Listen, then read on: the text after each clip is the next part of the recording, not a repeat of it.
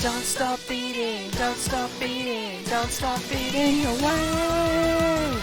Alright, let's see. Yeah, seems like my mic's good. Alright. Yep. Awesome.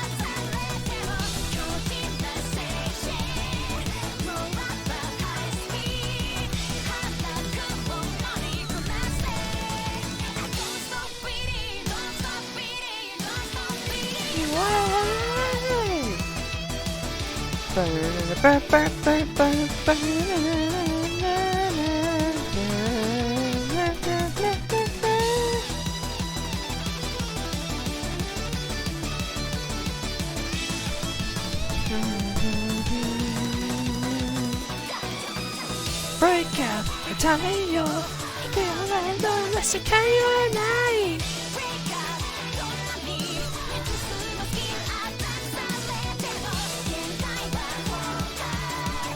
今はのかい埋めてらせるまで Don't stop beating, don't stop beating, don't stop beating away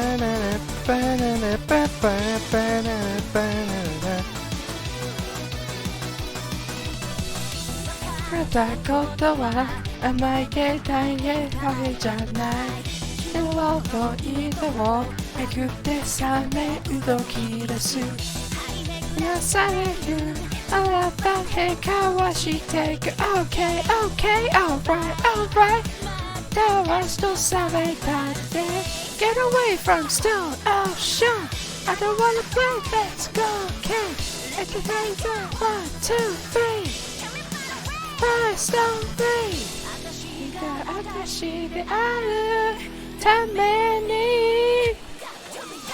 Break out ためよどうだの私変わらない映画とのにそうしたたつめでも限界は後悔後悔踏まれてDon't stop beating, don't stop beating, don't stop beating away.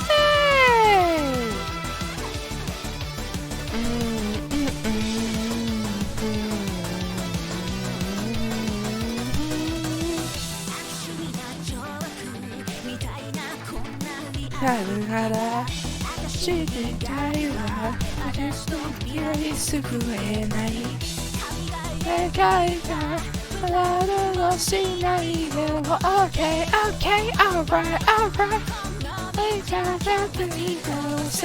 Get away from some ocean I don't wanna play let's go again 1, 2, 3 Rise down free 喋った意味がまだ知らない Break out ためよどうでも知らない Break out 隣ずっと書かれても時が静止奪うがハイスピード肩が追い込ませ Don't stop beating! Don't stop beating! Don't stop beating away!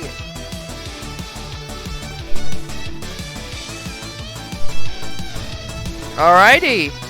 How's everybody doing tonight? Welcome on in. I hope you're all having an amazing evening. I'm doing just fine myself. Tonight we're back to play some more Endwalker. Now I know that a lot of folks probably aren't going to be watching these streams considering spoilers and everything, and honestly I'm perfectly fine with that. I'm just having fun with it, man. Like, I'm just having a lot of fun playing through Endwalker, and I am fine with that. Oh, hang on, let me adjust my settings a tad bit. There we go, that's better. Just wanted to make it so that it doesn't look like my arms are molding into my body. Anyways, let's get things going, shall we?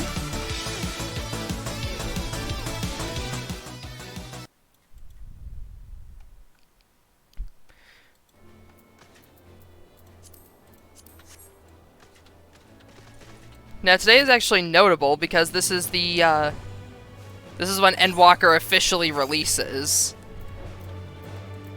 So, I got the Digital Deluxe Edition because this is my first proper expansion for Final Fantasy XIV, and I wanted to celebrate it, so I went ahead and splurged a little while ago and got the Digital Deluxe Edition. And for that you get three things. The first is this mount, and you get, which is called, as soon as I find the thing again, yeah, here we go. It's called Aeron. Legends speak of a majestic and unwaveringly loyal horse who would never fail to deliver its master from peril. Such myths were founded, in fact, as the divine steed is descended from the heavens to seek one possessed of a true and virtuous heart, with whom it may right the wrongs of the world. But yeah, this is the mount that you get for the Digital Deluxe Edition, and it's meant to pair up with Paladin, as you can see by the art design. But yeah, the other two things that it gives you are... First things first, it gives you a new minion. That being the wind-up Porom to go with the Palom that you get for pre-ordering.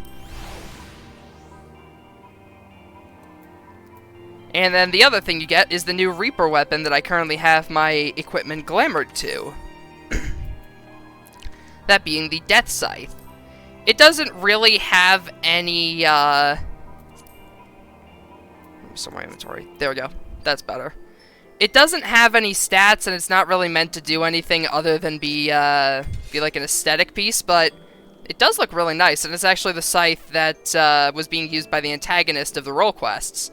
I honestly really like how it looks.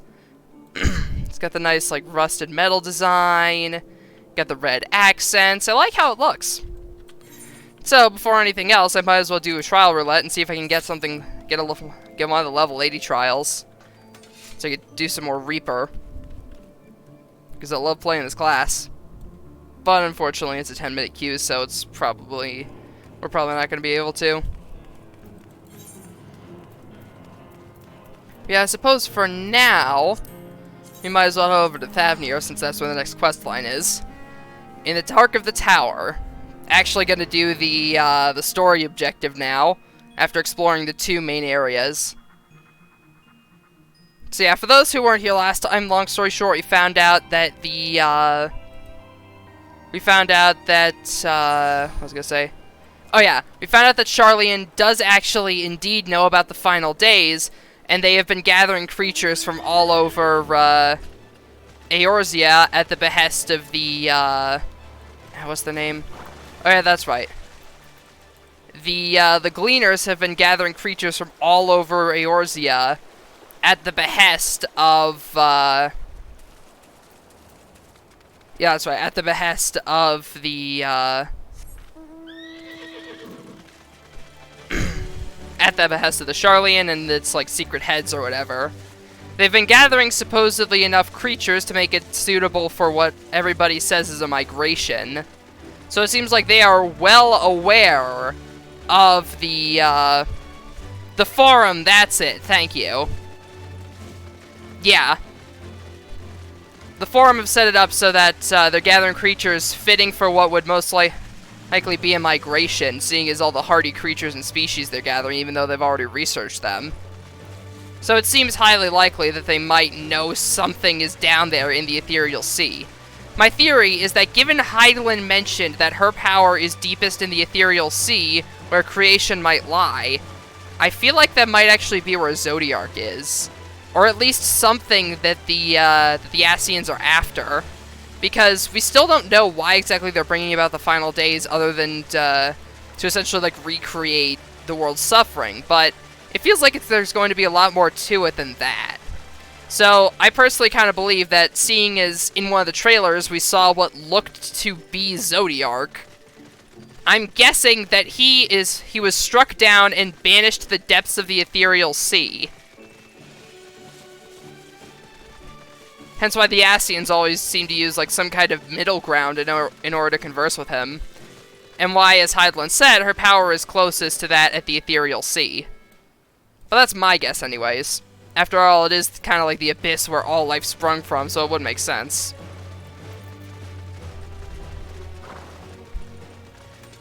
But yeah. Man, I still love how this scythe looks. Like, just look at its detailing. This is what I think of when I think of a Reaper weapon. Man, it's so nice. Anyways. So try to go over to Summoner, since the Q-Cell hasn't popped, and talk to Nabdeen here about our quest.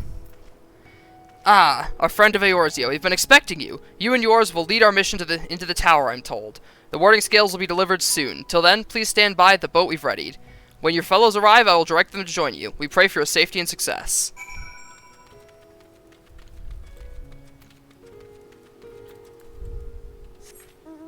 Game is immaculate. It really is. Like, 14 is just so much fun. That was a blast, this game.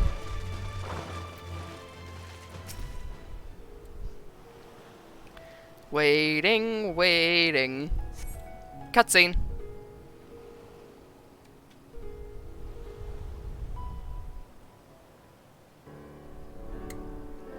There it is.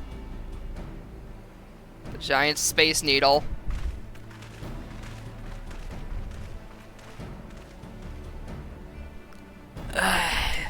If this is the future of Aetheryte travel, I think I'll stick to boats. No warning, however, I'm pathetic, could have prepared me for that. What class did you play before Reaper? Oh, before Reaper, Summoner. On account of which we are a little weight, but fighting fit, mostly. Yeah, Summoner was my original class that I started the game with, and honestly, I'm so happy that it got, like, so massively reworked this expansion. I'm absolutely loving the changes so far. My friends, permit me to thank you for accepting the mission. You must be... we should still call you Varshan, I suppose. Indeed, it would not do to confuse our soldiers. Very well, then. But yeah, I also made a lot of samurai as well. For our part, we are humbled that you should see fit to entrust with your warring scales. Please convey as much to His Excellency. One for each of you. Please, accept them with my blessing.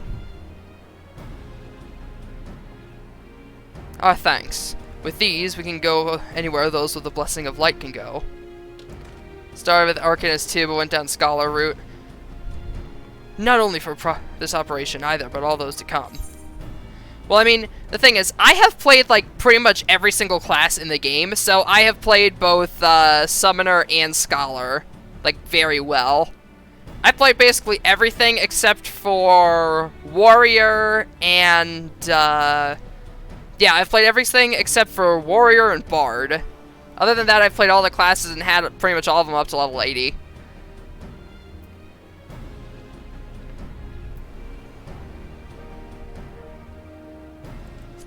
I've been waiting for this day.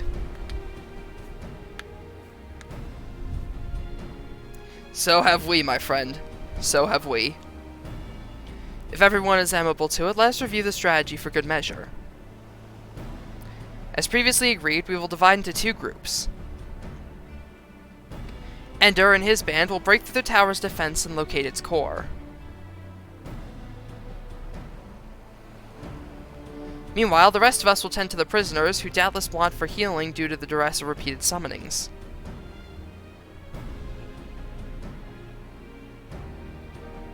The primals with the tower bringeth forth shall be deities of the Varian myth. As we have no prior experience with such foes, pray exercise the utmost caution when confronting them. Trying to get into all the classes, played all of them except for Dragoon and Paladin to level 30 at least. We commence the operation at your word, my friend. For the people of Thavnir, nay, the entire world, we must prevail.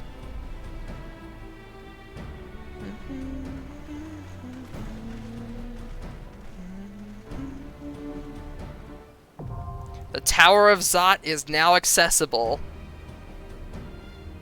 First dungeon of Endwalker. Let's go, baby.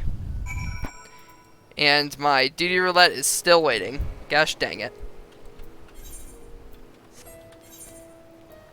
But yeah, we got the whole, the Endwalker Towers, what was I gonna say? Oh yeah. We got the Endwalker Dungeons tab now.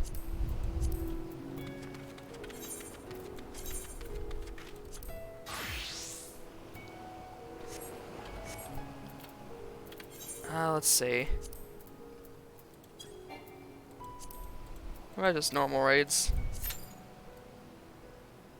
I'm trying to see if I can find like something level 80 to play with Reaper starting off because I want to show off the scythe and everything. Actually, I wonder if I could just directly queue into like Puppet's Bunker or something.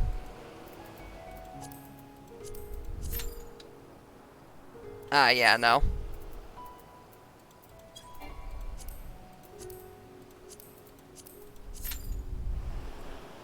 It really is such a fun class. I've been having a blast with it.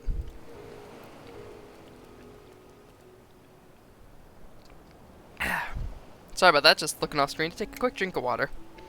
But yeah, I've been having a blast with Reaper so far. You can see the spot where everybody's viewing the cutscene over there, and the actual boat over here. That's great.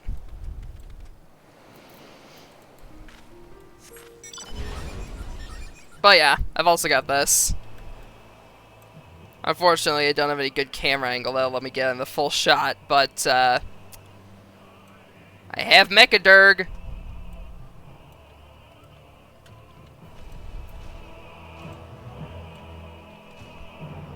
But yeah, the Mechadurg is my pride and joy. Because I went and got this before Endwalker, when it was like, when all the dungeons were like new, when all the trials were new and everything. Yep, got this bad boy for getting all of the extreme trial mounts from Shadowbringers.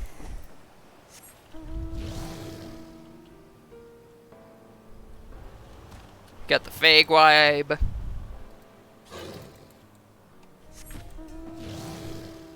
The Innocent Gwibe.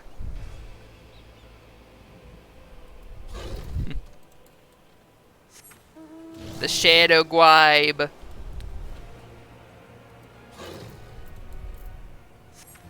The Light Gwibe.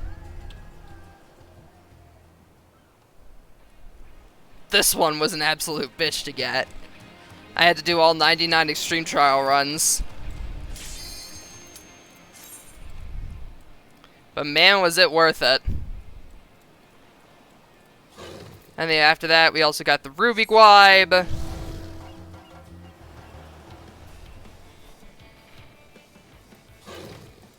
The Emerald Gwibe.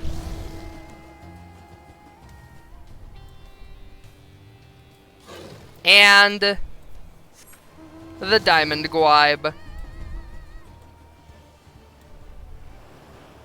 By their powers combined, we have the Land Waffle. Yes, I know it's not called that. Shut up. I call it the Land Waffle.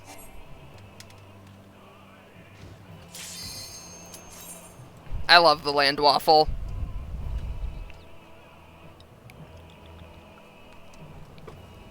The Land Waffle is the best boy. Alright, let's see. What do we got? Queue into Raid Roulette, so this could be anything. Ah, brilliant.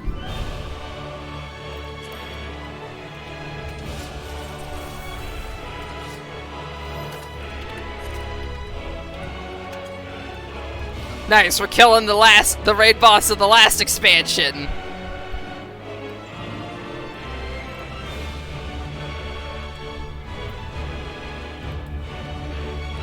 Alright, let's go. Yeah, the surprising part is that there's no Sage. There's 2 Reapers, but no Sage.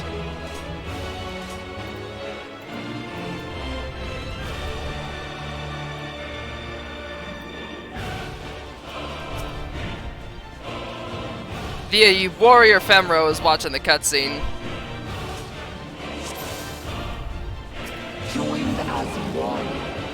Alrighty.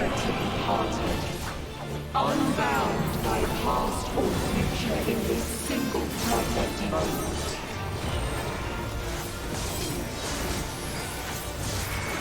Ba, ba, ba, ba, ba, ba.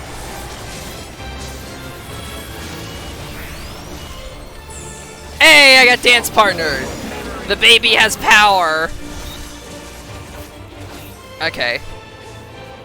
That's out, I believe. Yep.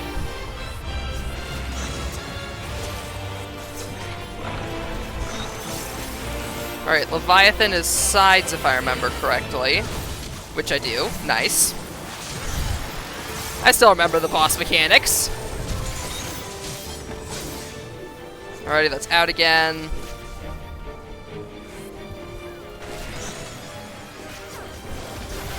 Time for murder!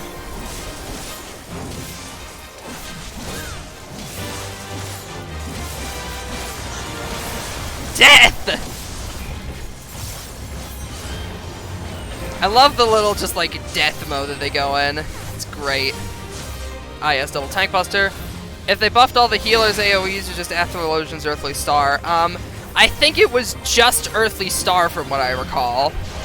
I don't think it was all of the healer AoEs, but I'd have to check the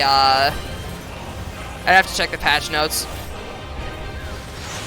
Alright, just wasn't barely the side enough. Got that confused with the other side one. Alright, got that confused with Garuda. Garuda's is the one that's like the 4 spread. That's right. Forgot about that. Alrighty, off to the side.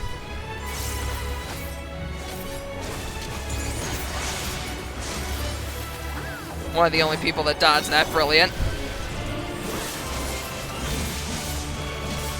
Oh wait, dang it. I somehow did not get hit by that. Thank you, game. Much appreciated. Right, let's get everybody buffed.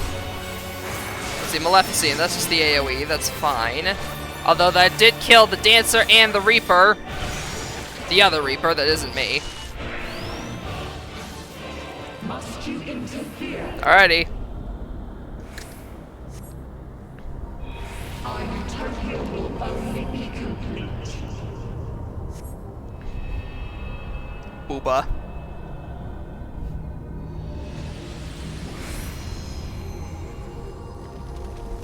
Once you are erased from our memory.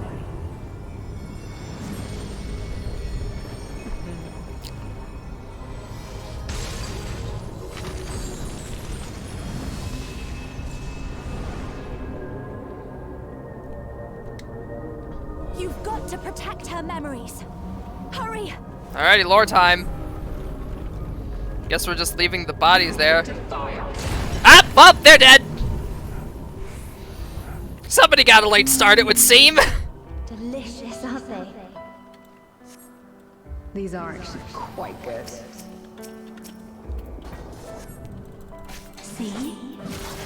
Let's have another one. Half each. Guillotine! Get him! You stay away from their memories!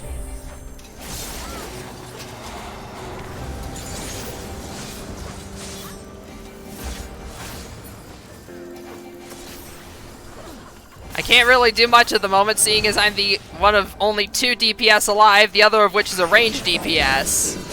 So, you know. Alright, gotta push that off to the side, then get in the middle. You'd be surprised how many times I've been hit by avoidable damage there because the other person doesn't push to the side, or doesn't bring that to the side. Am I being erased from her memory? Alright, there we go, that's the healer. That's them up. Oh boy, are they gonna be able to get there in time?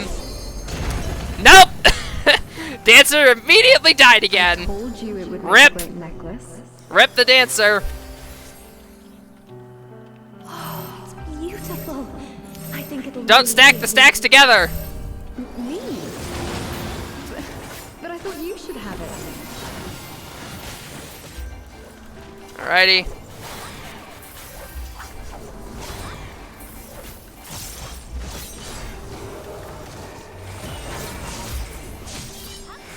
Siri, why am I crying in the club right now? Bada-bop. They shatter. They fade. Bada-bop. Alrighty, nice. Now everybody's back up, some of us in better condition than others. Seems like I'm gonna be carrying the DPS this run because the other Reaper currently has minus She'll forget 50%. everything. Oof! That's gotta hurt. Alright, let's see. Alright, this one is the Lions. No, wait, this one isn't. Is this the Lions? Yeah, this is the Lions. That's right. That's my color. Now, this one on the other hand. Stab!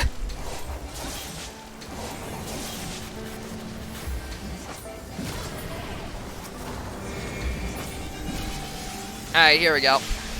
That wasn't that bad.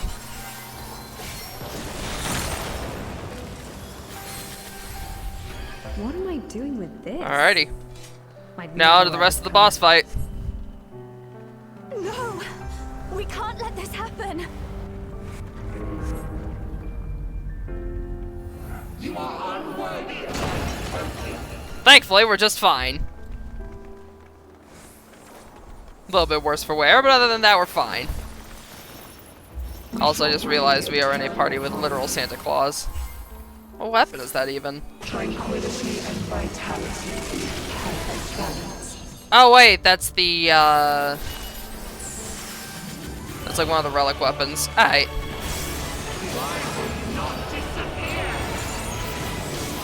Because we love you, Reen! Remember!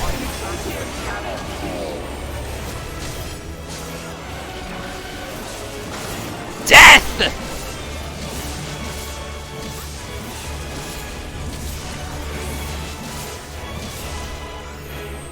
Alright, Formless Judgment. Separate away from the off-tank.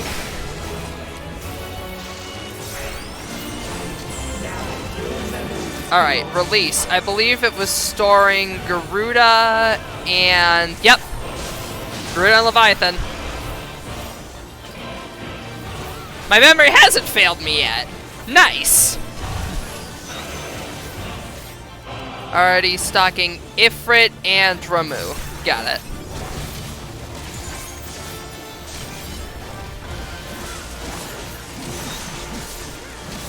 I'm honestly surprised at how well you get, how quickly you get like the Reaping form or whatever. Like this is basically just Machinist Overload at this point. Or like Overheat or whatever the heck it's called. Don't remember at the moment. But yeah, it's basically just the Machinist ability at this point. That's hilarious to me. Righty, get to the center here. And in between here. And there we go. Alright, and she's gonna go onto that side, stack here. Only one healer died. I'll take it! Alright, and then stacked Ifrit and Ramu. Yep.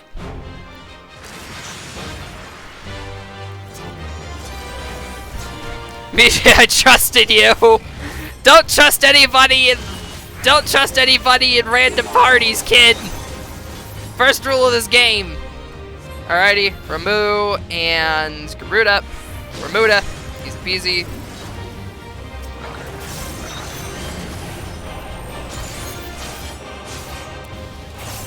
Ah, crud. Didn't notice. No, that's fine. End of the day, I'm still alive. I can make up that health pretty easily if I just DPS hard. Alrighty. Leviathan Garuda. Got it. Exactly! Well, now you know better! Alrighty, now Junction Shiva. Time for the ice physics. Joy.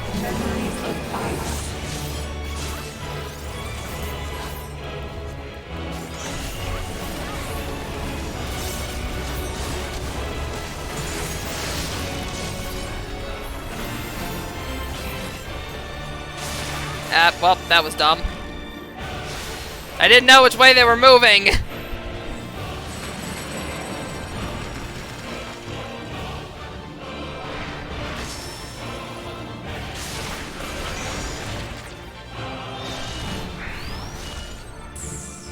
And the other Reaper flew off. Healer LV3, please. Welp! At least the Astro's up so they can heal her LB3!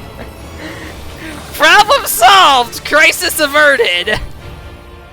We did it, gang! We did it!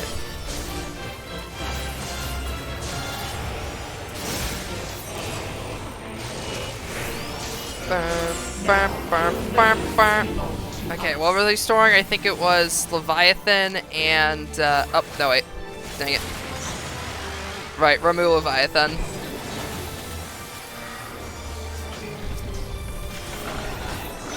Thanks for targeting me, game, much appreciated. Alright, this one's Leviathan Garuda.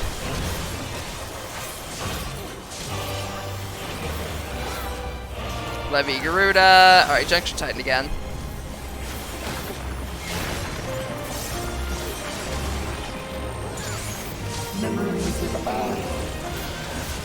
Stab. Stab. Stab. Stab. Stab.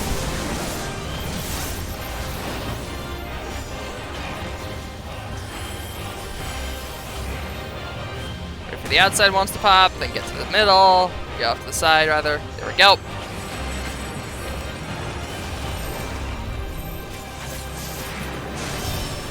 The off tank died, but that's fine. One of us is probably gonna have to eat a tank buster here in a minute if they're not up. Alright, Levy Garuda. Yep. Nice. Nice, the other tank's back up, so we don't have to eat a tank buster, thankfully. We all good. We don't have to eat a tank. None of us have to eat a tank buster. Alright, casting Levy Garuda again. Get to the side. A little bit too far out, but that's fine. Get back in. Reap. Reap. Reap. Reap. Reap. Get close on the sides. Basically everybody got hit by that except for me! Poggers!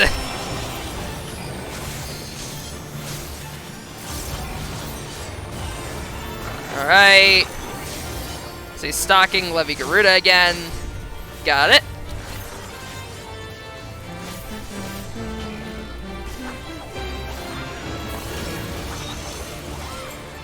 Alright, Junction Shiva. Time for the ice physics again. Memories of ice.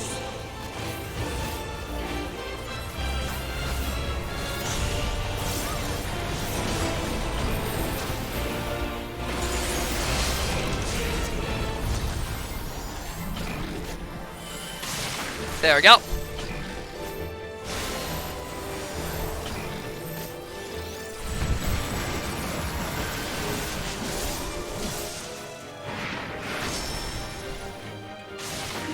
Right, get out of the way of that, thankfully. Thankfully, this mode has a really long timer, so I can keep, alright, stock Levy Garuda, if I remember correctly. Yep. Look at me remembering stuff.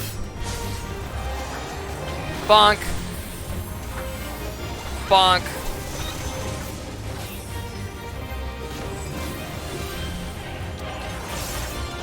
And there we go. Alrighty.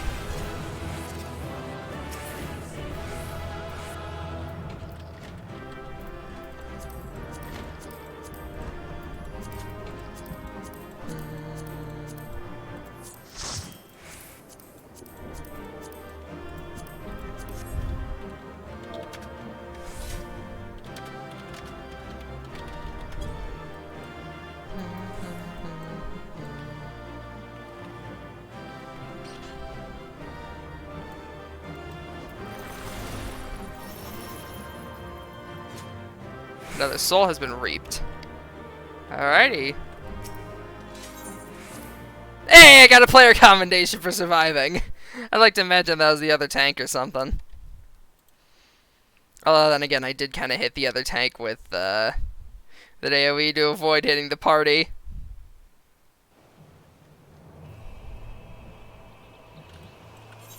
Alrighty. Now, switch over to Summoner.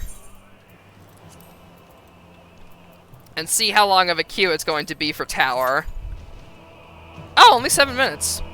Alright, that's not bad at all. That's not bad at all. I expected it to be far worse, honestly.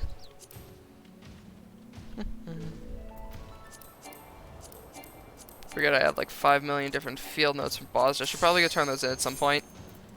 Huh. Near instant queue. I mean, not too surprising, but still. Alrighty. Time to do some proper dungeon summoning again. And yes, I do have the Heaven's Ward relic weapon for Summoner because, quite frankly, I think Mimesis Lux just looks beautiful. Like, the Mimesis Lux will always be the definitive Summoner weapon for me. When I first did, I had to wait 20 minutes for Sage. You see, that's the thing. You're queuing for one of the slots that has two... For the singular slot that has a new class. Meanwhile, I'm queuing for the double slot that has a new class. Therefore, my queue time is far shorter.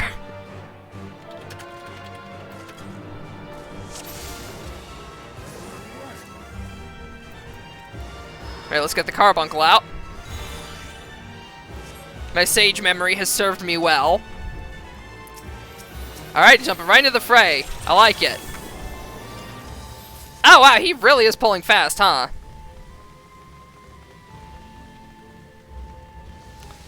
Alright then. That's fine.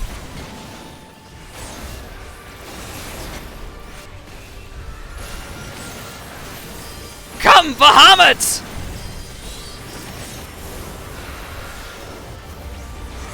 This is the part where I spam Astral Flare and Death Flare. You can't get off 2 Death Flares in 1 Bahamut rotation, unfortunately, anymore. Trust me, I've tried. But then I go like this, summon Ifrit. Ifrit does the big explodey. And then, Ruby Disaster. And, well, actually, might as well just cast Ruby Right. There we go. Now that, that rotation's done, go over to Titan. Start casting the Topaz Right as he goes for Earth and Fury.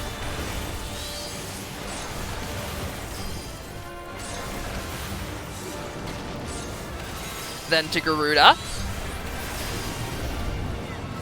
And there we go. Oh, it's the sisters.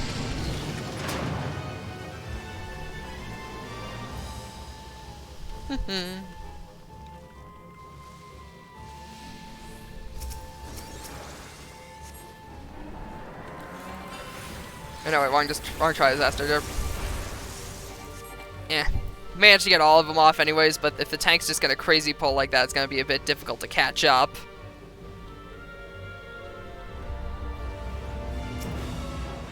But I mean, then again... Alrighty. Now we go for Phoenix.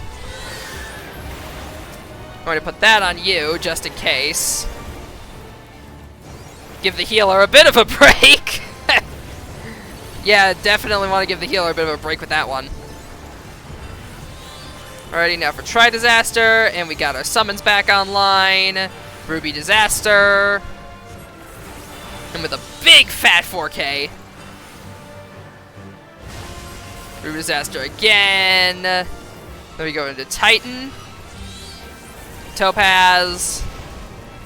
Topaz. Topaz. Topaz. Then over to Garuda. Topaz. Topaz. Topaz.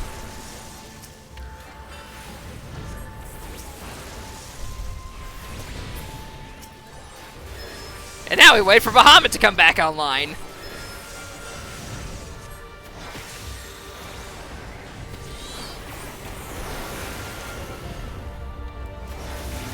Oh, wait. Oh, you're on Reaper. Alright. Sorry, you said... I thought I misconstrued the Sag as Sage for some reason. I guess with all the Sag jokes everybody's been making it, I just immediately misconstrued it as Sag. And not Sage. Alright, Monotsuya Bio. Oh, hey, you're doing what I used to.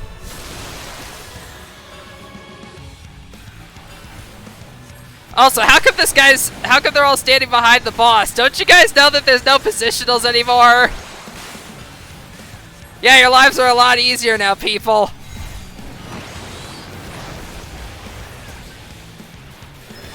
Yeah, fun fact, Squeenix basically got rid of positionals this patch. What is that? What's that mean? Are you supposed to stay away from that or go towards it? I was fine. Thanks anyway, though. Alright, then. Only got rid of the first two only got rid of the first two positionals on Monk's rotation. Alright. Didn't, like, majorly look into the Monk changes or whatever.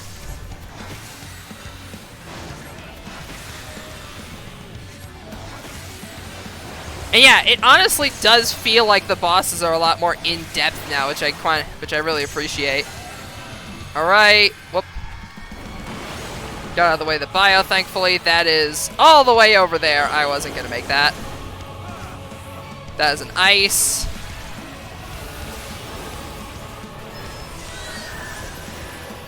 Gonna go ahead and cast that on myself to make sure I don't die. Boot Shines and Twin Snakes got rid of the positionals on. Alright, yeah, that makes sense. Alrighty, Monotsuya Bio again. They really need to stop putting poison on the tank. If you could do that, I'd appreciate it. Thanks, game.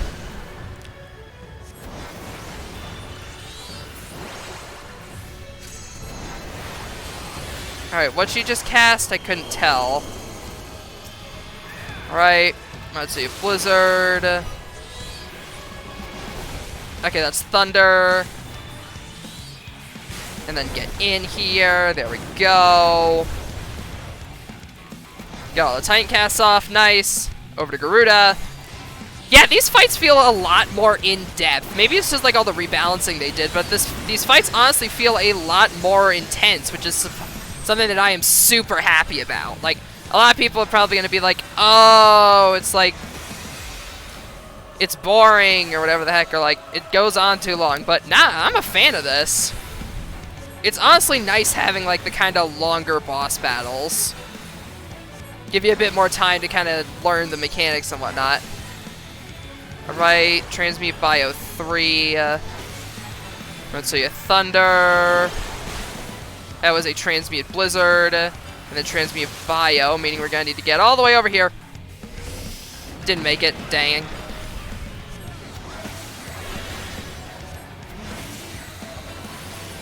Forgot to check what Transmute that was. That's my call. That's my bad. Alright. Nice. So you've chosen Defiance.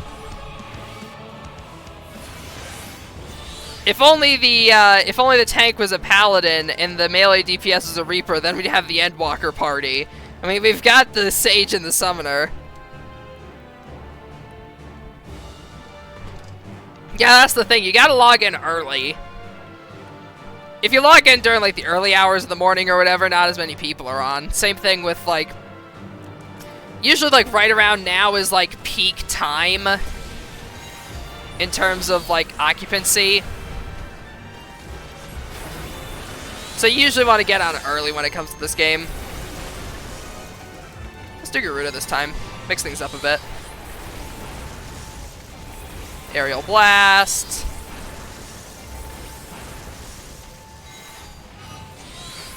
Titan.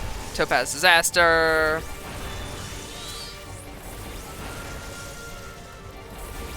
I'm wondering why the...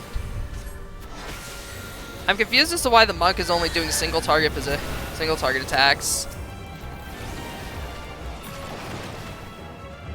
Yeah, well.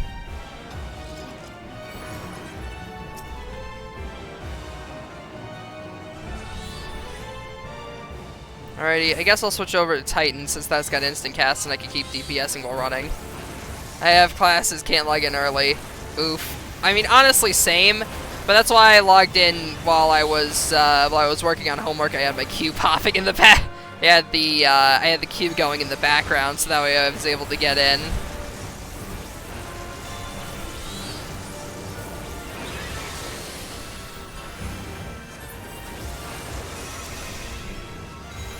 Righty. Ruby Disaster. Another Ruby Disaster. Try Disaster. Bahamut's back online.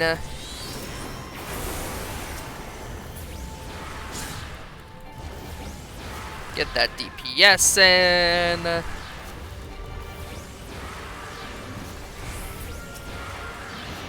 Alright, didn't have enough for one more, sadly.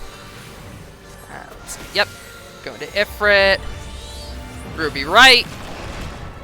And it died before I had the chance to cast it. God damn it. Oh, wait, I didn't realize the stuff was dropping. Yeah.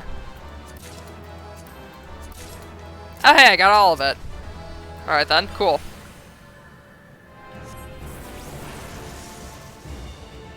I mean, I'll take it. There we go, managed to save my rotation. Nice.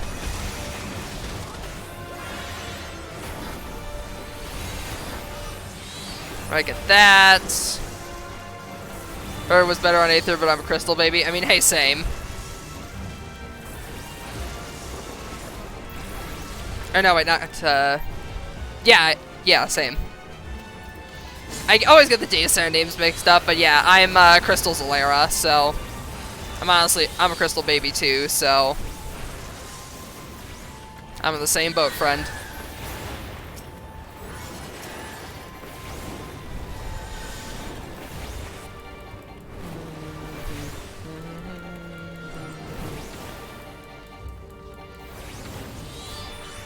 Alrighty, there we go. That should be this hyper tuned down. There we go. Love how sinister this place is. Let's see, Earrings of Slaying.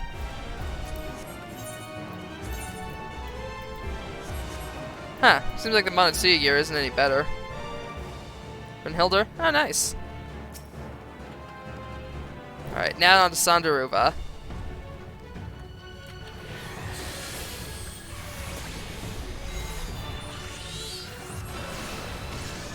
Alright, Estiva Sadi, that's just the, let's see, Parafiti Sadi. Alright, cool. Okay, so that seems to hit everyone. Yeah, that seems to go for everyone. Alright, Monotsuya Berserk. Berserker Spheres. Those are probably small AoEs I'd have to bet. Yeah, Explosive Force. Those are probably, yep, small AoEs.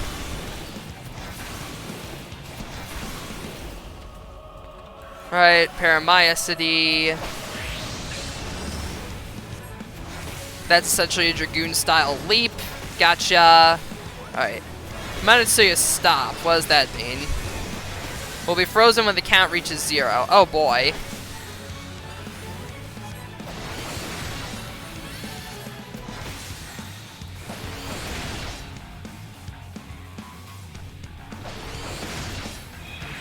Alright, so you're basically unable to avoid it there. Cool.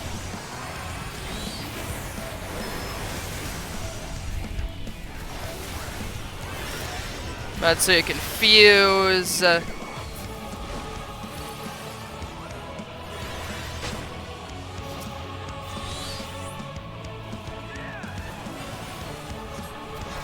no, wait.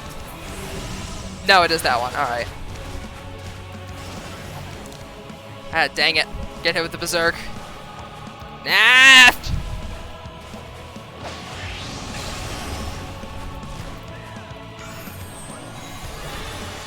Alrighty, I think I understand the mechanics now.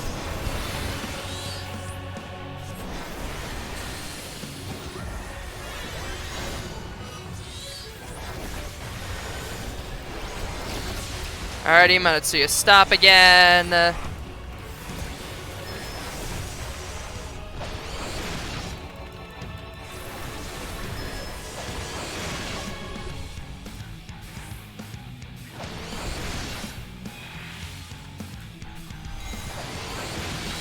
Right. Bop. Bop. Bop. Get that off, so I get the heal. Alright, now she's gonna be the one not doing anything again.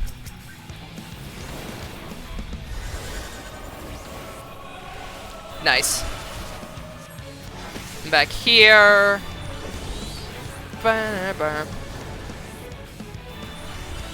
Get out of the way of the Parakmaya. The monk keeps getting hit by it. Alrighty.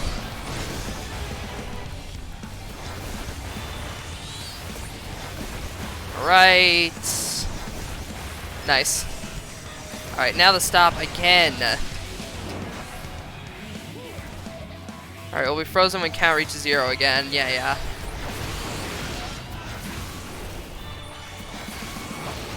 Okay, so I think that one is just purely trying to get out of the way of the AoE.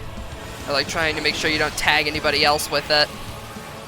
Like, cause that seems like the only thing only way to dodge that mechanic. Alright, confuse again.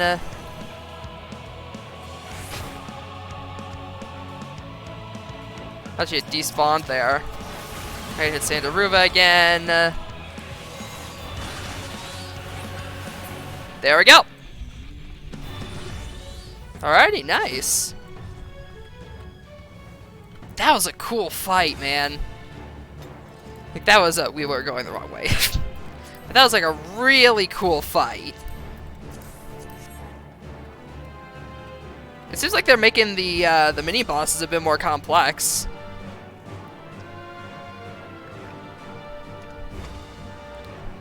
But then again, I thought the same thing about once I got to the mini bosses in Shadowbringers, and the angel thing kicked my ass. So,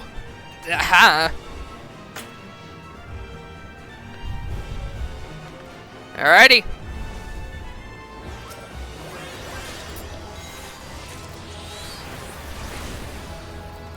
Yay! I'm getting the new glams.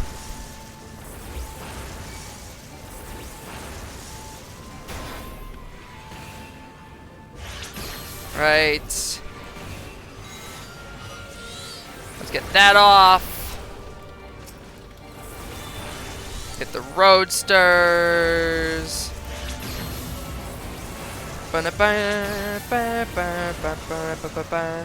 Such was just such a nice change of pace. They did it twice. Oh yeah, absolutely. Like, it feels so different from the from like the dungeons and Shadowbringers, but it's kind of hard to describe.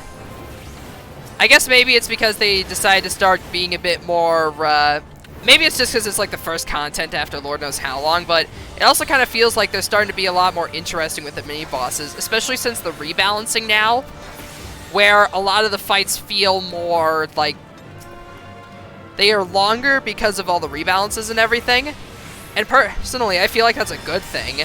Gives you more time to create interesting boss mechanics that the player's going to see, and that it feels like the mini-bosses are actually, like, meaningful, you know? Because previously, the mini-bosses were just like, alright, cool. Maybe except for, like, a few standout examples, the mini-bosses were just kind of there. Like, you'd learn their mechanics, they'd become second nature after grinding the dungeon a while, you'd move on. But so far, these mini-bosses feel, like, actually important. Like, they're memorable. And that excites me. Because I've never had, like, a specific memory about, like, mini-bosses and such, but I'm going to remember the Manatsuya sisters for as long as I live. Okay, that looks really nice. Okay, that actually looks really cool. I need that. I rolled a 94 on it. I'm getting that. That's actually, like, a really cool-looking Dragoon Spear. Granted, I don't know if I'll use it considering I have the Hades gland for the Dragoon Spear, but still, super nice.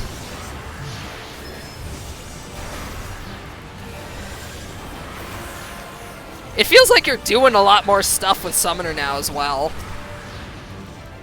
Like, it's somehow a simpler rotation, yet it feels like you're doing more stuff. How is that? Riddle me this, Batman. Why is it, despite the fact that I have a simpler rotation, I feel like I'm doing more stuff?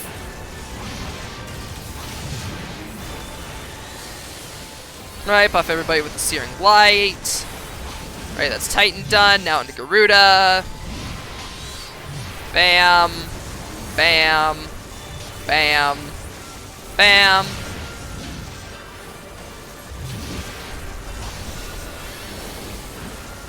Yeah, unfortunately, Radiant Aegis is still only a barrier around self. I wish it was kind of like the...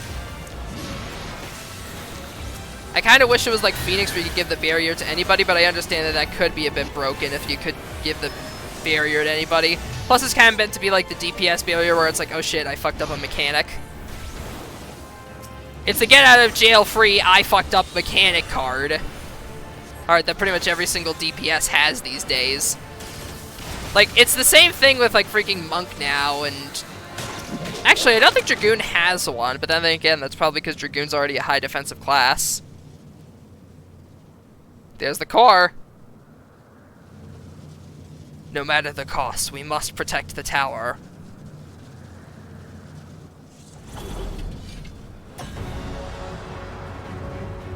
Harbingers elect, the Magus Sisters.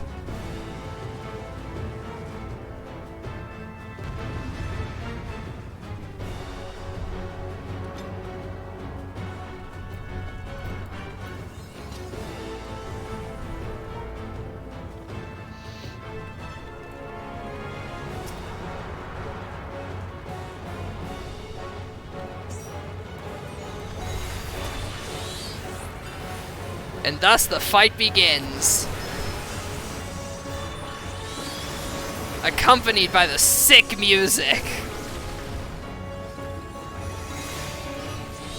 Said before and I say it again, God, I love this track.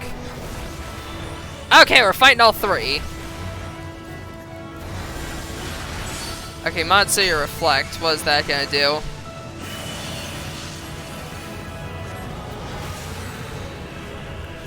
Alrighty.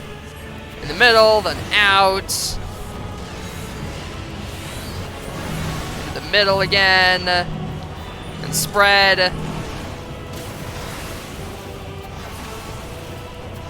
Like, dude, this honestly kind of feels like, this feels really sick.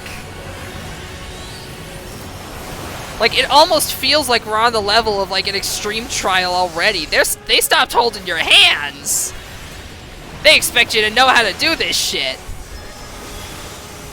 And I'm not gonna lie, I'm kind of vibing with it. Then again, that's probably because I did all this stuff already, but I'm vibing with it. I actually know how to do this shit. Dungeon boss music, this expansion is so good. I know, right? Like, for me, it's still a close tie between this and Shadowbringers, but honestly, dungeon boss music is a banger. Like, just an absolute banger.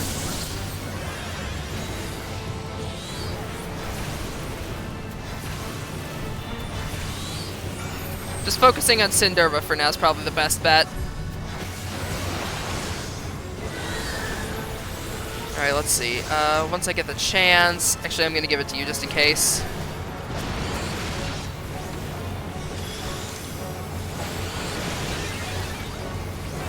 I don't want the other DPS dying on the job. Alrighty, Monotsuya Reflect again.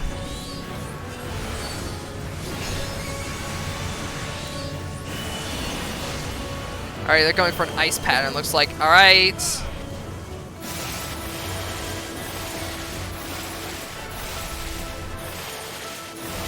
Okay, this is cool!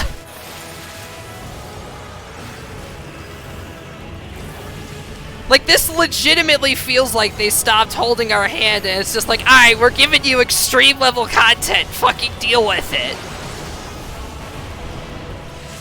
Finally! The challenge I have been waiting for! Oh, I'm so happy right now.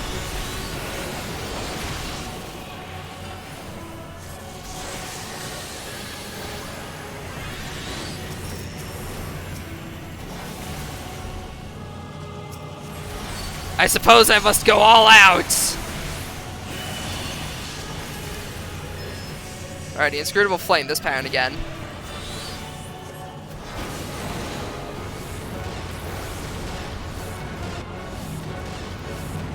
Am I gonna get hit by this?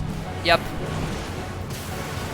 Aegis. Alright, thankfully I was able to set up the Aegis in time. Ah yes, the get good or die. I mean, at this point, we've had 3 full expansions to get good. I think the people that want to get good have gotten good.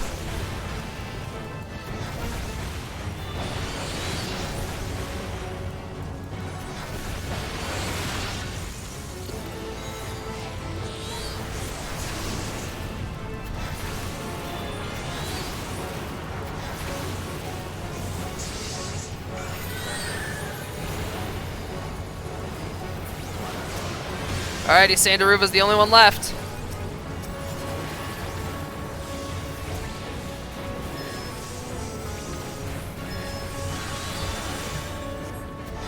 Alrighty, now to Monotsuya Berserk. Explosive Force. Yep, should have figured it would be back there.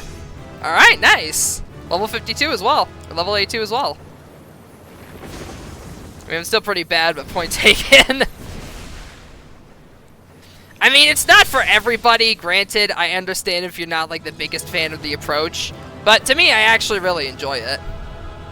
Like, I kind of like the more, like, the difficulty ramp up, you know? Because it's a new expansion. Kind of got to give it a bit more oomph, you know?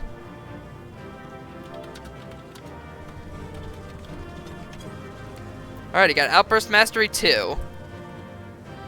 Upgrades the potency of Tri-Disaster, I believe. I'm not gonna roll on the bow because I do not own one.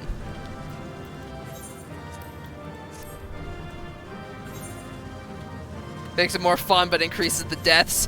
I mean, that's kind of the trade-off. The healers have also gotten better at healing as well, so, you know.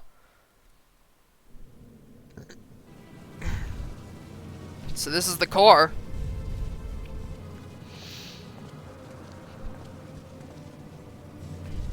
Is everyone all right? Indeed, Kryl. We are fine. We fortified the captives with what magics we could. Have the defenses been disabled? All appears quiet for the moment. The lower floors were disturbing enough, but this place feels wrong. The ether is heavy and thick, like wading through a quagmire. Giggity, giggity, giggity, giggity. I'm sorry, they said quagmire. I had to. Towers beating hard. What sayest thou, Stola? I see it. Ether siphoned from the land runs up through the spire, flowing to No worries, I did the same thing. This is the core we seek. Then let's blow it up! Yet something is off. As large as this structure is, it siphons far more ether than is required to sustain it. They're powering something else. 'Tis as if the core is feeding on the energy, consuming it. I need to take a closer look. Ah, great. Is your Stola gonna explode again? She gonna blow herself up? She could disappear like the last expansions. There is something there embedded inside the core. Eh? A man's limb. Oh! This is what we came to destroy? Estinian's like, I don't really give a shit if there's a person's body part inside here. I just want to blow this shit up. The sexy Dragoon man is going to impale it. Go get him!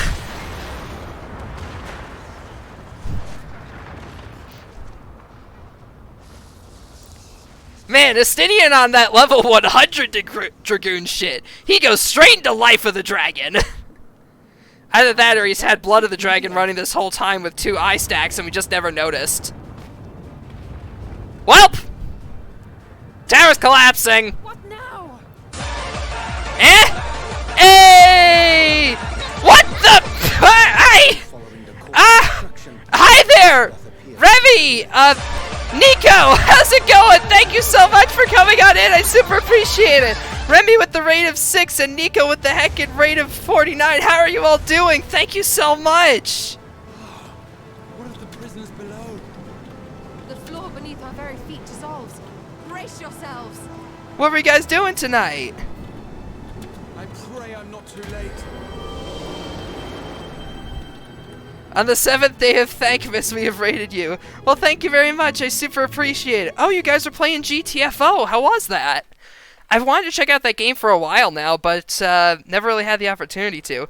For those of you who don't know who I am, my name is Ender. I'm a variety streamer here on Twitch, and tonight we are playing some heckin' Final Fantasy XIV Endwalker. Won the 2nd level? Nice! But yeah, we just blew up a tower after Estinian stabbed the beating heart thing. Now we're on the floor, underneath the tower. I don't know, it seems like we're just outside of it. At least we saved the elephant people. That's good. By my reckoning, we're still on the island where the tower stood. But 'tis as if it never existed. How's your Thanksmas going? It's going just fine. But how? I've been streaming a lot of 14 this Thanksmas because I was trying to do like a funny pun with like Thanksmith, THANXIV.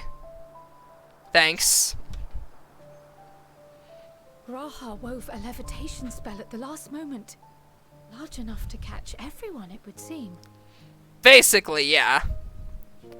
Was just trying to make a little pun there. But yeah.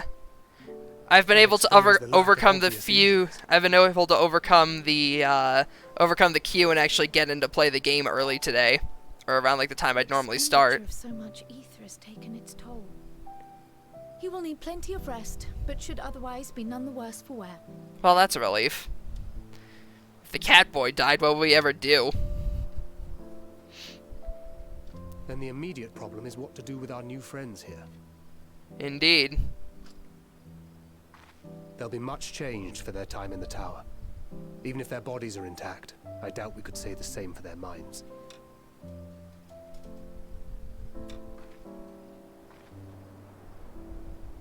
Angelo and I will take care of that. Oh yeah, that's right. Because Alize is going to be able to. Yeah, that's true. It feels like there's going to be too many of them, and for them Alize to treat on her own. Because she could treat tempering, but I don't think they're going to be able to do it on their own. We'll send it The reason the queues are so long is due to the lack of semiconductors. We'll send to Eorzea for more porksies immediately. Hello there. Watching the tower when it simply disappeared. What happened here? We blew it up. The threat is banished, and thy people delivered. They are, however, in need of treatment, and we of a secure locale and helping hands to assist us in its provision. We saved the elephant people and blew up the tower. You're welcome. You shall have all this and more. Come, let us convey these unfortunate souls to the city. Also, we need lots of ether. The porksies are gonna be hungry. Hey, Kitsune Owo, thank you for the follow. I super appreciate it. Hope you're having a great night.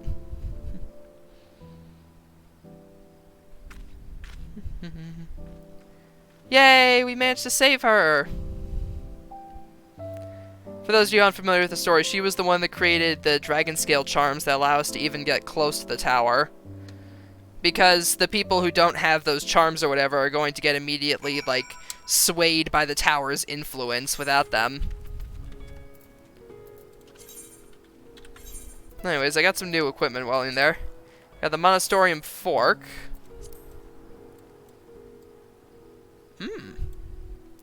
I mean, that honestly actually looks really nice. Nice little subdued glamour, I suppose. Alright, need food, so gonna head out. Hope you have a lovely stream. Well, thank you so much, Nico. I super appreciate it. You have a great night, and thank you again for the raid. Matsuya Mask of Casting. Okay, that's just cool. Okay, that's just badass. It's got freaking flaming horns and everything. Semiconductors means no circuit board. Circuit boards mean no server. No servers means long ass queue. Basically.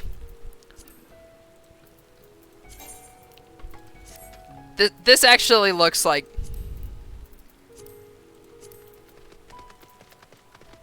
this actually looks sick. I really like this.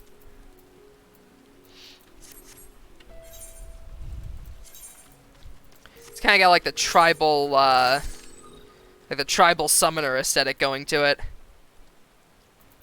I would try it with Black Mage, but unfortunately I don't have the proper level. We'll try it on with Black Mage. Didn't get any new chest gear. No new pants. No hands, no feet, etc. Hang on, since when do I have the Collar's waistcloth in my inventory? Oh well. Let's see, didn't get any new earrings. No new necklaces. Got a casting band, which I can't see because of my gloves. Ooh. That's kind of nice.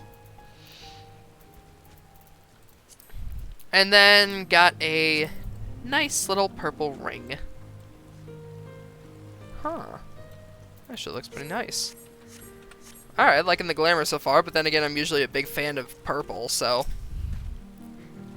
The liberated prisoners are being transported to Radzat for treatment. Alisei and Y'shtola will oversee the administration of the tempering treatment with support for those who know a healing spell or two. We'll go and join them in the city once you've had a moment to catch your breath. Bum, bum, bum, bum. You may now enter the Tower of Zot with a party of NPC avatars. Even though it's gone. Had enough rest, have you? You were never one for being idle. Right. Vishan bade us come to Magdatula at our earliest convenience. The others will join us there once they have finished tending to the prisoners. Ah, wait. On second thought, you and Astidian should go on ahead. I need to make a quick detour by the Great Work. We left Graha in the alchemist's care, you see. Best fetch him before he's crammed into a specimen jar. Just you and me, then. The guardsman at the gate should wave us through. I was going to ask if we were going to have Astidian following us, but I guess not. He was never really one for idle chit-chat, as it were. Alrighty then.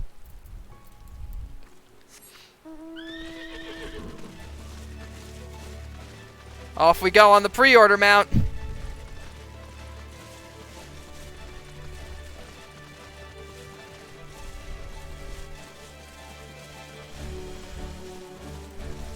I also like the music this mount has.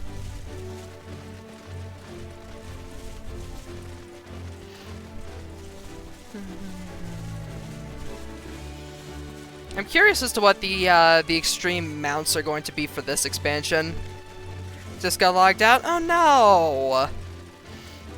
Did your game crash, or were you idle for too long?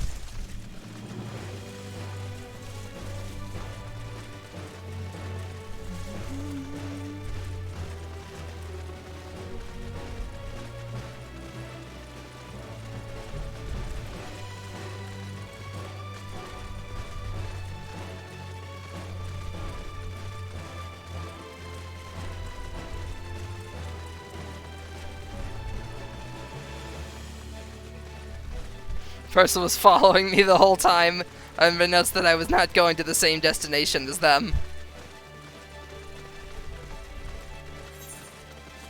Let's see, if I remember correctly... Let's see, here we go. Outburst Mastery 2. Enhance Precious Brilliance according to your elemental attribute.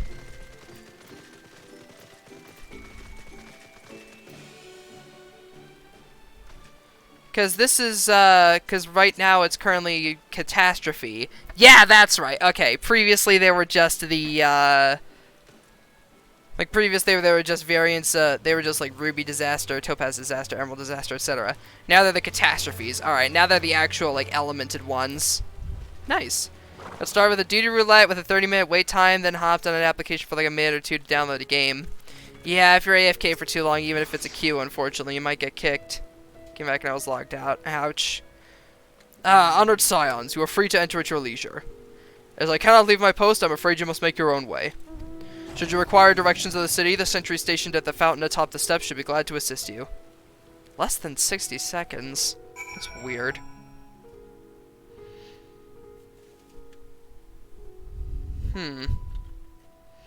I guess maybe, like, the net code got unstable or whatever?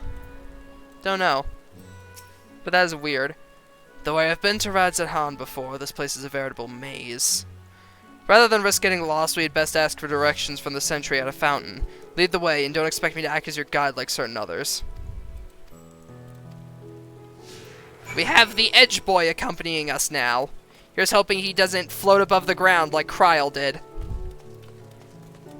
Oh yeah, during the first stream, I don't really have it clipped at the moment. I might clip it later, but during the first stream of this expansion, Kryl tended to float above the ground at Old Charlian a few times. It was rather funny. Ah, Master Ender, I presume. I understand you're here for an audience with the satrap. If you require directions to Mehegadula, I should be glad to provide them. The satrap's residence is situated in Dharma, the highest part of Radzathan. To get there, I would ordinarily recommend a route that takes you by the bazaars in the city's north. Due to the state of alert, however, most businesses are currently closed and the Aetherite disabled. As such, I'll provide you with an alternate path. Please ascend the steps next to this fountain, then continue left. There will be more steps. Upon ascending them, you'll emerge at Pasca's Path. Proceed through the large door on the right, and you'll arrive at Radula Fibers. Within, you'll find another sentry who will give you further guidance. In other words, we head up. Sounds straightforward enough. Just, in other words, we head up. Sounds straightforward enough.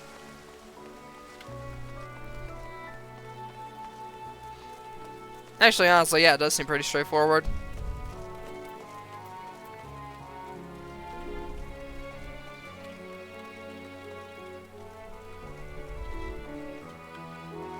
The music is so heckin' sad, man. Heading to Mehegdula, are you? In that case, please follow this hallway on the right and go through the door at the top of the stairs. You'll emerge at the entrance to the airship landing, where another sentry should be on hand to assist you. Incidentally, if you ascend the steps on either side of me, you'll find the workshops of Radula Fibers. Though you're free to observe the artisans, take care not to lose your way. Understood.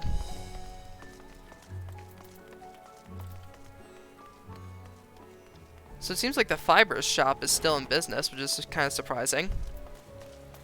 Not too crazy. If you're here for an airship, I'm afraid all flights have been suspended until further notice. So this state of alert is still in effect, perhaps for the best. That aside, we're not here for an airship. We have business in Mehegdula. Oh, in that case, permit me to direct you. From here, it's quite simple, really. Ascend these steps, then continue straight on ahead across the bridge. You cannot miss it. Then why'd you bother giving us directions? Doesn't really seem that crazy.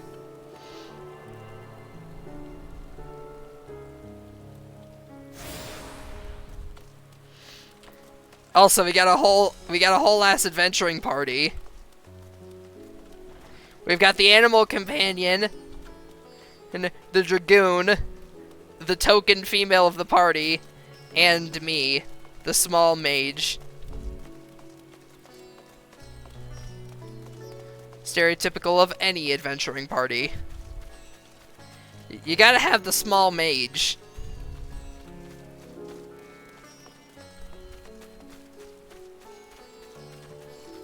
So at the very least, it seems like this place can hold its own in terms of agriculture. That's good.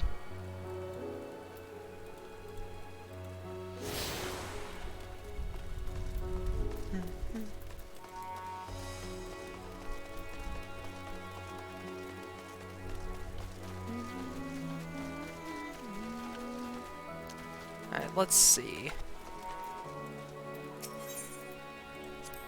Ah, I remember passing by here with Farshan. The situation being as it was, he regretted not being able to show us the sights. Life has yet to return to normal here, but when it does, you ought to pay another visit. Though the city itself is confusing, the food is quite good. I'm partial to Hamsa myself. The meat's surprisingly tender and flavorful.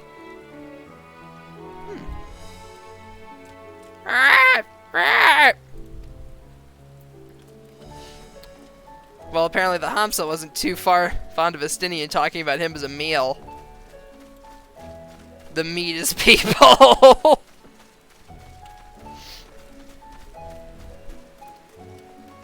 Well, actually, no. The chicken back there is what he was referring to eating. Though we rode one earlier in the expansion. It was rather funny. You see the tiny Lalafell riding the tiny fat dodo. Made for a good laugh. Anyways, it seems this is the place.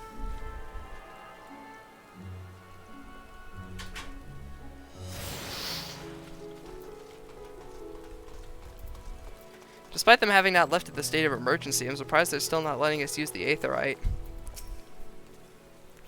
Greetings and welcome to Mahegdula. May I inquire about your business? We are members of the Scions of the Seventh Dawn, come at the invitation of His Excellency. Ah, of course, we've been expecting you. I'll show you into the audience chamber if you would please follow me. Cutscene.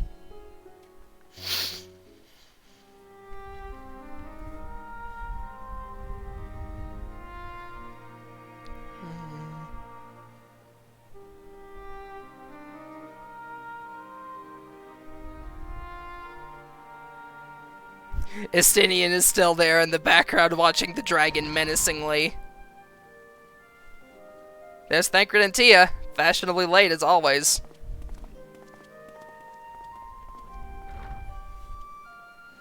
Are we the last to arrive? I hope we've not kept you waiting. I mean, kind of have. At all. Your comrade is feeling better, I trust. Much better, thank you.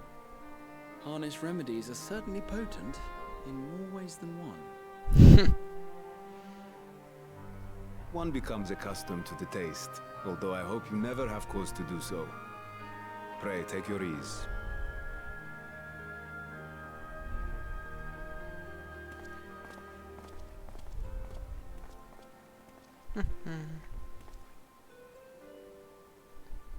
Full glad I am to see you all unharmed. Likewise. Valiant scions, for your heroism, you have my boundless gratitude. You cast down that dire tower and set free its hapless captives. You cleanse their souls of its corrupting influence. No words of thanks will suffice. In place of platitudes, I offer a bounty of warding scales. Perfect! This is exactly what we needed. Accept your due reward, along with the goodwill of Radzatan. Alchemists throughout the land were put to work in the forging of your talismans. The finished ones have been collected, and now await you at the High Crucible of Alchemia. Present this letter when you are ready to take them into your possession.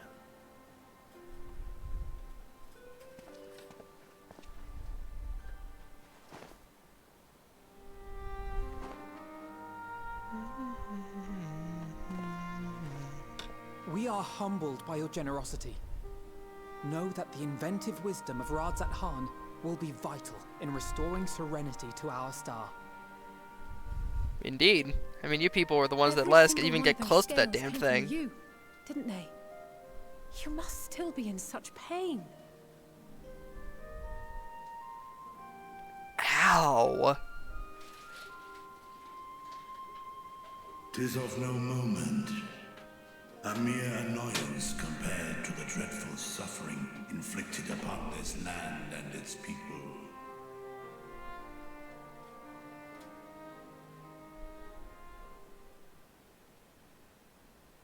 Albeit brief, my involvement in the Dragonsong War afforded me a glimpse of the myriad sorrows which consumed both dragon and man. Alright, we retconned Heavensward Though back half a in. world away, Talking about such Heavensward back tragedies as in. befell your kin must have affected you deeply. The music again. And yet, you chose to live among men.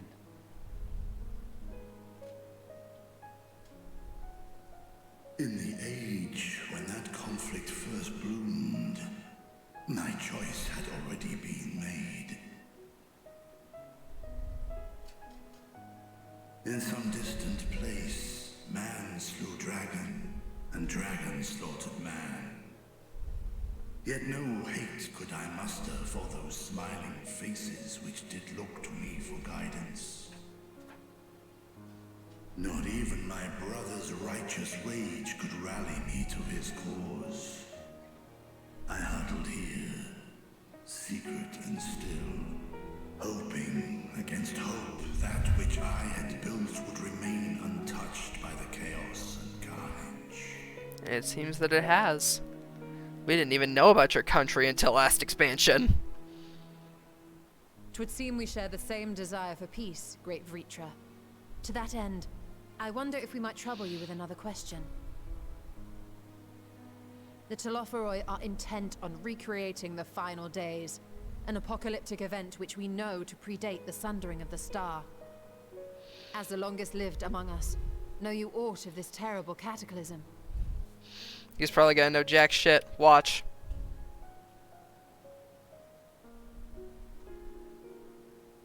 Nay. Yep. When war and strife drove my sire from his home, he crossed the great expanse with only our unhatched eggs as company. He alighted upon a shattered source, its 13 reflections long since scattered beyond the rift.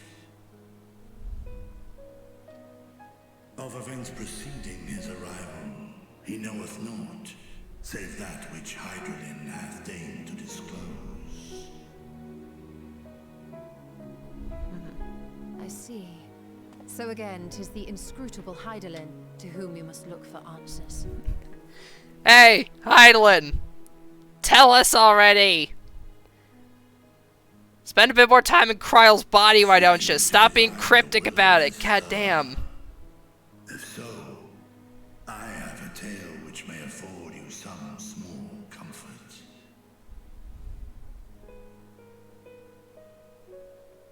'Tis a story from my youth, many, many years ago. To my sire, I once posed the question, of all the stars in the sky, why didst thou settle upon this one? To which Midgardsormr did reply, 'twas the last bastion of hope. Last bastion of hope? He believed, so long as Hydaelyn endured, so too might dragonkind. Final Fantasy things are commonplace, that the oldest, nichest person on the planet doesn't know anything about this big problem the heroes are facing.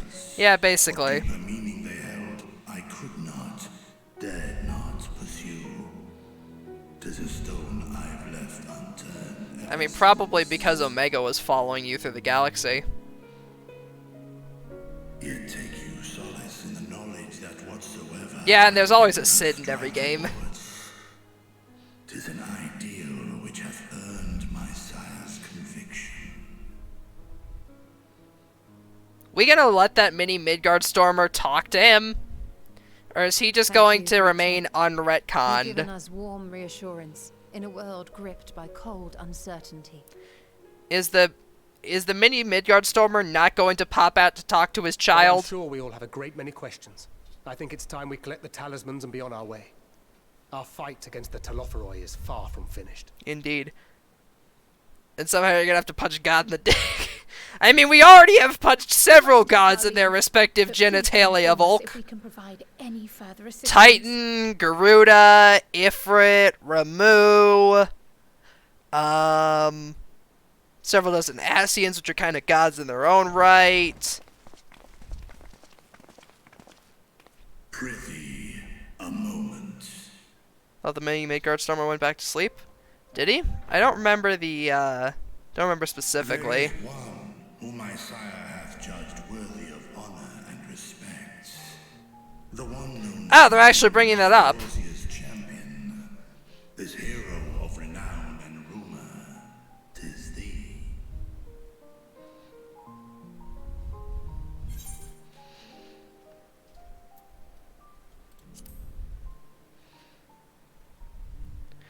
Well, you see, Volk, in this game... In this game, they're called primals, and they are essentially gods. At least in the universe of 14, anyways. My father's eyes are far from blind. He is watching over thee, watching over this world. They're specifically the gods of the beast tribes, as it were. 'Twas a revelation most pleasing that thou, a child of man, had gained amidst Godsummer's trust. But alongside mine elation runneth a rivulet of dread. For upon thy life's reel wind too many threads of fate, power, wheel enmeshed with woe. Oh yes, trust me, I'm well aware of the various fates that have befallen myself. Thou shalt know no rest. 'Tis an endless confluence of forces, a struggle without surcease. Tell me something I don't know, Vitra. More terrible Or Vertra. is the attrition wrought upon thy companions, as they are swept up in the storm of thine existence.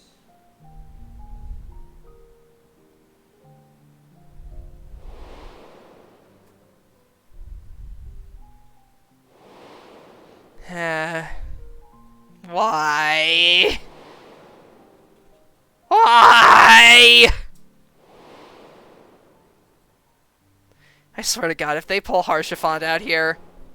Ah, God damn it again! Well, there go the tears! God damn it, of course they saved Harshiphant for last. Fucking hell. I'm not crying, you're crying. Shut up! Eh. Be your strength and your salvation. The hope thou wilt need come the end. Shut up, Chad. I'm not crying, you're crying. Behind my curtain, I know the suffering of the powerful. I have watched my siblings driven mad by loss. Thus do I exhort thee to spare no effort to keep thy loved ones. Exactly, the damn ninjas keep cutting onions again.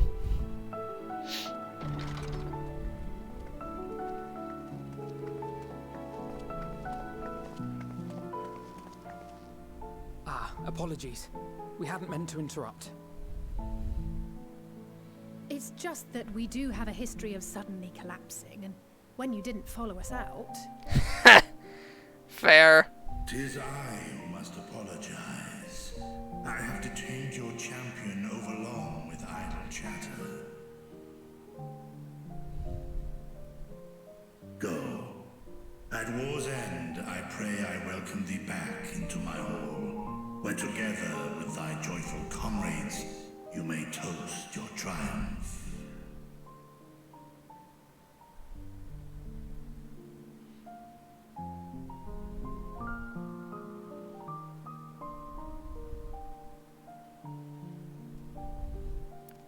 Fare thee well, Vertra. No, yeah, Volk, that's a common thing. Alphino and Alize are twins. The whole joke is that they get confused often. In fact, Justinian actually called Alize Alphino, and, there was a little bit of a funny confusion there. But yeah, Alize and Alphino are twins, and they often get mistaken for each other, because in the earlier expansions, they didn't really have any difference in clothing. Especially not in Realm Reborn, Lord no.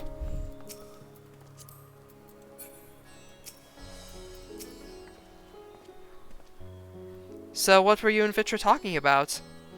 Can't say. Nothing? Very well, if you say so. The others have gone ahead to the High Crucible. Let's catch up to them.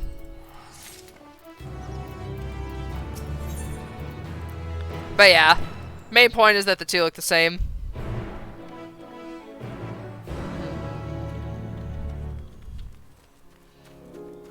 The two look the same, and that's the joke everybody makes. Thought I'd pick a Bunny Boy as your character? Yeah, a lot of people thought that. But I've been playing for a long time, and I grew too attached to my Lalafell to change. Ender here's kind of become his own character at this point. So, kind of felt wrong to change it up.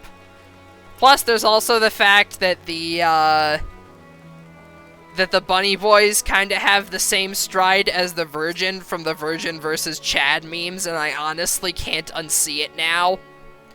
If you're supposed to follow the path left past the mulberries. So, yeah. I did not really want that associated with my character, not gonna lie. I think I am already attuned to this Aethernet shard if I remember correctly. Yep. Just making sure.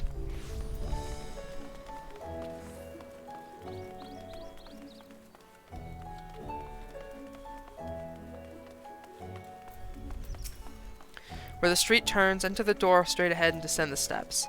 I thought the Crystarium was confusing, but it doesn't compare to Rides at Han. The architecture and decorations make it even harder to get your bearings.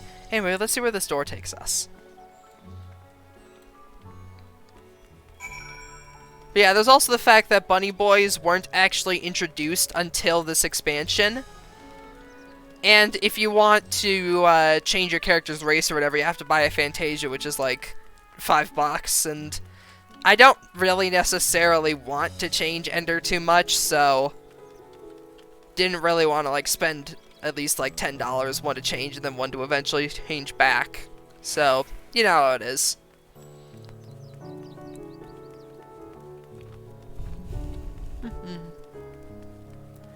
Look, the weirdest thing about Final Fantasy games is that all the characters are just 100% just going with the crazy BS.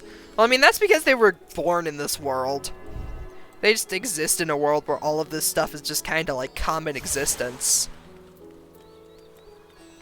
I mean, your Warrior of Light had basically just been called to Hydaelyn at the start, called out to by Hydaelyn at the start of the game, and he's had like backstory vision of every single character, and he's just like, yeah, alright, I'm gonna go with this. I mean, you literally got almost consumed by light last expansion, so I think at this point, pretty much nothing phases this guy. Like, let's be real though, I'm pretty sure nothing phases the Warrior of Light at this point. I think I jumped too far down. Nope! I didn't. Have I gotten the...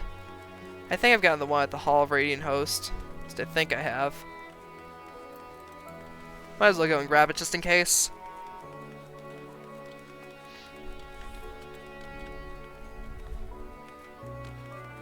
Or was that the one that I just grabbed, I think?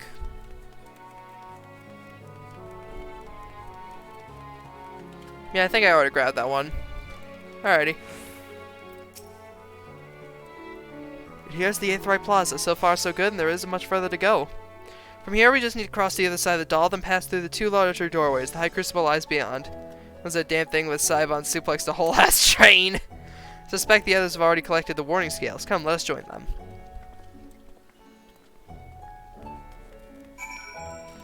But give me a second, Alpha. Now let me at least tune to the Aetheryte. Alright. I forgot about that. Damn.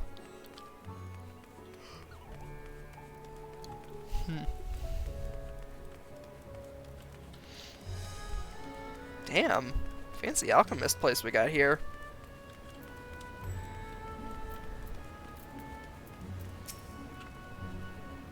We're last, of course, but at least we found the place. We're like just entirely screaming on the inside. These are the talismans we were promised. Yes, and I made a quick count. There are far more than we could have hoped for. Enough to outfit an entire company of soldiers, in fact. Considering the involved process, that they were able to manufacture so many in such a short span of time is nothing short of a miracle. I think many are inspired by the events, I suppose.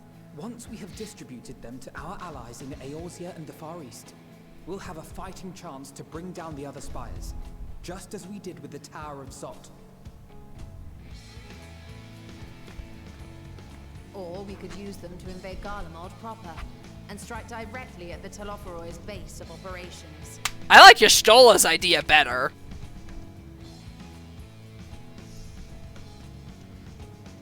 Of course, we would need to consult with various alliance leaders before such a drastic measure could even be contemplated. Yeah. To which end, I could set out forthwith and present the idea to each of our allies in person. I'd actually like that, Y'shtola. Please do. Allow me to undertake some few of those journeys. I find myself restless and in need of purposeful duties. That's fair, Oriange. I can head eastward. Bosnia and Dalmasca are just a short hop from here. And Doma's shinobi network should come in handy for passing on the word. Ah yes, the ninjas. We shall share the burden then. Everyone likes her idea better. Meanwhile, I think it best that you and the others take the talismans back to the Once a Podestia Final Fantasy Annex. game, I would just want to We go must on keep with the them safe and characters, just secure go, until we hold up, decide how did we what get course here? I of just action. wanted to get paid. Now I have to punch a great old god in the junk and beat up his followers for their lunch money. Please, I must speak with you. Oh, hello, Nidhana.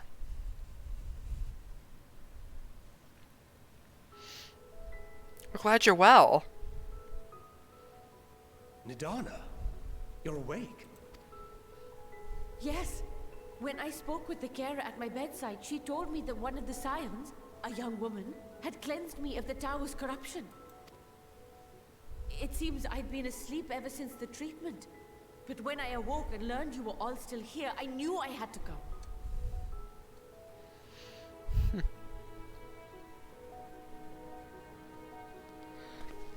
As you said, Nidhana was captured only recently. Indeed, so she was able Such to a likely... brief exposure is swiftly cured, so I tended to her before we gathered at Megaduta. She was the...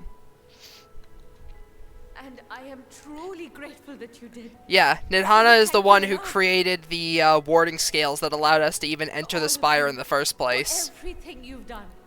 Destroying the tower, rescuing our people. You've saved Thavnair from an awful fate.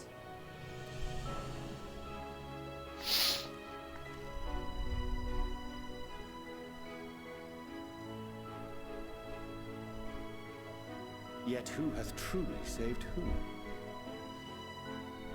Due in no small part to thine inspirational courage, the alchemists were successful in reproducing warding scales of proven efficacy.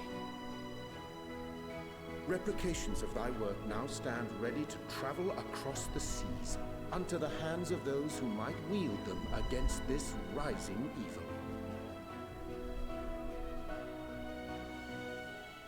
Talisman? Is this true? Indeed it is.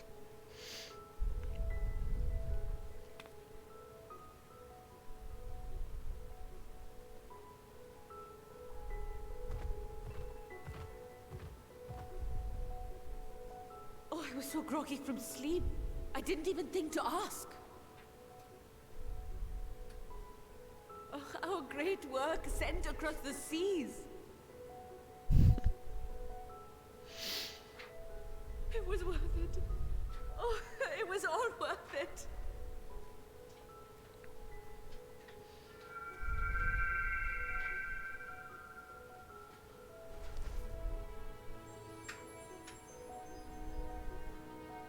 Look at that! Its color is completely changed. Yeah, it changed to a bright gold. What do you have there?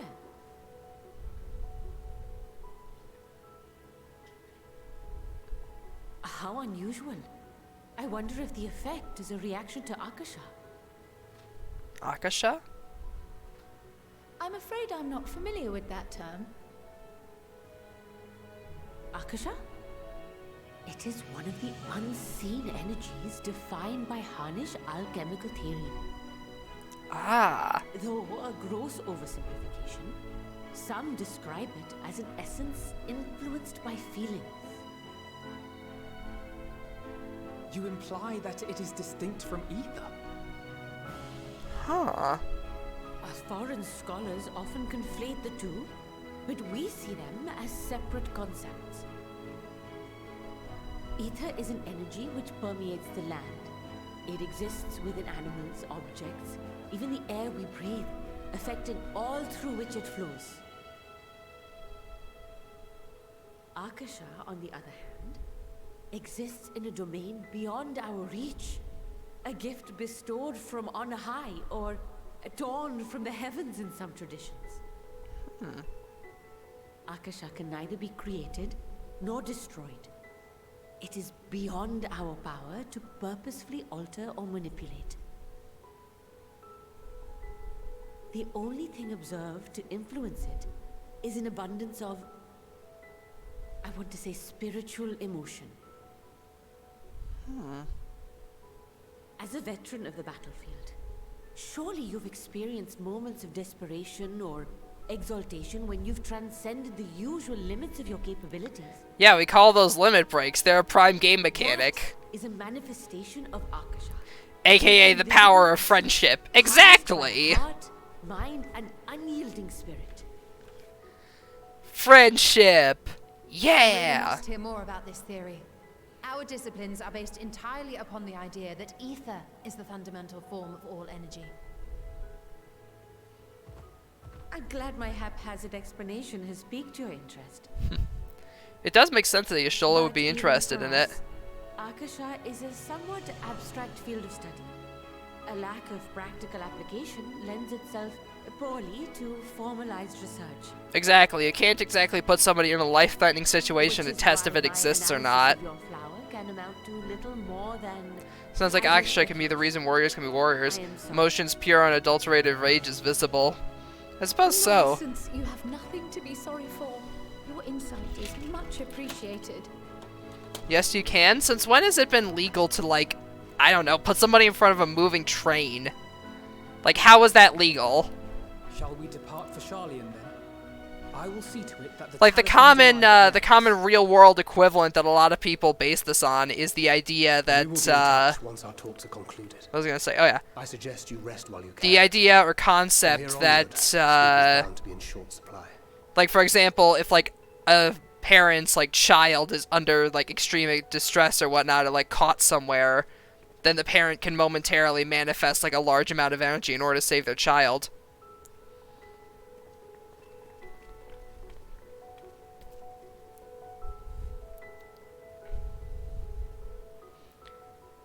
Didn't say it was ethical? Well, I mean, you can't exactly, like... There's a whole thing of, like... There was a recent article that I saw or whatever about, like, NASA flinging, sending, like, a chimp into the sun or whatever. But that's because you can't do that ethically with a human. So they haven't done it. You can't do that, like, legally or ethically with a human being.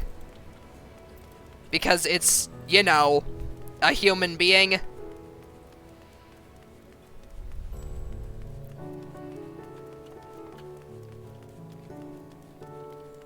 Can we still not attune to the Aetherite?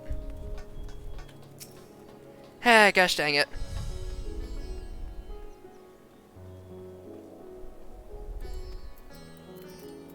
Fine.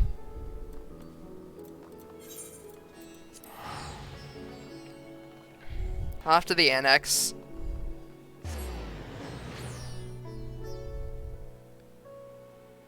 Adrenaline's a hell of a drug. Indeed it is.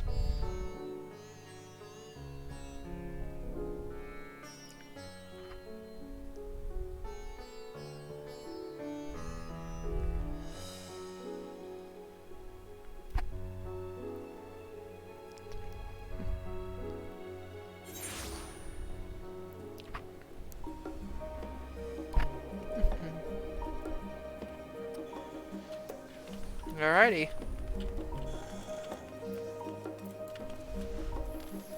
Shenanigans by Daniel's been doing it. Don't think anybody would be surprised if one person went missing. Hey, fair enough.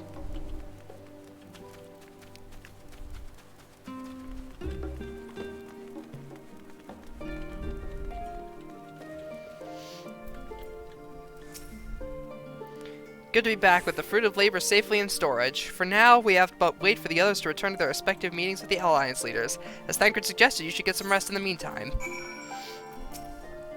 Welcome back! Ender, Kryl surprised me with your recent accomplishments. What an amazing feat to eliminate a tower and pave the way to deal the rest. While it isn't much, I've changed your sheets and pumped your pillow. After all, there's nothing like collapsing in a nice clean bed after completing a major milestone and pending a thesis or feeding D4 entities. So, would you like to take a look at your new and improved lodgings? Yes, please.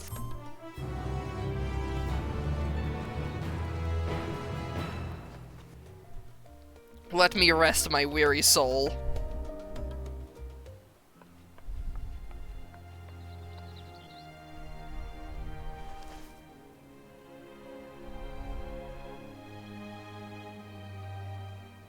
flowers return to normal now.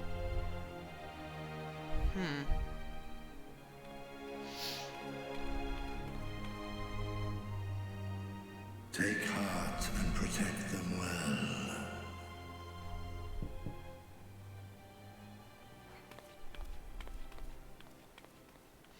Okay, now I'm getting flashbacks of all the Shadowbringer's bedroom scenes. Oh!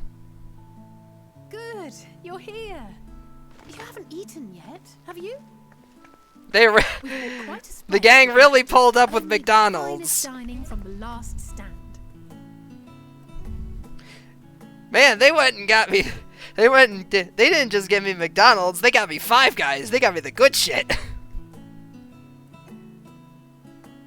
Man, they really did get me the good shit.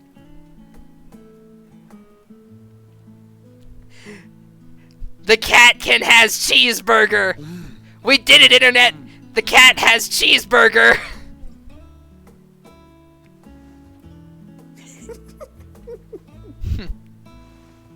I see Alize doesn't like the pickles either.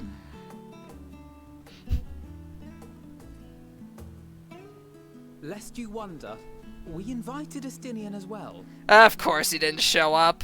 But he refused with a rather grim-faced, "No, thank you."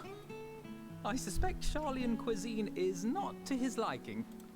I think he just doesn't like social gatherings, quite frankly. Oh, I don't know about that. Perhaps our lone wolf just needed some time apart. Exactly, Kryl. What? To perfect his brooding stare? Who knows? Next time, I'll drag him out by the ear, sit him down in front of a Charlian feast, and see that he eats every last bite. Says the person not eating the pickles. An excellent idea. Of all people, warriors must take proper meals and rest if they are to maintain a healthy constitution. Poor Estinian, beset on all sides. No, let him be edgy.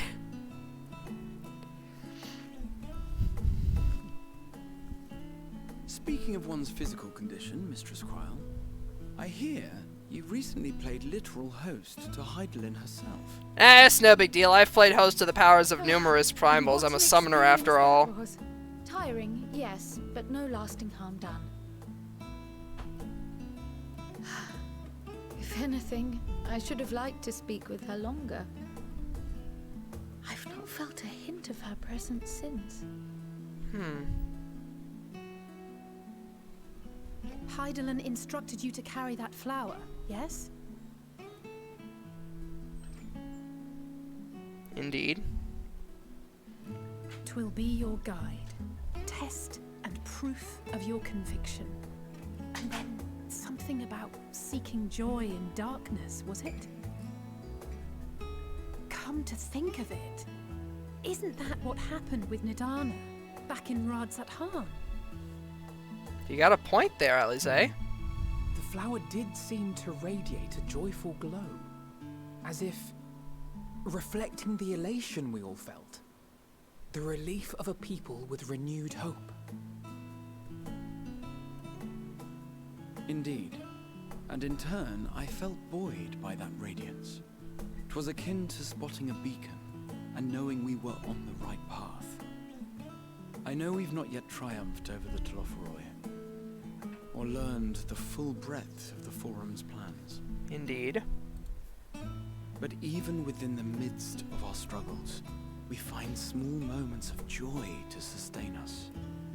Rare and hard-won perhaps, but it is this pursuit of happiness that gives us the strength to carry on day after day. Yep.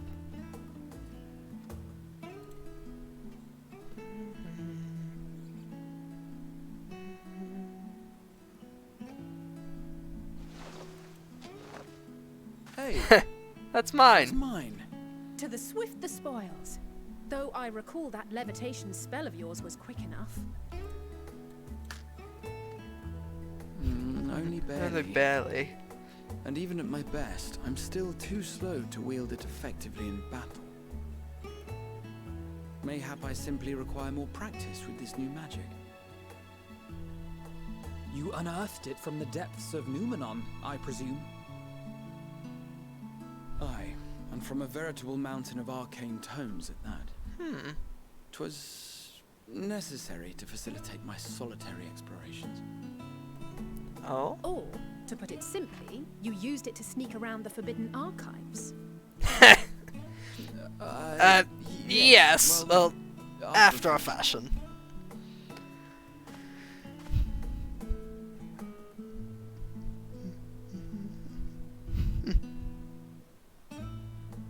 What did you learn down there?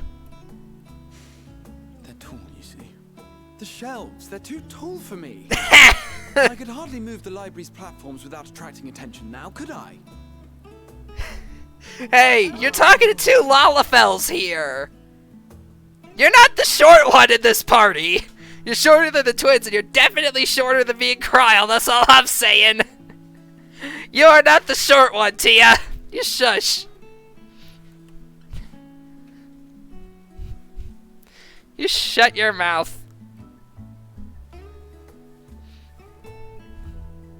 We're gonna go fight the moon someday.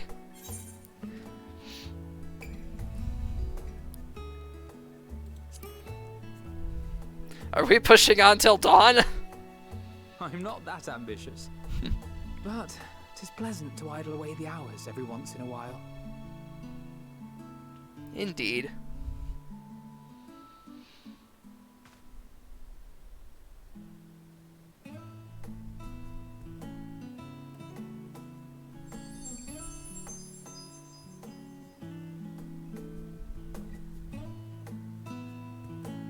Nice bright green.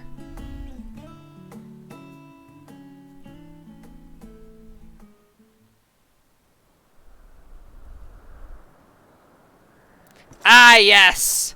The expansion's been missing the edgy boy so far. Hey, Xenos, how you doing? Took you long enough. It's been a whole, like, 20 quests before this guy showed his face again. Enjoying the bracing cold, I see. Scaramouche, will you do the fandango? Cloak? Something in fur? Or fashioned from the skins of your enemies? Or... well, never mind that. I come to you once more as the bearer of bad news. Our tower in Thavnir has been toppled, and I need not tell you by whom. Given how many we have at our disposal, the loss of a single spire is hardly fatal to our plans. It does, however, slow the rate at which we siphon ether. If they continue to preoccupy themselves with the towers, then all will be well. But should our foe prove bold enough to strike at us here, It's just something we're hoping to then the do. becomes questionable. Becomes questionable. Our foe is bold enough. Of that, I can assure you. Just a reminder that when Xenos was inside of Shinryu, he technically laid those eggs.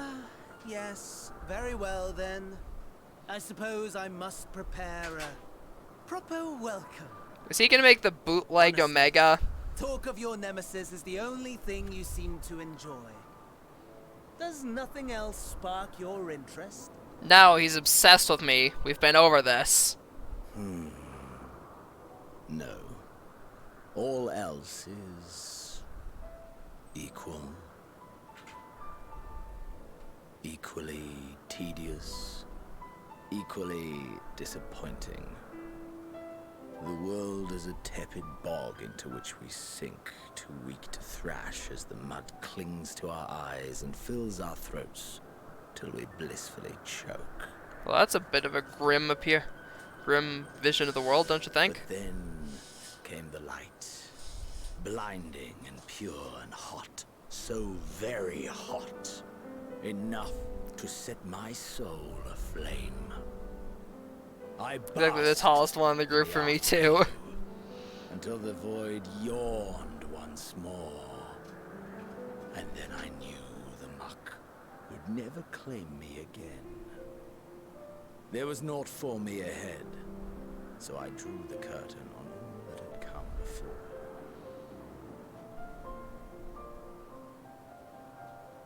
Burn. Burn. Let the whole star burn. I will have my contest. I will reclaim my moment. Whatever you say, bro.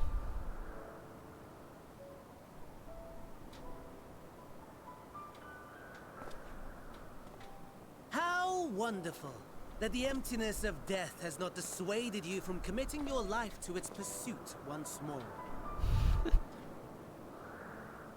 That is true. Stars I burn. don't know This is what whether they to do. envy you or pity you.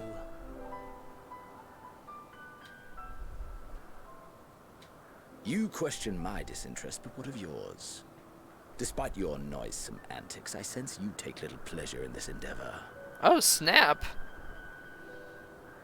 Mercy, my lord. Such pointed barbs from one who barely acknowledges my existence. Seems like there's a bit of infighting. You are mistaken. For I do find this part somewhat enjoyable. Oh no, yeah, Volk. See, when I was mortal, Fandaniel's I an always had the Ascian, same and the dream. Ascians have basically been the big bads this entire time. So at this point, I'm honestly not going to be too surprised if Fandaniel ends up being the one orchestrating this whole plan and Xenos is just his pawn at the end of the day. Like, I ain't gonna be too surprised. Until one day, I realized it was showing me the truth. Much as your dream of the final days enlightened you. But yeah, these two are the villains. Xenos just wants his rematch with the Warrior of Light. Fandaniel's the one orchestrating all this. Very soon, the rest of the world will see the truth of my dream, too. Yes, I think that is something we can both enjoy.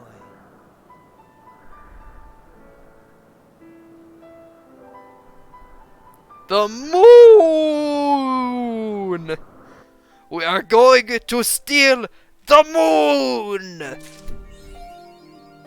Achievement unlocked on Wings of Hope. Might as well get my gear repaired while I'm here.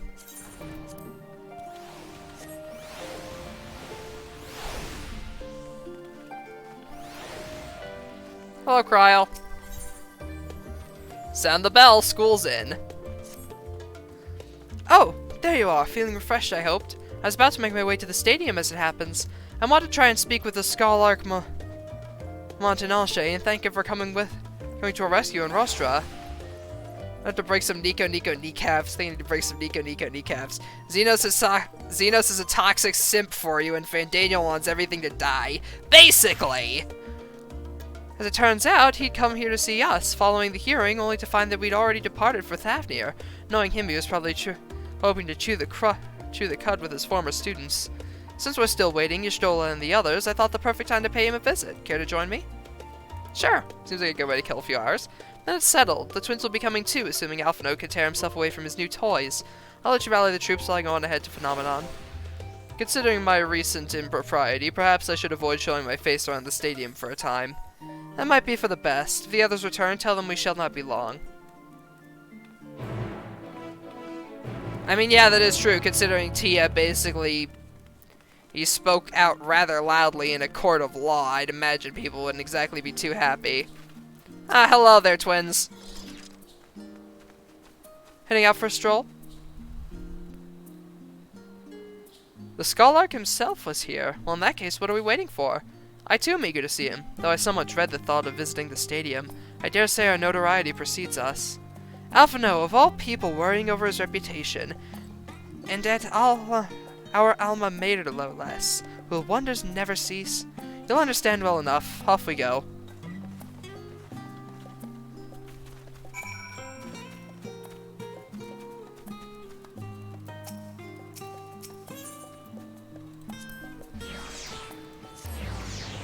Ah, the Aethernet. So much easier to traverse about with this.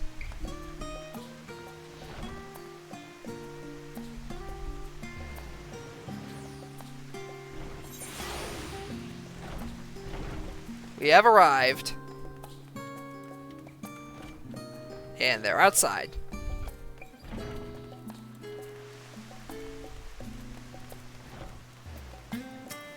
Hello there, Kryle. How you doing?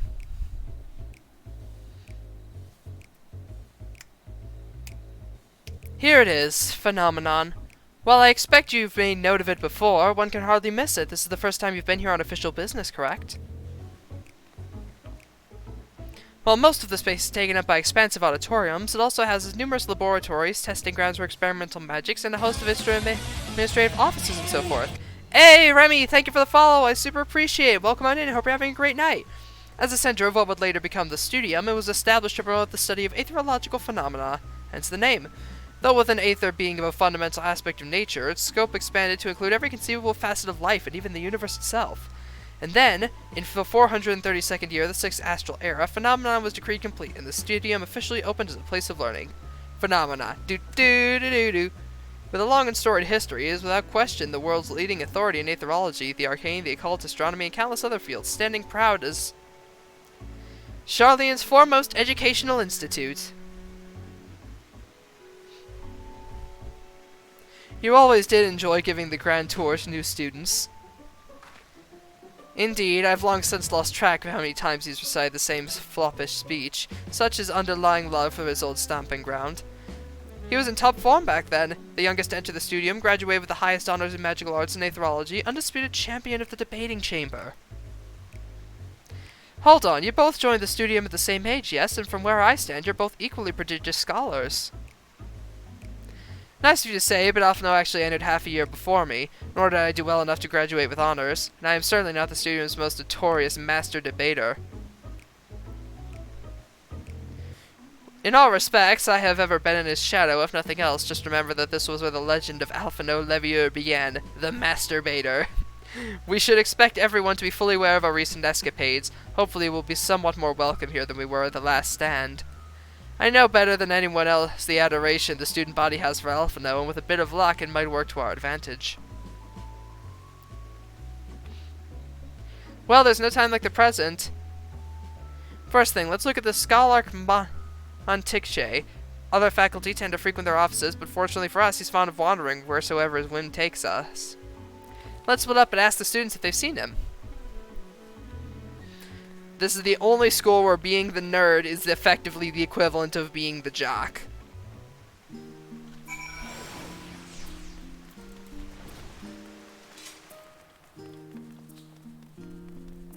Damn, nice school. Hello there, small one. That was Alphino Levieur, wasn't it?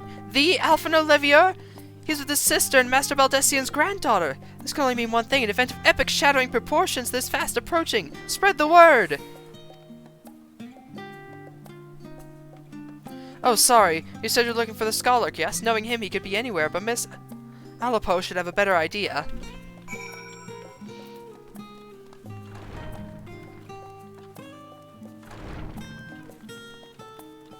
Hello there!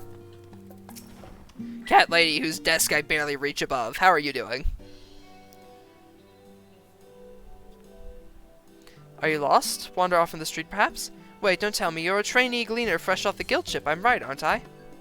Oh, how silly of me. An orientation is in order. Allow me to bid you a warm welcome to Search's Meet. Let me start with a question. What's the most important thing you'll find in the Studium? That's right, books. And what's the second most important? Why, simple. Everything else. That's what we deal here in the Searchers Meet. Whenever the students or tutors find themselves in need of equipment or materials, they come to us. If we don't have it in our stores, we send the gleaners off to find it. Honestly, you wouldn't believe some of the requests we get. I have pasta this, tongue of giant toad that. It's enough to make your hair stand on end. Possibly what some of our students are trying to accomplish. The school is being a school of magic, after all. As our newest gleaner, you'll have our work cut out for you, but I think you'll find it quite rewarding. The only thing I'm interested in gleaning is information on the Scholark's whereabouts. I beg your pudding? You're not a gleaner? Then this was all an elaborate ruse? No, wait, come to think of it, you never actually claimed to be one in the first place. My mistake. He was here, but now he's not. I did speak with him shortly before he arrived, though. He said he was on his way to Maker's Meet. Go back the way you came in, and you'll see it on the opposite side of the entrance. It's a laboratory of sorts, home to many rare and expensive curios, not to mention alarmingly frequent accidents. If you lose your way, just follow with the blood-curdling screams. In time, it's already taken me to tell you all this. The Scholark has probably already left. Best luck finding him. I have the feeling he'll need it. Just follow the blood-curdling screams. Ah, yes. Like any school science lab. Wonderful. How pleasant.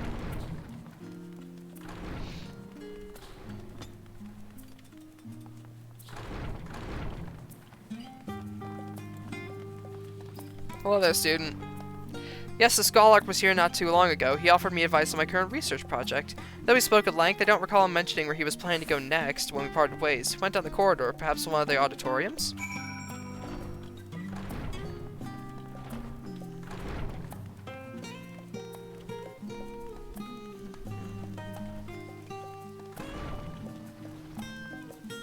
You tub.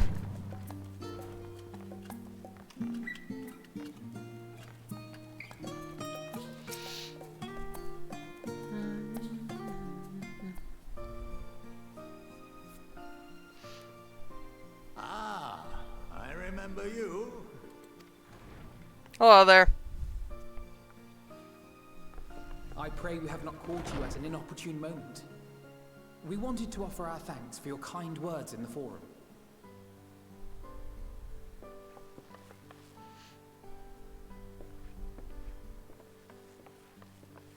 Well, I could hardly let that inquisition go unchallenged. I've always believed that curiosity should be nurtured, not stifled. Thankfully, a majority of my colleagues agreed. A slender majority, aye, but a majority nonetheless. That is true. Had the vote not gone our way, we would be having a very different conversation, if any at all. Though I'd like to think you would have not given up on our cause. I'm told you paid a visit to the annex afterwards. Yes, that's right. I was hoping to speak with the grandchildren of my dearly departed friends Galuf and Louisoix in a less dour setting. But it seems I just missed you.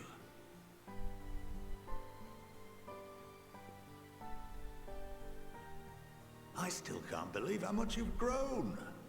If only your grandsires could have seen the way you presented yourselves to the forum. Why, it fair brought a tear to my own eye.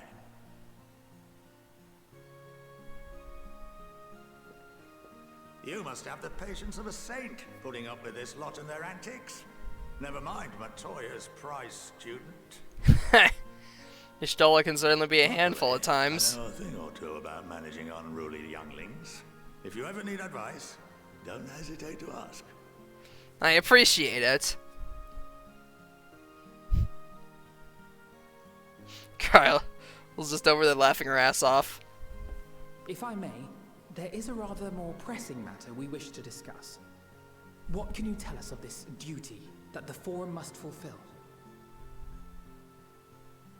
Nothing, I'm afraid. Like all humble servants of the Forum, I am sworn to secrecy.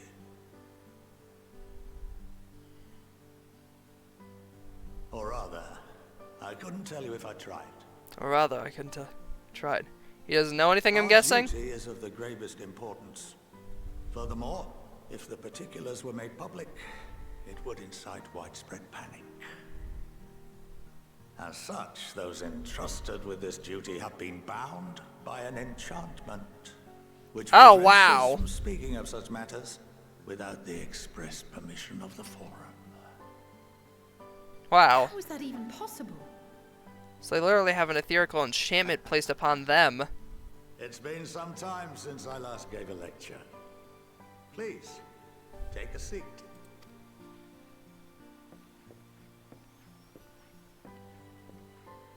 Well then, guess we're here for class.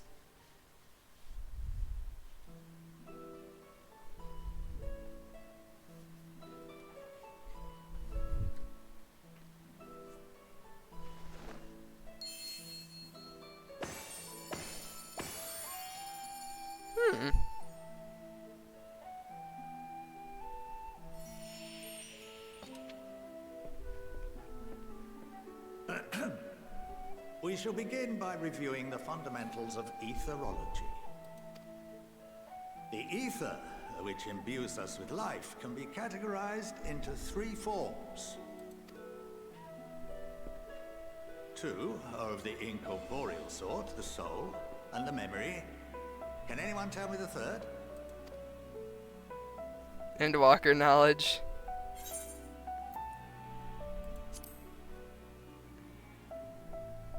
Corporeal Aether? Yes, very good. This is the form with which the layman is most familiar. Consumed by even the simplest of daily activities, and replenished by the food and drink that sustain us, this form of ether is in constant flux. In contrast, the ether that comprises the soul is rarely subject to dramatic change. The same can be said for memory, as the two are intrinsically linked.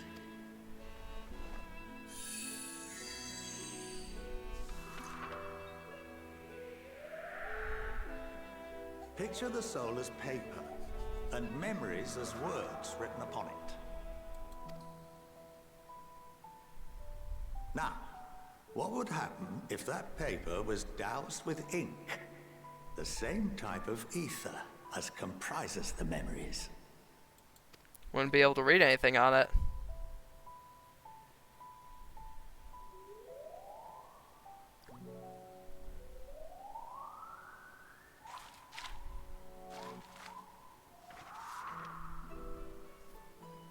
It would blot out everything that was written. Precisely. We would be unable to recall the memories, and any activities that depend upon them would be hindered as well. So they placed an enchantment on his memory. This phenomenon was observed on a vast scale not so long ago. And what might that have been?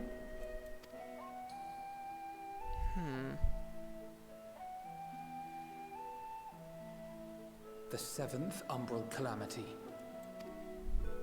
The people of Eorzea vividly recall Bahamut breaking free of the Lesser Moon. Ah, yes! Final Fantasy version 1.0, aka when the game was so bad they had to nuke it.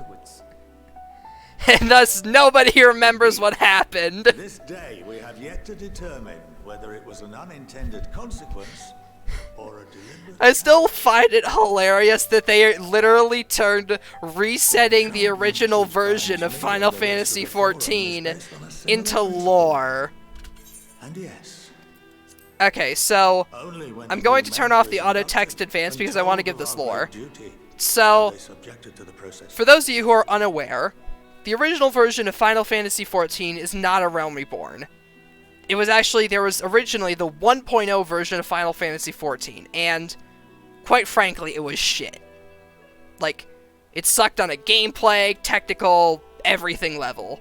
To give you some examples, 1. Your race actually mattered. If you wanted to be a proficient black mage, you had to be a Lalafell. Couldn't be anything else. Number 2, all of the classes shared abilities. If you wanted to heal as a paladin, you had to level up healer first. These were essentially called cross-roll spells, if I remember correctly. 3rd, the difficulty balancing was horrible. 4th, the game had a mechanic that actually punished you for playing too long, slowed your experience gain. And 5thly, the game was poorly optimized as hell. The plants had as many polygons and shader renderers as an actual player character. So the original version was garbage. So then, they brought on Yoshi P, the current director of Final Fantasy XIV, and they said, okay, how do we fix the game? His solution? Create an in-game event, which would be known as the 7th Umbral Calamity, to literally nuke the game and build it from the ground up. And the 7th Umbral Calamity has since become a part of the game's lore. The original 1.0 version being destroyed and nobody remembering what happened is actual lore in this game's universe. Let that sink in. So yeah, when they refer to the 7th Umbral Calamity, they refer to the end of 1.0. Players who did manage to survive through the end of the Calamity and reset to the new version of Final Fantasy XIV were given a special tattoo on the small of their character's back called the Legacy Tattoo. At this point, it's essentially, like, few and far between, and accounts with Legacy Tattoos go for a lot of money these days. But, yeah, there's your little history lesson. Long story short, 1.0 sucked.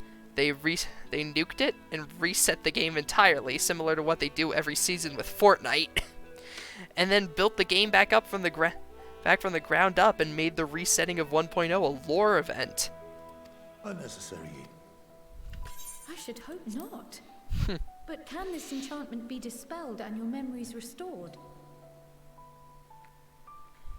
If 9/10 of our members give their approval, then the process may be reversed. Then, and only then, would we be able to speak freely to others of our sacred duty. But yeah, for those who are curious about what that specifically is, there you go. We must wait until we return to the ethereal sea.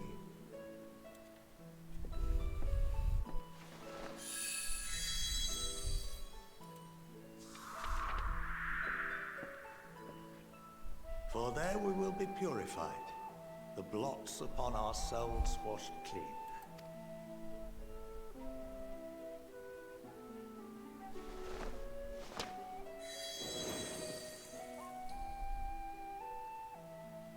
And our memories drift apart and dissolve, rather defeating the purpose, I suppose.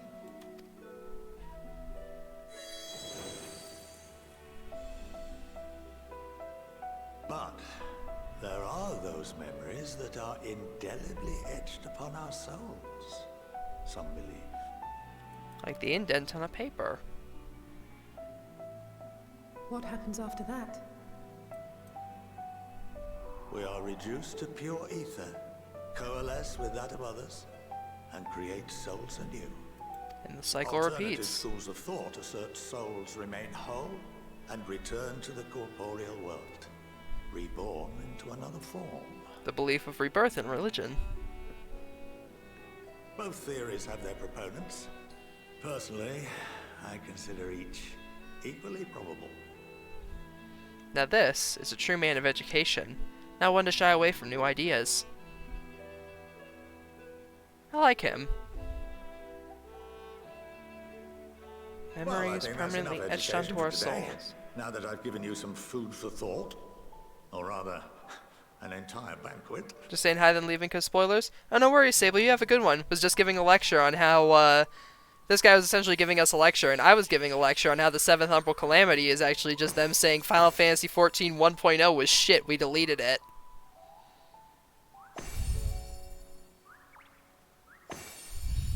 Good times. I would remind you that although I'm unable to assist you with certain matters, the resources at my disposal may still be of use to you. I'll arrange for you all to be given the run of Phenomenon. Of course, as associate to our alumni and the students of Baldessian, this privilege is extended to you as well, my friend. How kind of you, sir. Oh, and I suggest you speak with Ki Aliapo. She's well known among the artisans of Sharlayan, and her network of contacts may prove useful in your search for knowledge. I wish you all the best in your pursuits, wheresoever they may take you.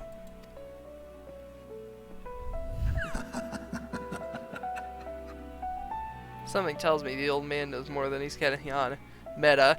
Yeah, Sable, if you're ever wondering whenever the game refers to, like, the 7th Umbral Calamity, they are actually referring, quite literally, to the fact that, hey, Final Fantasy XIV 1.0 was shit, so we nuked it and built it back up from the ground up, and they were literally just saying, nobody remembers what happened immediately after the 7th Umbral Calamity, whether intentional or not. So they literally made it in-universe retcon.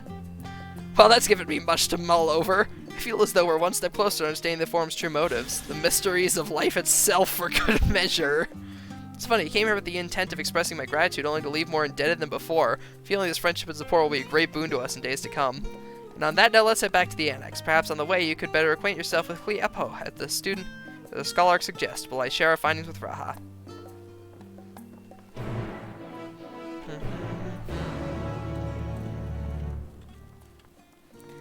And then I believe the faculty is a quest specifically restricted for, like, crafting classes, I believe. Yep, Disciples of the Handerland level 80. Yoshi P is a mind manipulator, confirmed. Nah, he's just the true god of this world above even Heidelin. Communicating with us lowly mortals along with the heavenly melodies of Soken. Lahi and all that.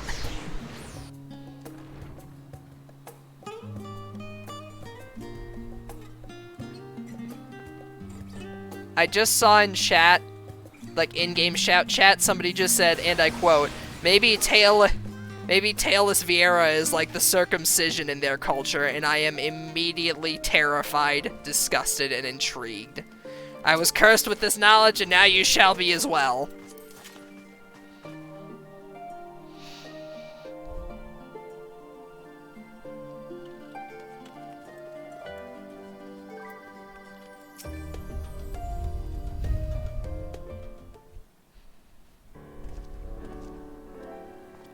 Ah, welcome back. From what I hear, your trip to the studio proved most educational. While you were away, I received word from our fellow Scions. As expected, news of the warding scales was met with much joy. Preparations are now underway to bring the leadership of the Grand Company of Eorzea and the Eastern Alliance together to determine a way forward. Our friends have asked that we bring the scales in our possession to Limsa Lominsa. So the time has come for us to go on the offensive? It's too early to say for certain, but that does seem to be the way the winds are blowing. I, for one, can think of no reason to oppose such a plan, but let us see what awaits in Vilbrand. Indeed. Let's start by getting the scales out of storage. Give me a hand, would you, Estinian? If I must. Edge boy.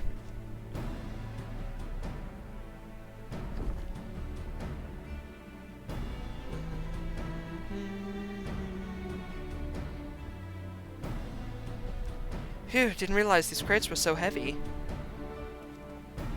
I shouldn't complain, though. Vitra and the alchemists of the great work put their heart and soul into each and every one of these scales, so you must treat them with the utmost care. Are you coming with us? As much as I would like to escape the Forum's watchful gaze, I have little choice but to stay behind. We're already on thin ice, and if I, in my capacity as our official representative, were found to be consorting with foreign powers, well, you can imagine how that would go. I shall remain here and do my utmost to avoid ruffling any more feathers as I await word from Master Matoya and other allies. With luck, we'll soon have news of our own to share. The tides are about to turn. I can feel it. To Limsa Lominsa!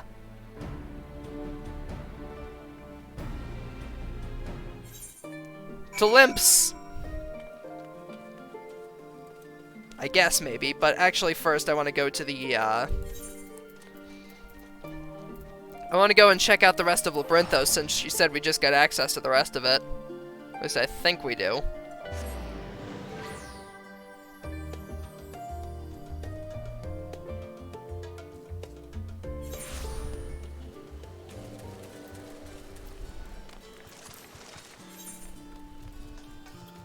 Though I don't know how true that actually is that we have access to more of it.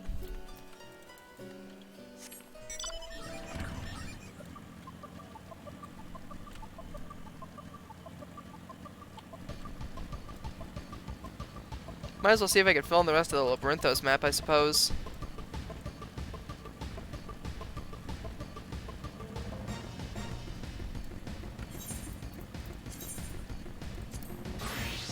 Might as well run around as Reaper as well. What if they shave their hair and I hit the nub?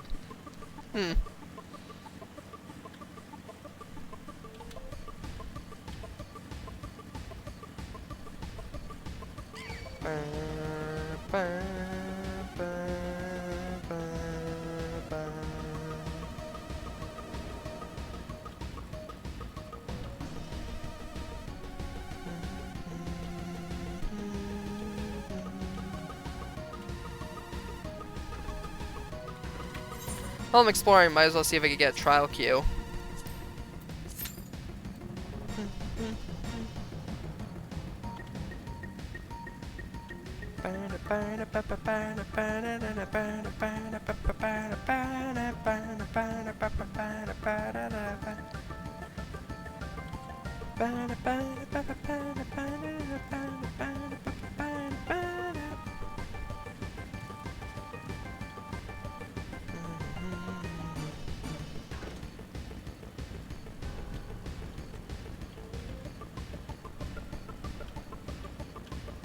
Still love the music for the motorcycle.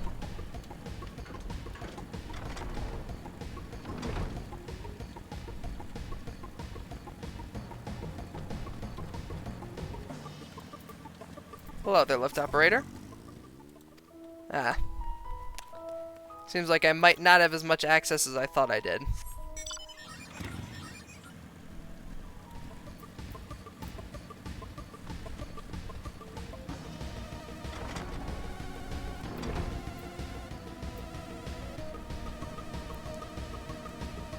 Or maybe I'm not sure how much I have access to down here.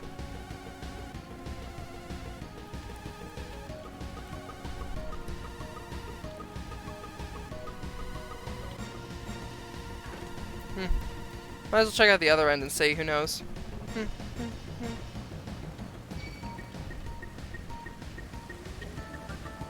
Though I think access to this area might have also had something to do with that level 80 quest they mentioned. That being for like crafters and such. After all, there's not really much more information we could glean down here than what we already have, I suppose.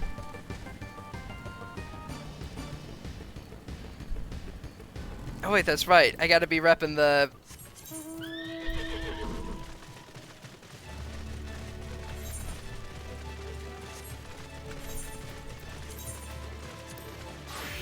Okay, what high level is my weapon? I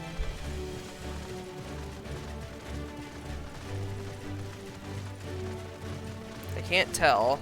Oh no, wait, there we go. I level 220, 525. Alright, so my Diamond Grimoire is still better.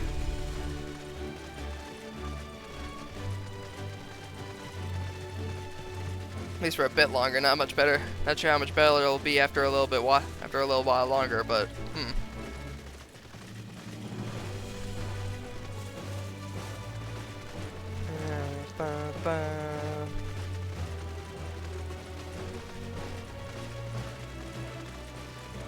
I forgot how ceremoniously we just flat out left Labyrinthos. Like, you think we'd be spending more time down here, but it was just extremely unceremonious.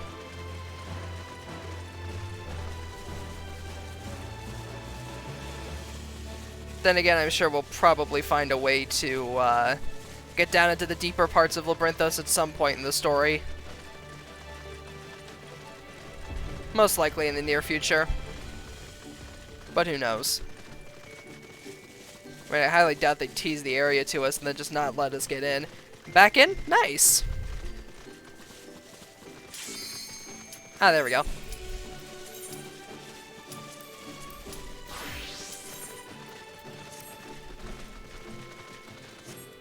Off we go! Alright, let's see. What trial are we doing? Come on, give me some level 80. Ah, wonderful. Yeah, it's always the naval. Because of course it is.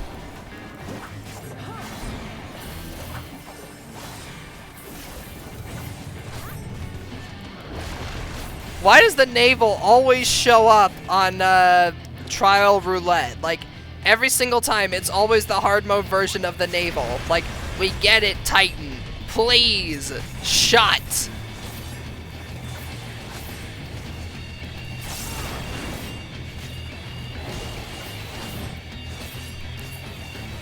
I was looking through, because I've been friends with a streamer named Baka Riley for a really long time, and they were the person that actually originally got me into 14. I was looking at my messages with them a long time ago, and I was like, Titan's so like, when I first started the game, I was like, Titan's so confusing, I can't see their AoEs because of the ground or whatever, like, I'm so confused by their mechanics, they attack too fast, and Riley was just like, you poor, sweet, innocent child. These days, I fully understand what Riley meant by that. I was nothing but babby at the time, but I know better now. Oh, trust me, I know better now.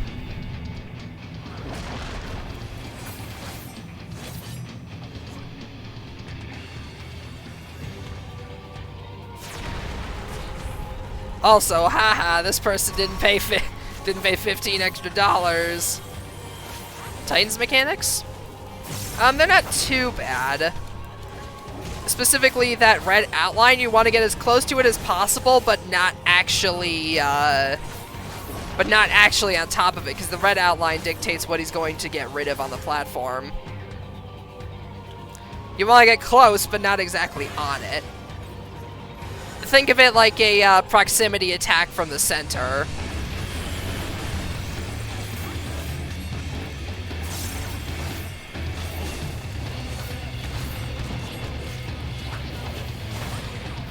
And yeah, other than that, he's also got the Tumult, which is like the small area AoE, and then the wave in front of him, all the way to the lands, which are a bit difficult to dodge.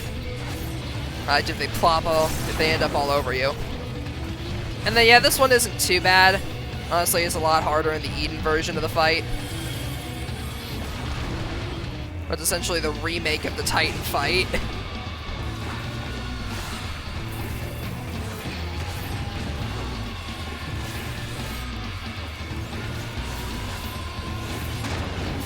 But yeah, Titan isn't too bad. The only difficulty of the fight comes from when you might potentially be in a party with a bunch of other people. Like, that's the only point where it becomes, like, actually difficult. Or specifically a bunch of people that don't actually know the fight. There we go.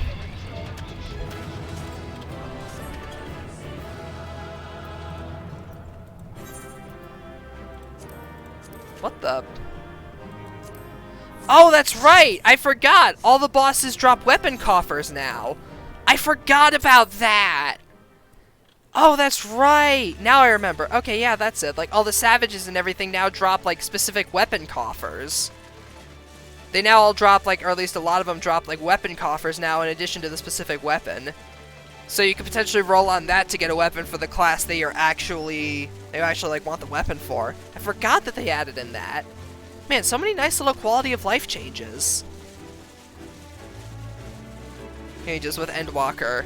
They are moved like 90% to the positionals to make it easier to fight. They made it easier to get the weapons. Like, so many quality of life changes with Endwalker. Truly does feel like the end of an era. Oh, and for those curious, yes, I am going to be going for the Extreme Trial Mount in this expansion as well. I'm getting the start on it right out the gate, so I might as well. Like, I see no reasonable reason not to go for the Extreme Trials this expansion if I was able to do it when I had a late start last expansion. I'm going to get whatever the Extreme Trial Mounts are for this expansion, damn it. I might not be able to do Savage, but I can sure do that.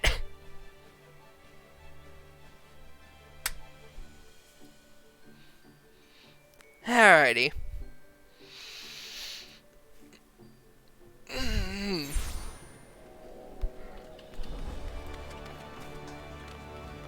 Probably going to be the first time for me too. Ah.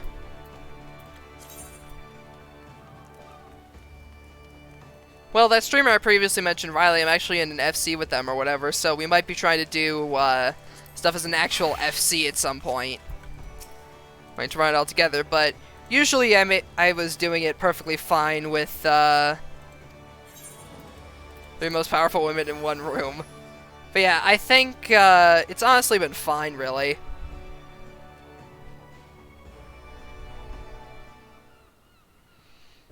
Like, Party Finder might seem intimidating at first, but I actually meant a really nice friend, the person who actually helped me clear my first EX trial, Alexandra, or the streamer specifically known as, I'm trying to remember the name, but yeah, they were the one that helped me through the first extreme trial that I actually cleared, which was Hades EX. Then from there I went on to get clear the rest of the EX trials and get the mount. So yeah. As toxic as it might be sometimes, you can meet a lot of great people in the Party Finder.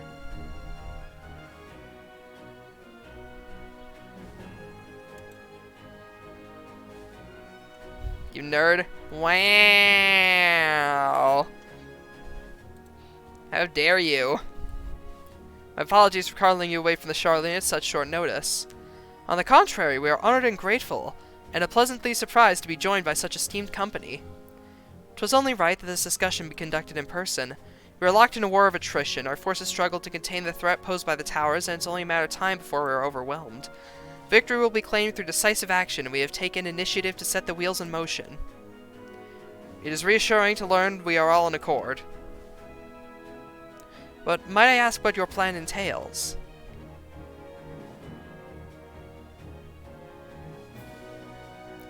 It hinges entirely on the warding scales and our ability to utilize their potential to the fullest. During your time in the Charlene, the allied nations have been engaged on separate fronts with no end in sight. To make matters worse, a surge in the abductions of kobolds, Shangan, Ixal, and Antana have given rise to an increasing number of primals as well. But your triumph in Radzatan has given us cause to hope once more. The time has come to free ourselves of this menace. And it is you, the Science of the Seventh Dawn, who have shown us the way. While the bulk of our forces continue to hold the Talafrai at bay, we will dispatch our finest to strike at the enemy's heart, Garlemald. Now we're talking! These few will be the Ilsbard contingent. To think such progress has been made in so short a span. Its objectives are twofold. The first is to provide aid to the people of Garlemald. As previously reported, countless Imperial soldiers and civilians have been tempered. Robbed of their free will, they serve the Talafrai's every whim without question. They too are victims. It's our duty to deliver them from their suffering, not for strategic or political gain, but because it is the right thing to do.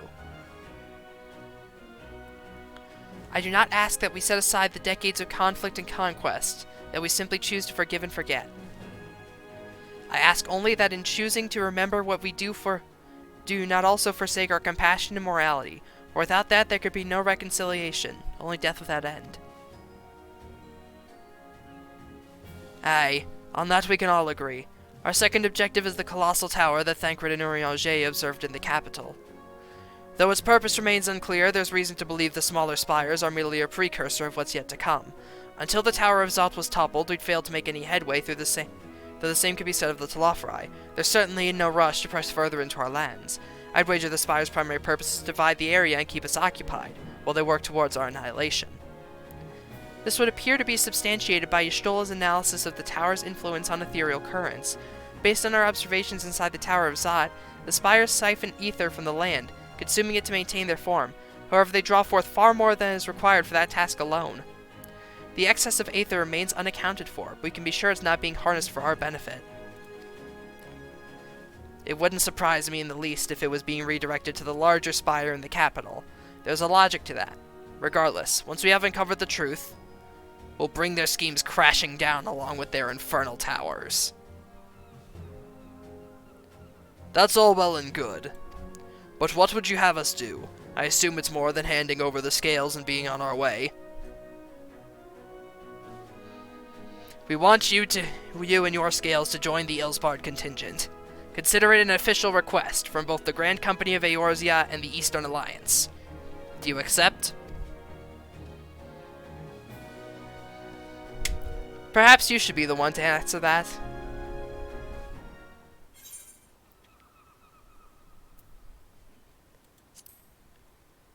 For honor and glory! Couldn't have put it better myself. Y'shtola, Thancred, and Urianger have already pledged their support and are on their way to meet the rest of the contingent. They were all positive you would come to the same decision as they did. Luckily for all involved, their prediction was correct. Once you have delivered the warding scales to Alamigo, the contingent will embark on its journey to Ilsbard. Bralban and Lord Emmerich are overseeing preparations, so I suggest you make yourselves known upon arrival. Pack warm clothing, furs, and the like. Without it, the cold will do you in before the Talafrai, so draw as much steel. As for us, we'll keep the enemy busy while you're gone. They're not the only ones who can create a diversion. Now go, safe in the knowledge that Eorzea will be as you left it, or better, upon your return. Now then, what say we take the fight to them?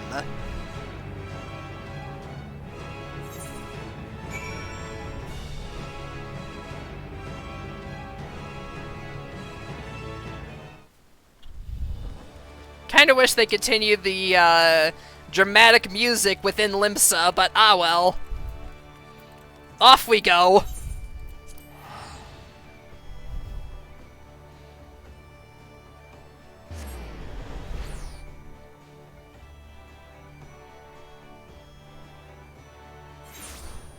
Yo, what's up, nerds? Heard you were in need of some firepower.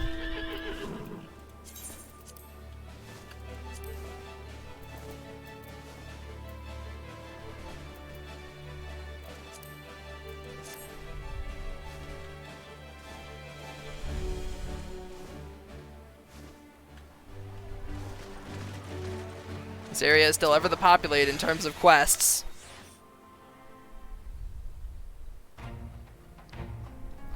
Ah, the Wanderers return. You've been busy, bringing down a tower and producing the keys to destroying the rest of them. You should be proud. Those warding scales of yours are what made this whole venture possible. Will you and Lord Amric be leading the contingent? Regrettably, no. Our role is to organize the various delegations into a cohesive unit. Once we've seen you all off, it's back to our respective posts. We dare not neglect our duties for too long, lest our defensive efforts fall into disarray. And just between us, there's a fair amount of opposition to the formation of the Yellsbard contingent. The very suggestion that we send some of our finest troops behind enemy lines to render aid unto the Garleans has made me rather unpopular in certain quarters. Can't please them all. Sadly not, though I do my best. Truth be told, I'd much rather be at your side charging into the fray. Alas, I have battles of my own to fight where words serve me better than any blade.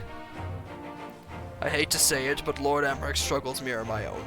For the time being, the best we can offer is you peace of mind knowing Eorzea is in safe hands.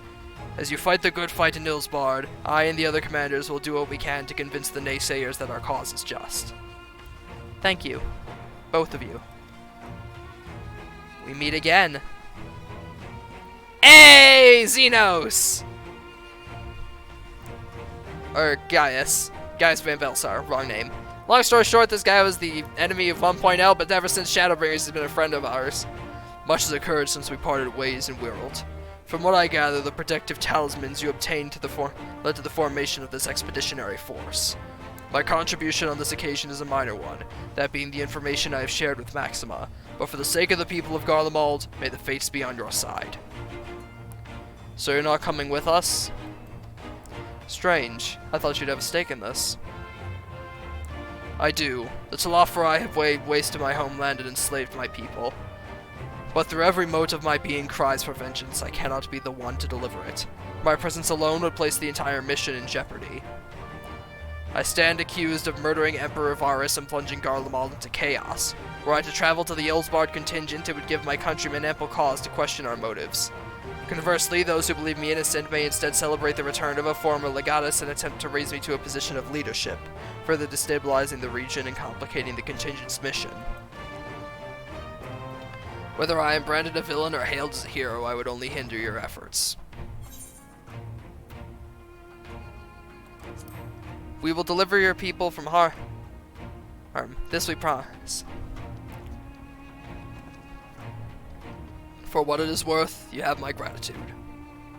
You and your comrades have the strength and courage to deliver my countrymen. I am sure of it. In light of Gaius's rather unique circumstances, I instead will assume the role of your guide. Though I may have defected for political reasons, my love of Garlemald endures. I would stop at nothing to protect her and her people. Well said. Might I ask you to escort our friends inside? You might even bump into an old acquaintance or two. Who, and if I don't see you again ere you depart, may the Fury protect you. All of you.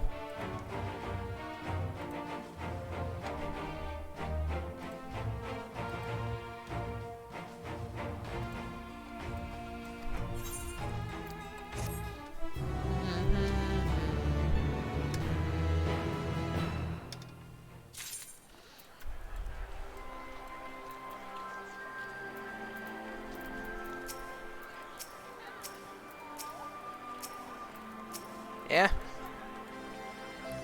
The game isn't letting me select anyone. There we go. Maxima would have you meet your new traveling companions. The other members of the Yellsbard contingent are gathered in the Royal Palace. I shall inform them of your arrival, so please make your way inside as soon as you're ready. We gonna get traveling clothes? I hope we get traveling clothes. Ah, the remaining members of the Scions. You and your friends and most of the Ilsbard contingent await you within. Would you like to see you through? Indeed. Seems like we getting some gear. Be gearing up to take the fight to them.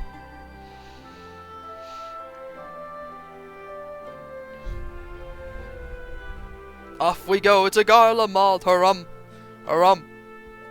Blech. Off we go to Garlemald, harum, harumph. Off we go to Garlemald, harumph, harumph. By the 12. Damn! They really packed a large contingent. Hey, Lise, how you doing?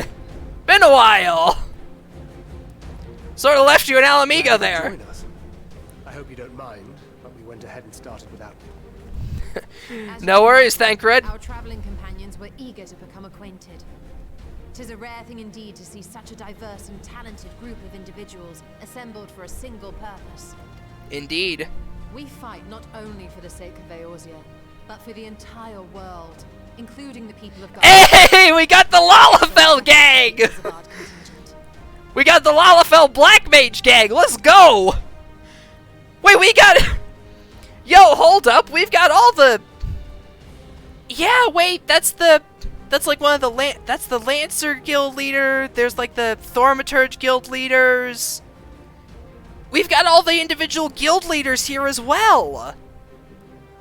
He's the one that helps you with the Scholar Quest, though I can't for the life of me remember his name. Man, we got everybody here!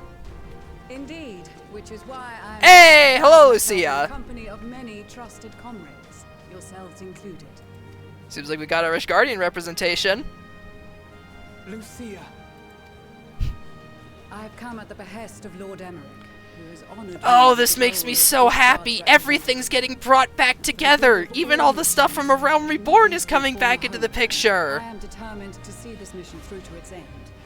Oh, we wanted a climactic finale to this story, and they are not disappointing. We have a hard road ahead of us, but walk it we shall, together. We're in the end game now, boys! Or I suppose rather the end walker. Opportunity to work together once more.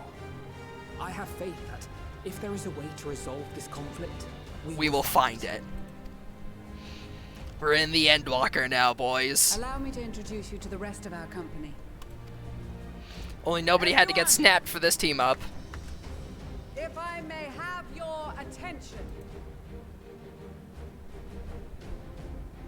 The Lalafell squad, let's go! Lalafell gang!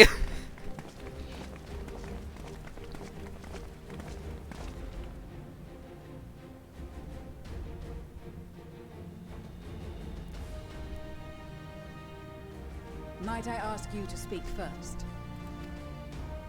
Oh hey, it's the Elder Seatseer's brother, I think. If I must.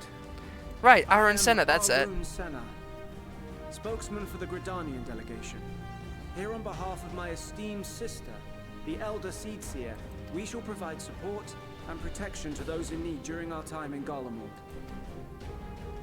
To that end, I am joined by healers selected by the Conjurers Guild, with the Order of the Twin Adder's Finest serving as our escort. The Healers Guild, Archers. With an experienced white mage such as yourself accompanying us as well, those requiring They're actually mentioning it! Treatment will be in safe hands. Holy shit! Sends her regards, by the way. Holy fuck! They're actually... Oh, my heart! Oh, they're actually mentioning the jobs!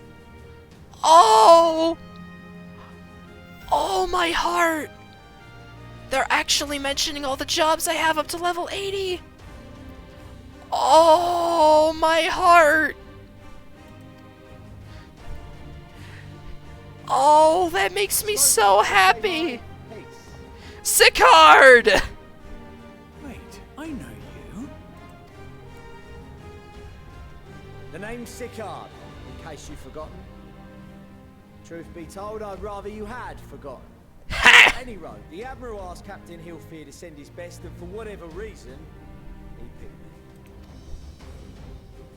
course, if I'd refused, I'd be the laughing stock of the bloody executioners, and my reputation's taken enough of a keyhauling as it is. But more importantly, like any pirate worth his salt, I know when you're staring down a storm, you gotta trust in the commander of your ship.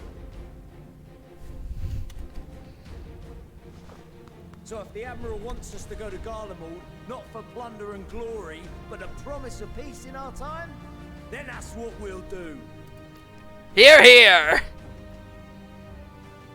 Hey, there's my man! The Empire loves its steel. This is the Lalafell that accompanies you during the Scholar quest line. Scrap and they'll cobble together anything you fancy. Of course, just like the Gridanians, we got fighters of our own. We might have a more constructive purpose in mind, but we're more than capable of cracking skulls. Believe you me. Please tell me they mentioned the fact that I'm a black mage. Well, you're certainly hey, raring to Elise. go. But then again, so are we. The most dependable warriors of Uldar and Alamigo have assembled at the Sultana and General Aldin's behest. Yay! If Garlemald has truly fallen, the Fuglis building the black me. Be crawling with Telophoroi. We'll need plenty of troops to clear and hold a path for others to follow. That's where we come in. Naturally, Marshal Tarapin and I will be leading from the front. The Lalafell squad. Let's It's get been it. some time since I last saw you in your element on the battlefield. Indeed. From Tis what been I've an age, heard, Lise. you've become pretty fearsome yourself.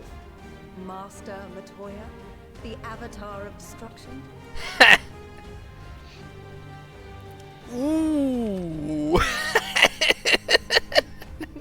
I love Thagrid's just hand With fan. comrades like these, I know we'll succeed, no matter what awaits us. And then we might finally get a chance to enjoy a good long rest. But until then, let's give it our all.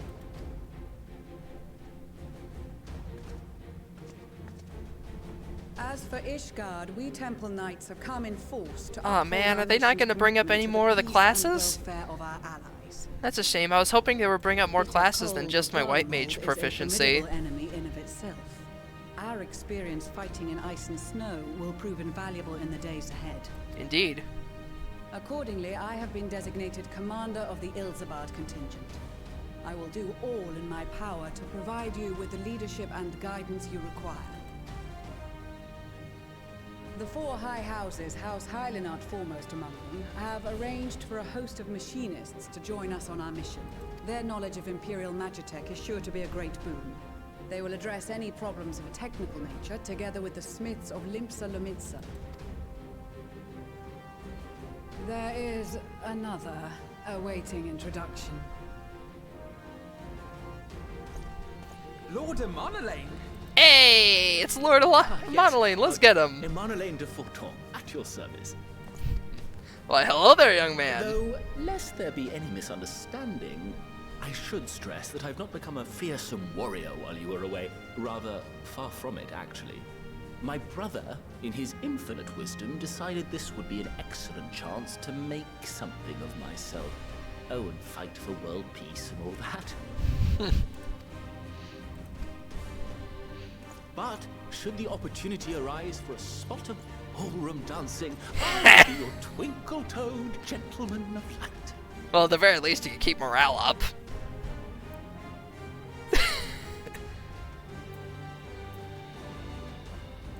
I dare say your fancy footwork may be all that stands between us and certain doom. Huzzah! I cannot wait to regale Honorat with my tales of daring do.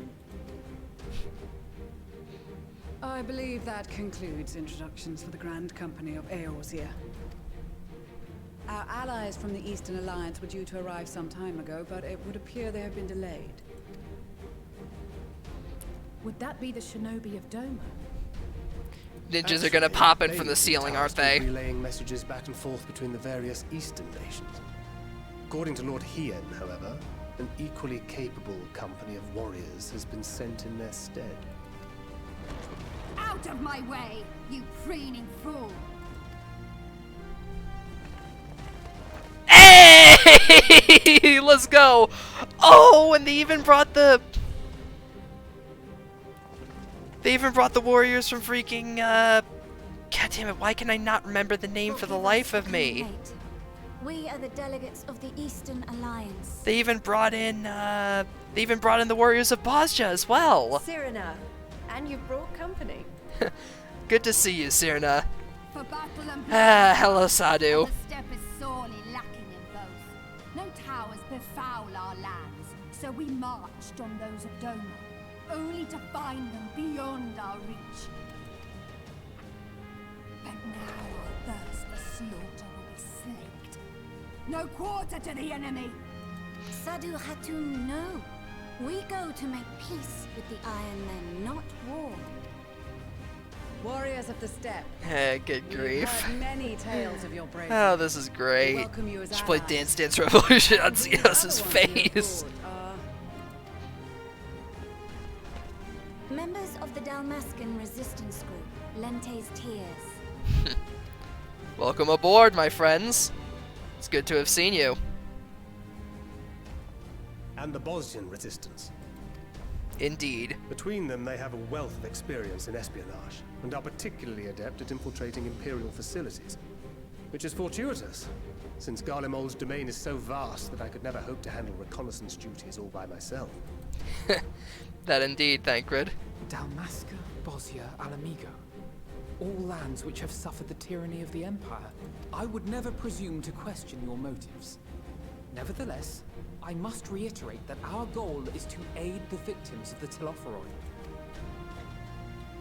And they are victims, make no mistake. Though I understand that many may struggle to see them as such.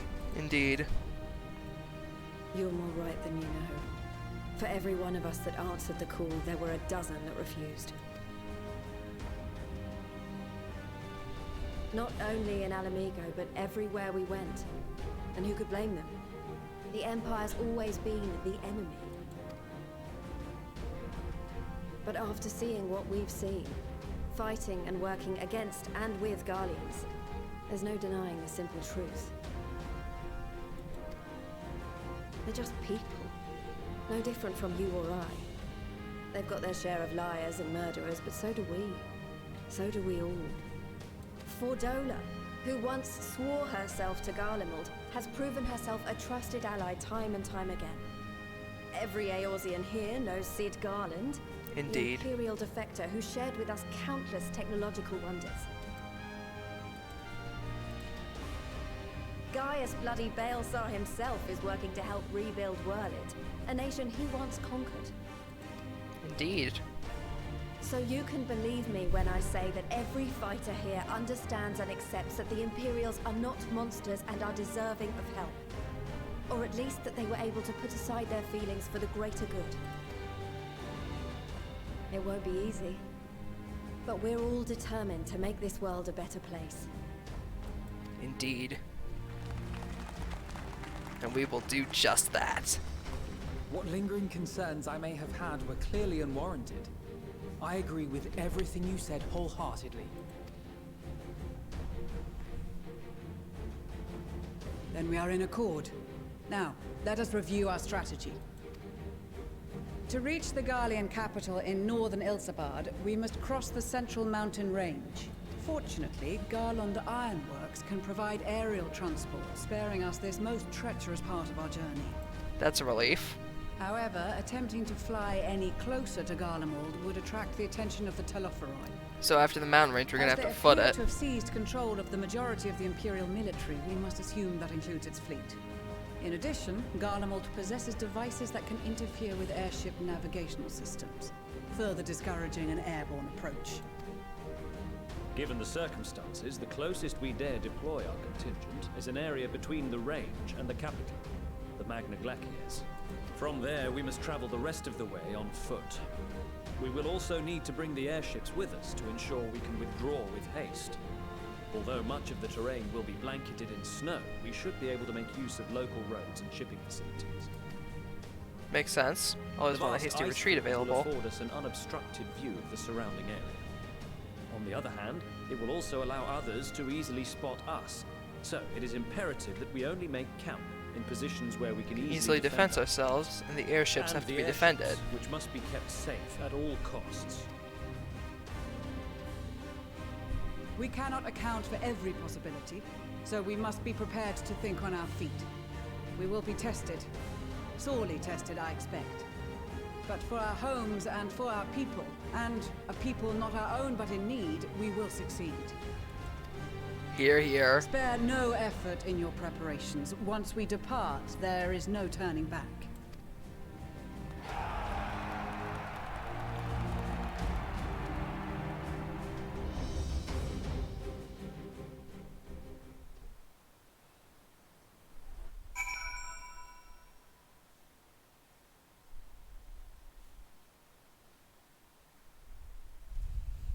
Oh, my heart.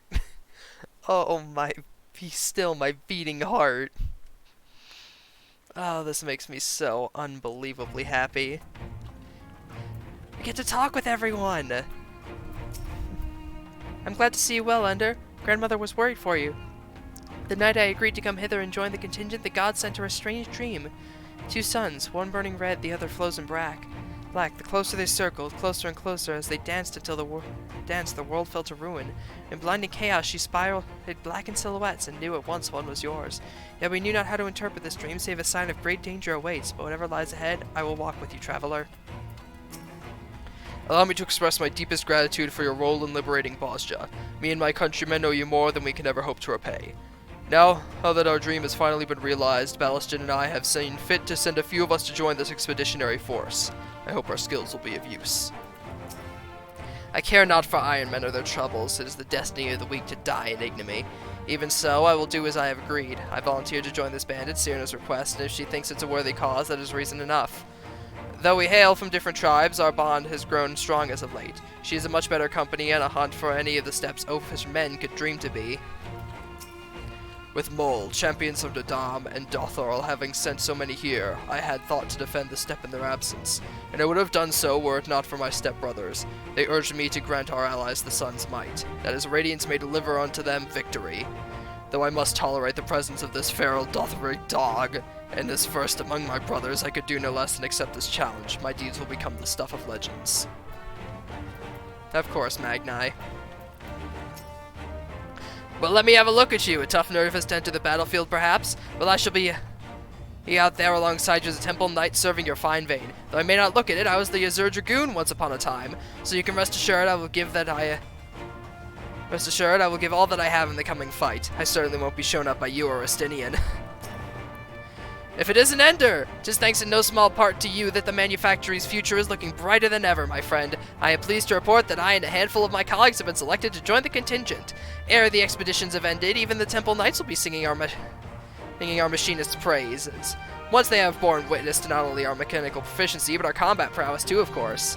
They really are bringing up all the class quests and everything. In case you were wondering, Shiva will be staying behind to defend the 12-Wood with my sisters.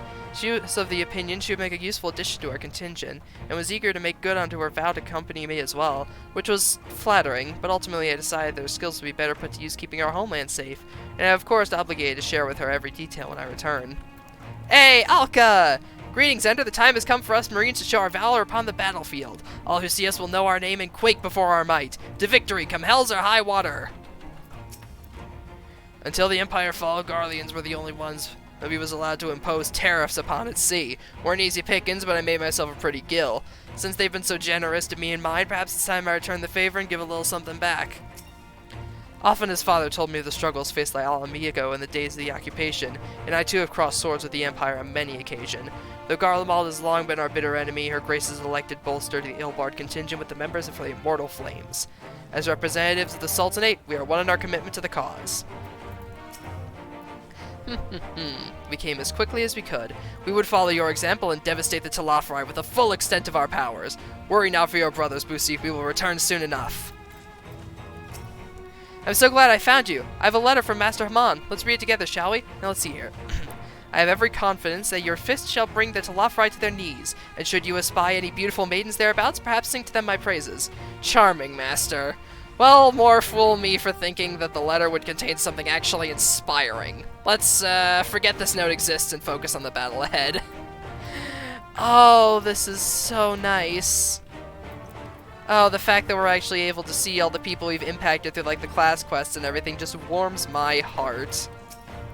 I did not expect to see the other former Azure Dragoon here, of all places. As he well knows, I'm not one for verbose greetings. We shall instead let our lances do the talking once the battlefield. Then we'll see if the other has been diligent in his training.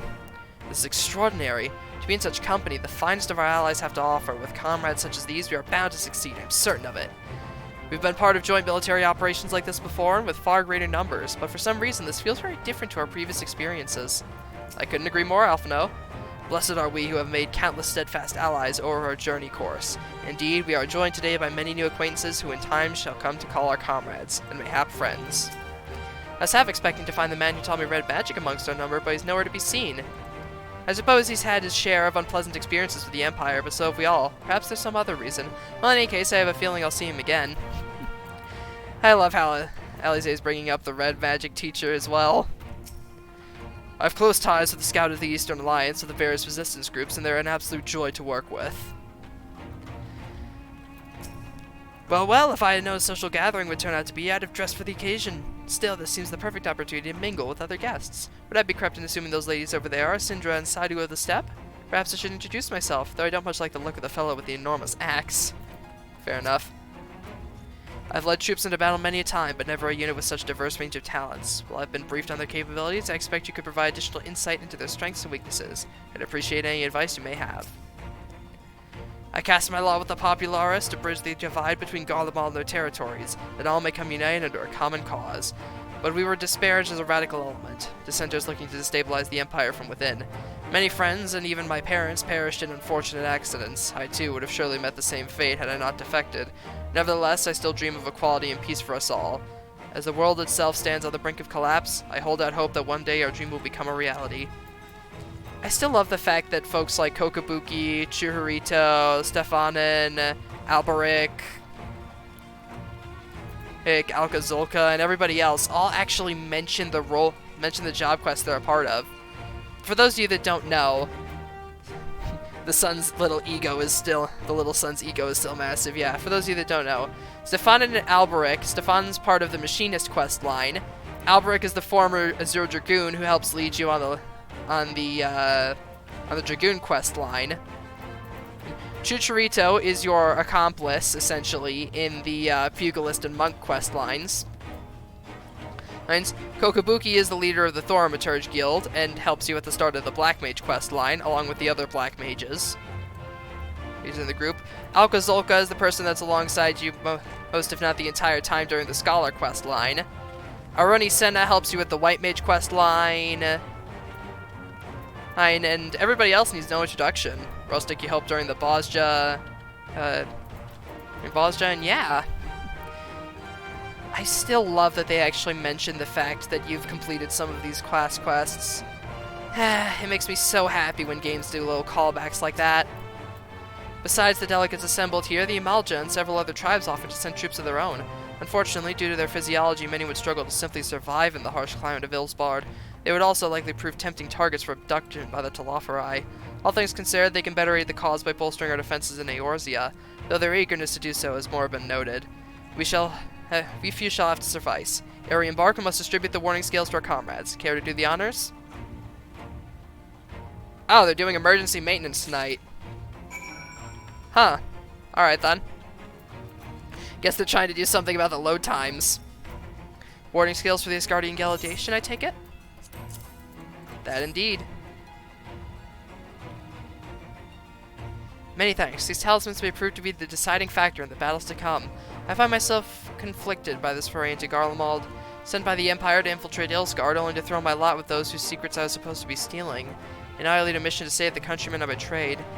But that is doubtless why I was chosen by Lord Emmerich, who would have me put my extensive knowledge and former ties to good use. I will not disappoint him.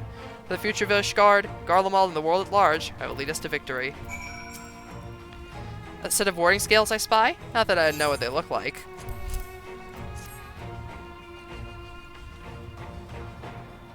Wow, look at all these! Even a layman like me can tell they're bursting with aether. All the better to fend off the tempering waves? Is that the right term?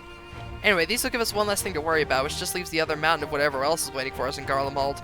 Only one way to find out, eh? And nervous or not, I'd march through all 7 hells if it gave me a chance to put Xenos back in the grave where he belongs. Here, here, Lise. Here, here. Here, you got something for us.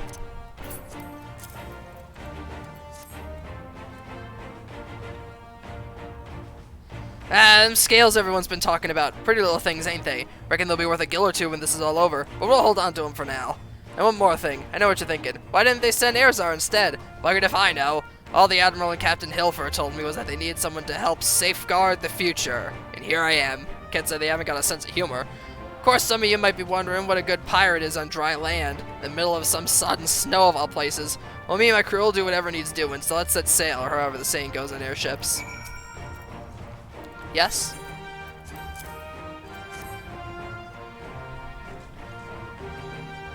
So these are the famed warding scales. Enough for me and my men, I see. I myself am especially grateful for this opportunity to visit distant lands. Wish to follow in the footsteps of Master Ratoa and learn all there is to learn about the star we call home. Indeed, that is the primary reason I volunteered to join the expedition, to journey outside the Twelves Wood. Much less enter into Imperial territory is a rare privilege afforded by a Pagel. Not that I'm tagging along to see the sights. The Garleans would benefit from my healing magics, as would our comrades should fighting break out. Glad to see you got your priorities in order. We heard it would be cold in Garlemald, so we came prepared.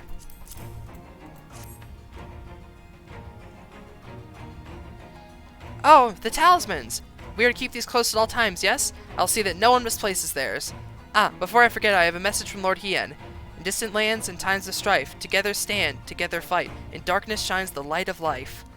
I hope I have done his words justice. Doma, like much of Authard, has been plagued by the towers. Yet while he could not be here, I wish to express a shared conviction. Hien and Yugiri labor without rest to unite the people, and with their aid we will keep the enemy at bay. And we of the Steppe and Eastern Alliance will repay their efforts by ending this war. Hear, hear. Do you have a warding scale for me too? But of course, my good man. Thank you for this, and for going to such incredible lengths for the sake of my people. Though I have little to offer in return, I would impart some advice if I may.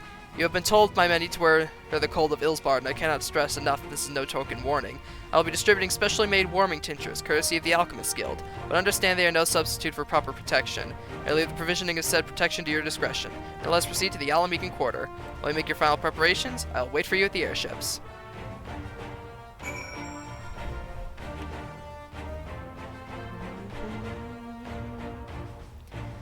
Oh man, this is bringing out so many emotions for me, man. Because I have absolutely adored this game for all of the recent time that I have played it. So to just see kind of something like this, where everything is coming full circle, everything's tying back into itself, and they're even mentioning the class quests, the role quests I've been a part of. Oh, it makes me so happy. This is our last chance to make ready before we set forth. You needn't worry about Urianger and I. We still have what we wore in Garlemald before. Estinian claims to be quite warm and toasty beneath his armor, since he spent a fair bit of time up north recently as well. I have no reason to doubt his words. Most of the others will be borrowing Grand Company's stock. The rest of you could do likewise, I suppose, provided you're not overly concerned with style. Not to put a fine point on it, but I wouldn't be seen dead in one of those ridiculous overcoats. If only I had time to find something to my liking.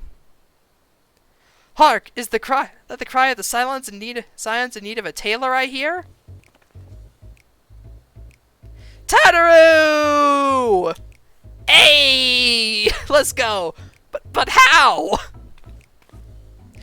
I have my own ways. Oh, yes, indeed. You thought you could sneak off to Ilsbard without telling me? Ha! Nothing escapes my notice. Now, you will wear these garments I made for you, whether you like it or not. Am I glad to see you, Tataru. Already have a winter glamour for my healer, so it felt kind of bad when she gave me that coat. You never cease to amaze. But why do you need a new outfit as well? Wait, are you coming with us? What? No, of course not, silly. It's all in the name of fashion. Rather the pursuit of the highest quality fashion. Besides, how can I expect others to wear my creations if I've never worn them myself? Ah, I did have one other thing to share.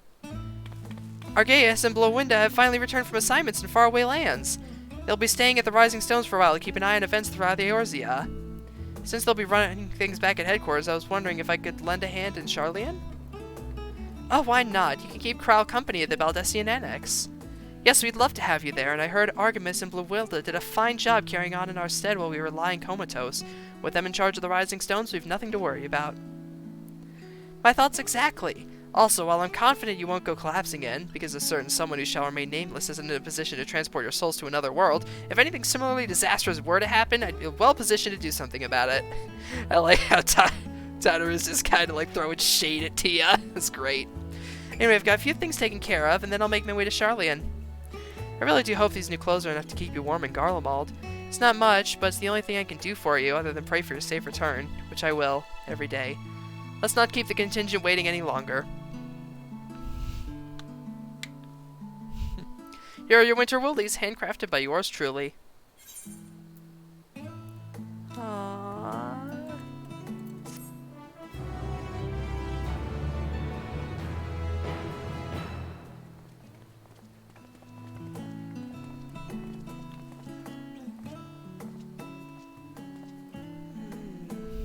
This is so sweet.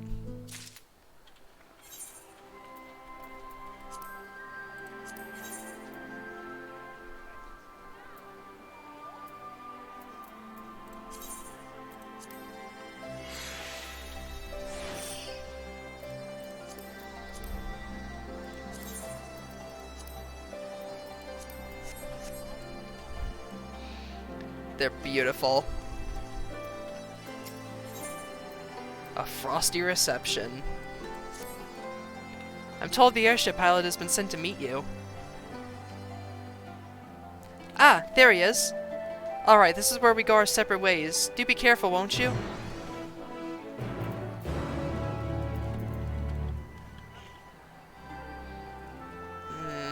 Now I could begin the instance now. Yeah, screw it. It's an honor to finally meet you. We of Garland Ironworks will be ferrying you and your contingent across the mountains and into Garlemald. For many of us, it will be something of a homecoming. Our illustrious founder was only our most notable Imperial defector. For that reason, the company is still committed to the success of this expedition. Our resources are at your disposal, and if there is aught we might be of further assistance, do not hesitate to ask. You're ready to depart? I will ready the engine. Upon boarding the airship, several cutscenes will play in sequence. You will be required to participate in battle. Your progress will be saved at certain points. You know what? Screw it. Why not? I got time. We in for the long haul, boys. I ain't stopping. We might hit 4 hours. If we do, screw it. I'm not going to leave you guys on a cliffhanger like that.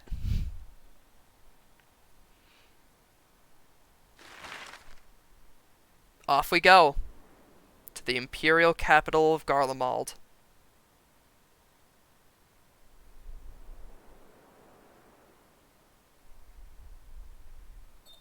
Ilsabad, divided in twain by a vast mountain range. Those who would traverse its jagged peaks face peril at every step. But why go by foot when one can simply fly? Indeed. Why go by foot when one can simply fly?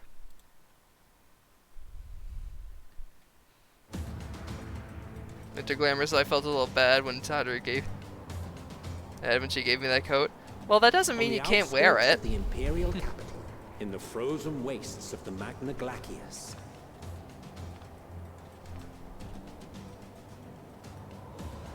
The winds howl in icy protest, as if to warn against further trespass. By the 12, it is cold here.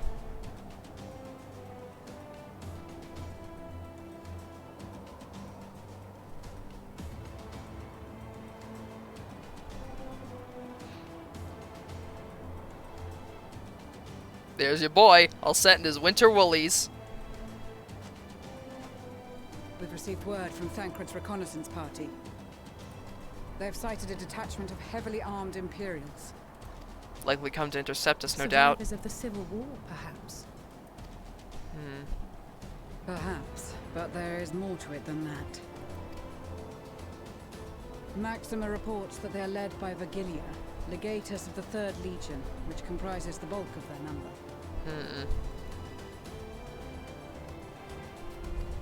Seems like they sent a welcoming However, party. They are also joined by several members of the 1st. From what I recall, the 3rd Legion fought for Nerva in the War of Succession following Varus's death. The 1st, on the other hand, were under the direct command of the Emperor and rejected Nerva's claim to the throne. These legions were enemies. Likely tempered, no doubt. Indeed. In fact, our sources claim that it was a conflict between them that sparked the Civil War. Yet now, these former foes cooperate to defend a ruined Garlemald from invasion. Clearly tempered, no doubt. Then it is all but certain they have been tempered. So, what's the plan? If me and my crew is out reaving, we charge straight in, no messing about. But that ain't what we're here for. Quite right. Soldiers or no, they are people of Garlemald, the very ones we have come to aid. So basically we knock them Direct unconscious and confrontation detemper is them. unavoidable. Nevertheless, we must make every effort to limit casualties on both sides. Rather than kill them, I would remove them from the field. So we don't want to do any killing, but we're fine with traumatic brain How damage. so? Savage beatings, disarmament, and imprisonment? See? Run's got the right idea. Okay, only we can fight each other. Stay out of it. Not impossible, but easier said than done in the heat of battle. He does have a point there. Having observed the opposition, I imagine Thancred had something to suggest? He did. He and the other scouts have already infiltrated a supply depot some distance beyond the Imperial Detachment's current position. Stored within is a stockpile of Magitech armaments, and once we give the signal, Thancred's team will destroy them all. In so doing, we will deprive frontline troops of materiel, and likely force the detachment to send men to investigate. Divide and conquer. Not a bad idea. Far from it. Once the scouts have finished their preparations, we will split into 2 groups. The first will form the vanguard, while the other brings up the rear with our supplies.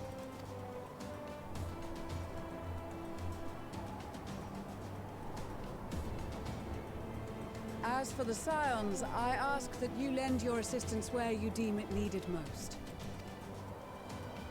I would prefer, however, that you accompany the rearguard and be prepared to join the van at a moment's notice. Kept in reserve as our trump card, so to speak. I am used to that position.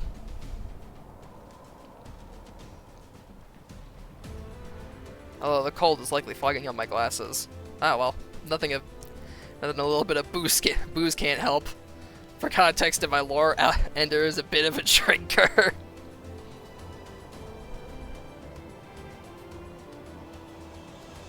There's the supply depot. It would seem that Thancred and crew are already inside. Damn, Thancred's armor looks nice. I kind of wish I got that. Oh well. Your proposal was well received. More specifically, they asked that we destroy the Imperial's toys in as spectacular fashion as possible. Spectacular fashion as possible. They did have a flair for the dramatic. She's not an easy woman to please, but I shall do my best to satisfy her thirst for fireworks.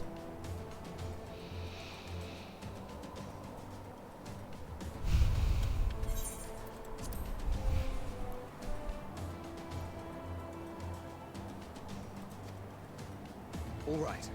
Once more for my peace of mind. Our first objective will be to rig the enemy's Magitech with explosives. After we've withdrawn to a safe distance, we'll detonate them remotely. Our second will be to issue a deactivation command to the These look like the units same via goddamn the models control from Reborn. If our calculations are correct, this signal should reach those deployed on the front line, giving our friends a much-needed upper hand. The blizzard will help us stay hidden, so let's aim to get in and out before it passes. Trust in the plan, and we should all live to see tomorrow. In the meantime, I will relay messages back and forth as the situation unfolds. You'll forgive me if I ask again, but are you certain you wish to play the lone wolf?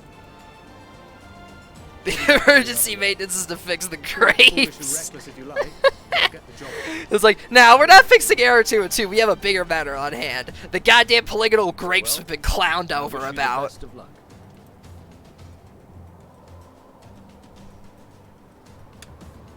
The goddamn polygonal grapes people have been clowning on us about.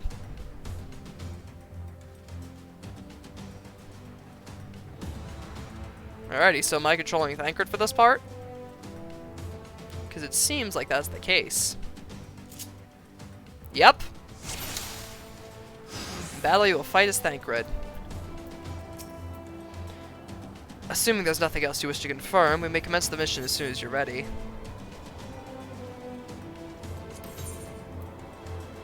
Keep your wits about you. Alright, throws a bomb that confuses the senses of the enemy. One shot at this, so let's and make senses it of count. the guard dogs, neutralizing them. No effect on Imperial soldiers. When hidden, delivers an attack that neutralizes, masks your presence, making it impossible for most enemies to detect you. It increases combat speed, reduces damage taken. Alright.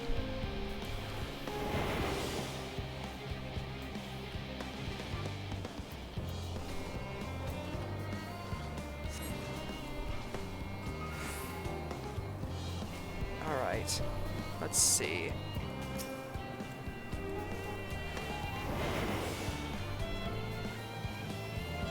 One guarding the controls. Looks like it's time for this thud to take a nap!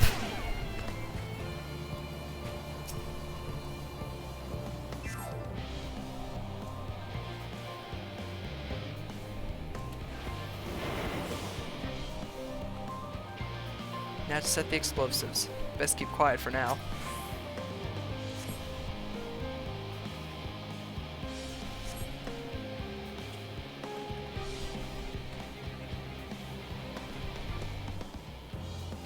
Alright, this really is a stealth portion.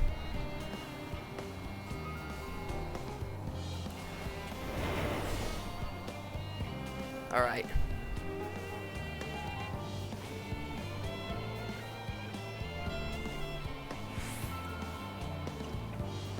Wait for them to pass.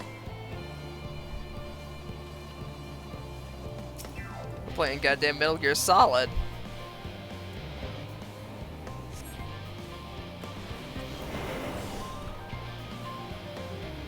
Turn around, buddy. Perfect.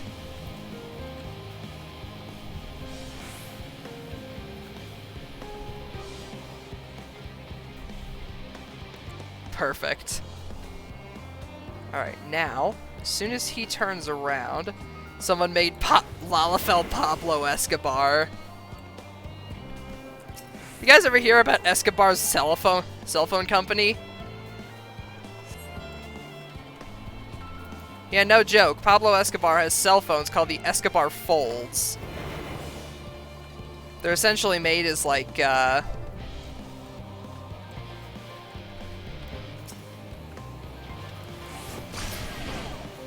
were just like reskinned Galaxy Folds, basically. It was like this whole campaign to try to compete with Samsung, but in reality, the only thing they did was send the phones out to the people that, actually, like, purchased them. Like, the influencers.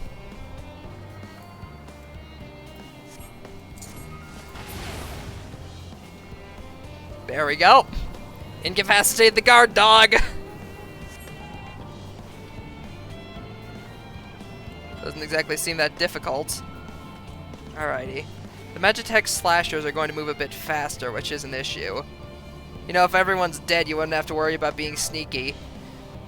You realize that if I killed somebody, I would set off every single goddamn alarm in this facility. Besides, what's the fun in playing Metal Gear Solid if you just go and kill everybody right away? I like being sneaky.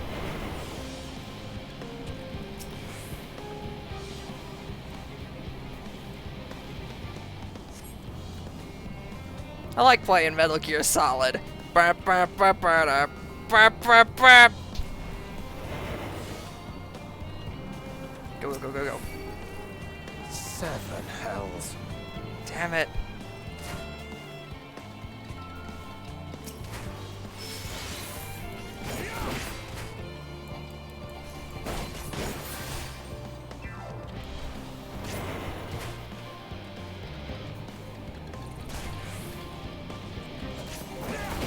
I'm aware, game.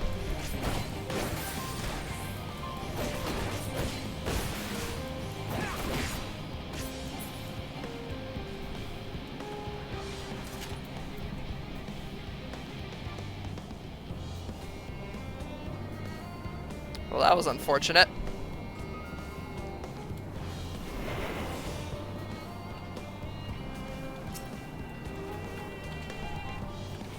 Time for you to take a nap.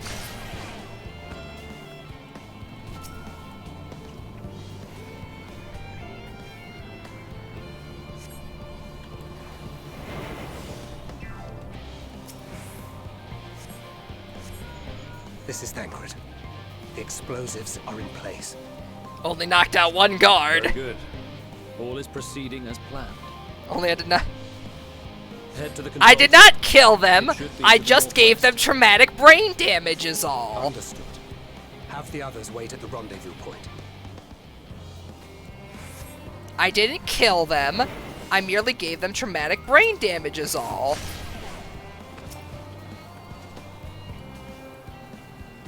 No harm, no foul.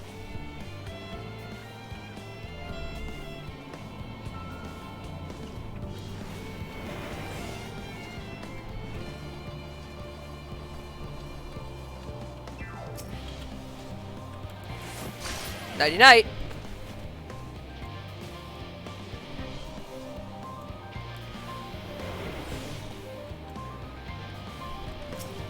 And you. The bad guy guard. Did that gate just turn off? No, you're seeing things. See, they work on MGS logic.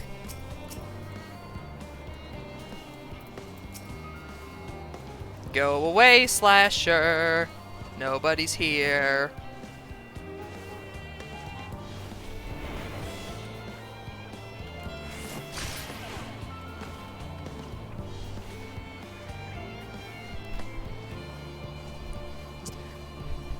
God damn this cold.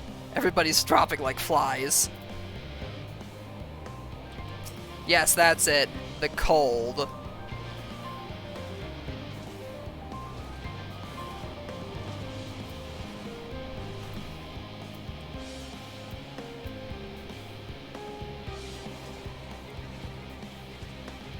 Okay, so I unfortunately can't hit the guard dogs with this.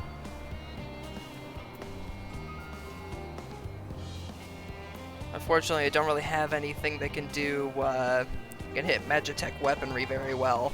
So I kind of have to stealth around the slashers regardless.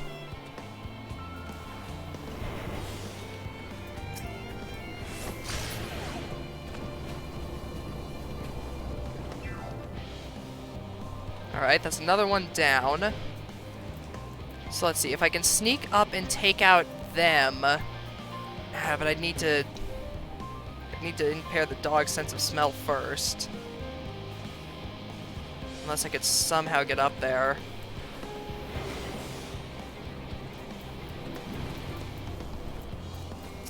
You. Get incapacitated, nerd. Damn it. Must be losing my touch.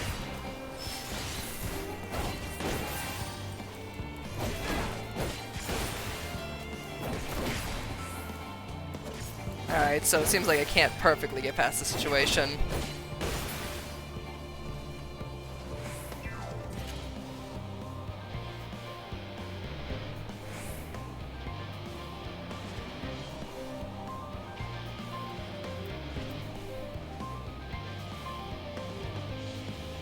Okay, so it seems like the bewilderment bomb is just permanent.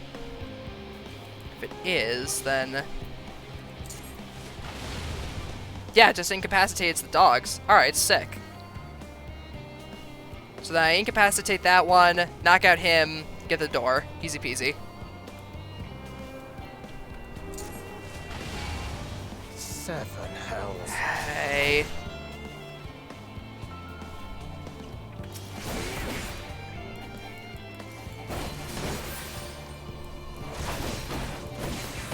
Did not intend to hit him with that, but ah well.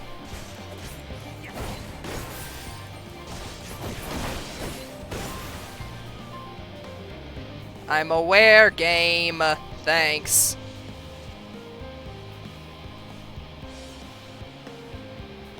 There's nothing here. Move along.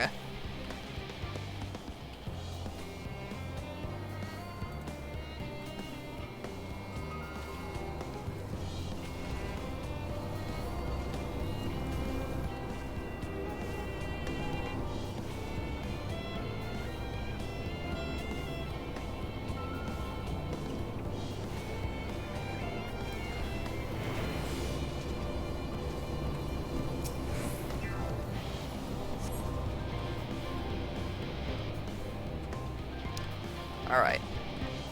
There's the control terminal. Now the only problem is getting past the Magitech.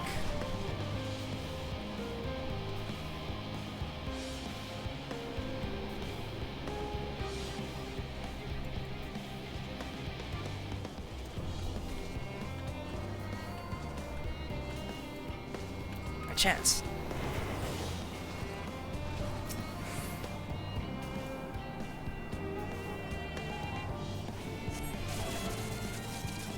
Nice.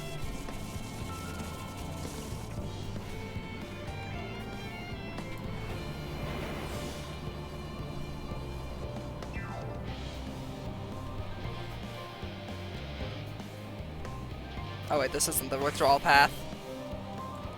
Crud. Oh well. Oh, it's literally just... I went the wrong way. Ender, everyone who hasn't called you cute is wrong by default. Wow. How you doing, Six? Hope you're having a good night.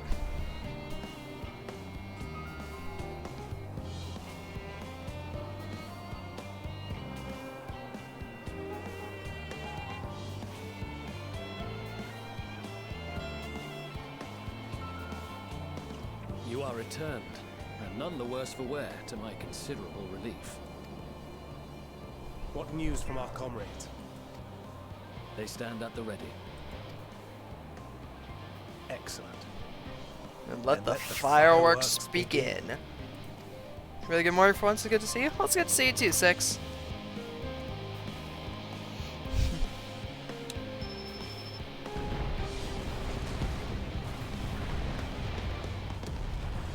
Beautiful. Magnificent. A few moments later, at the rear of the Ilsbard contingent supply caravan.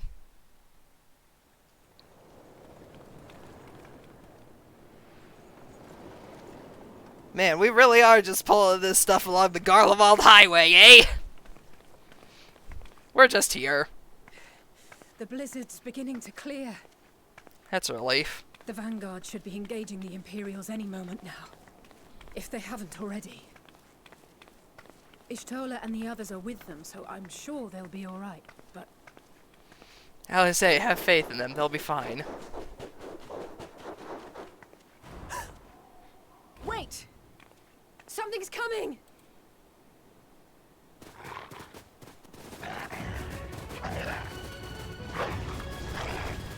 Oi, oi! Looks like we ain't the only ones who sent out scouts. Keep them away well from then. The carriages! We lose those, and we're as good as dead! Well then. Seems like it's time to intercept the welcoming party.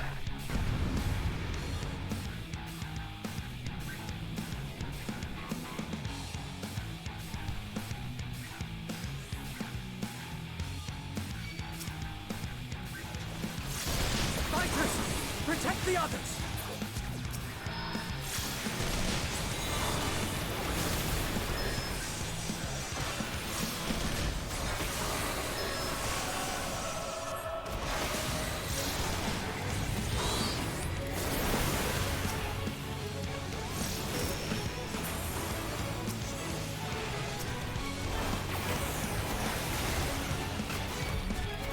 We gotta protect those caravans. They go, we're good as dead.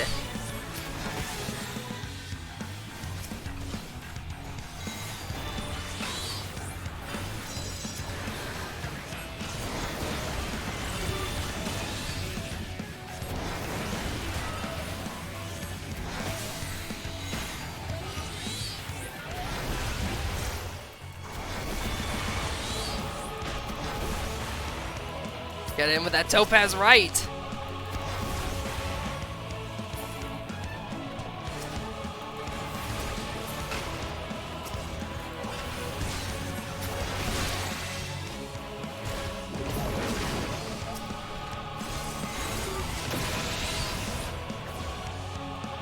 brief respite, but stay alert. Keep the carriages safe. Understood.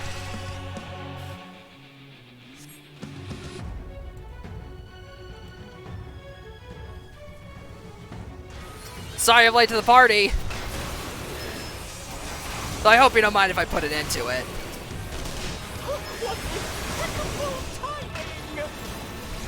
I am known for that.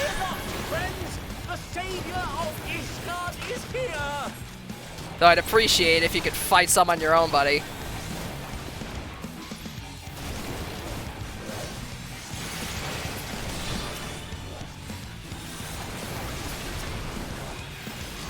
I think not.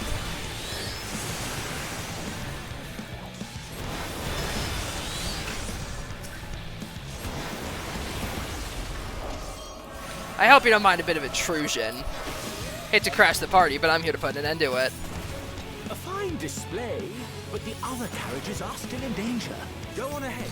We'll hold the line. Just say that, Emmeline, because you don't want me to help. Oh well. We're the only ones still struggling. Not for much longer, Sigurd. Oh, we put our backs into it then. You are the man. Chop chop. Let's go.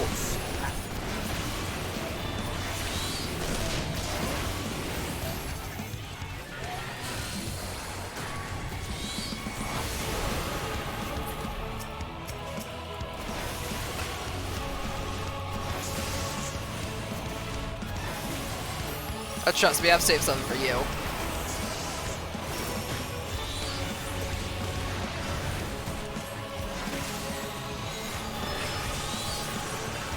Ruby right!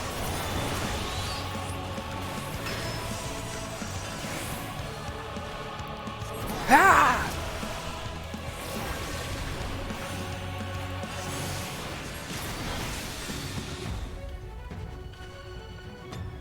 Seven hells.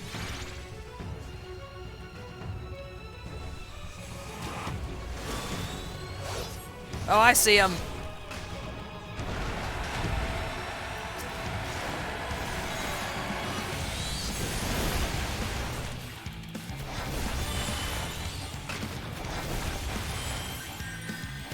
Got broadside the bastard. Give it everything you got.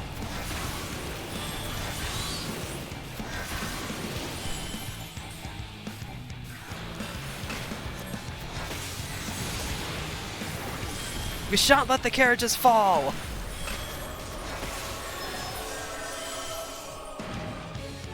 You lot all right back there?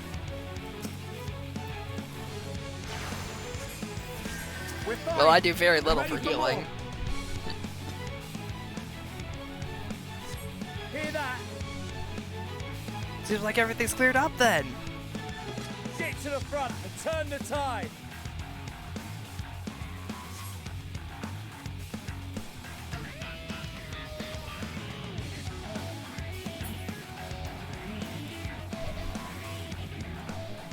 I'm on my way.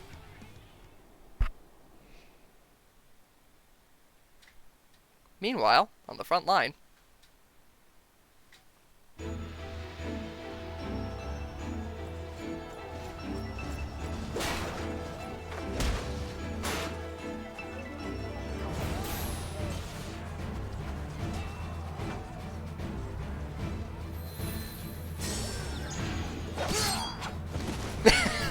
I mean, Astidian seems more like he's doing a lot more maiming than, well, I mean, at least you're still... It was for enthusiastically murder. I'm avoiding the juggler. It won't heal in time. The trouble is, their tempering has made Ooh, that's a them good utterly question, fearless. 6. Subduing them would be easier if they had the capacity to submit in the first place. Well, this is the path our young charges would have us walk, and that we all agreed to follow. You knew it would be hard, yet still you pledged your lance, did you not? She's got a point.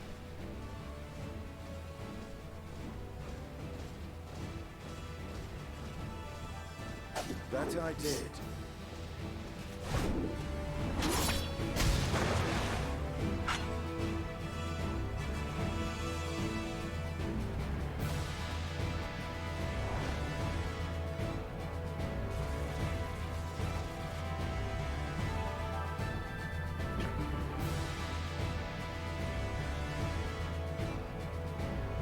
well then. That's Vigilia. Damn it. I need to help the others take her down. There's no end to them.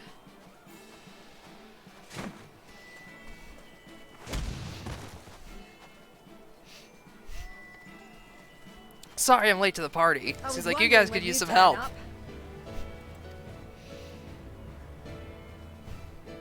Made it as fast as I could. Unfortunately, I promised somebody I'd stayed warm, so I wasn't able to get here faster.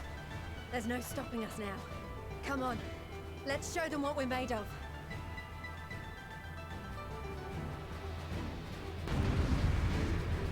Time to turn the tables.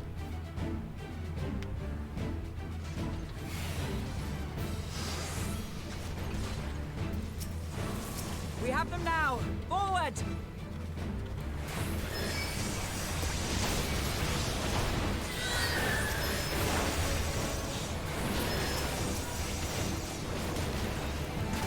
Fly Caravan safe for the time being, and Thancred's team have thrown the enemy into disarray. This is our chance. Right! Let them have it! You heard it, lady!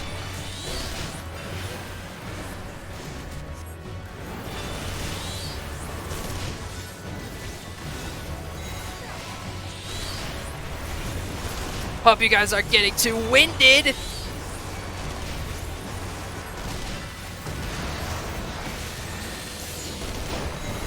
As a raging bull!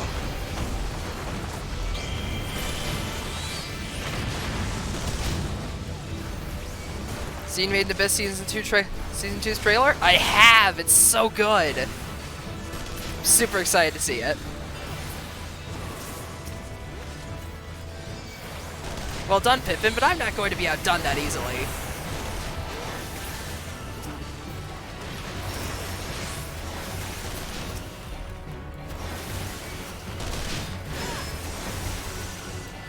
By the strike, the Bahamut!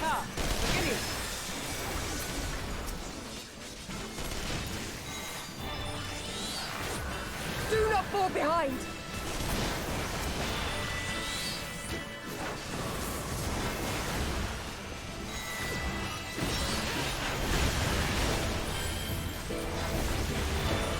But trust me, I don't plan on it.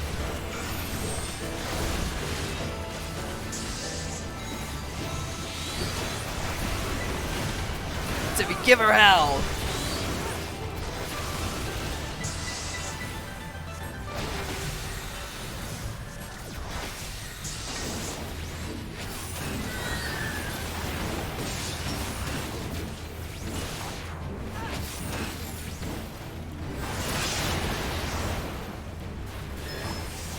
Man, this is intense. Even for like a scripted fight, this is really intense.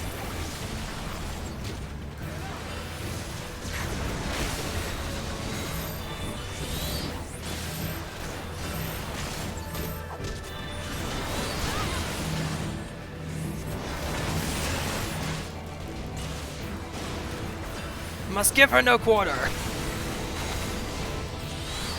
Come, Garuda!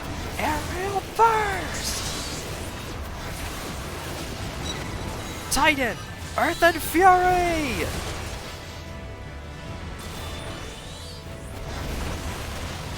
Is everyone alright? They really are dropping airstrikers on us. So, it seems they're giving us everything they got. Very well, then let's show them no quarter. Come! Bahamut! Lend me your strength!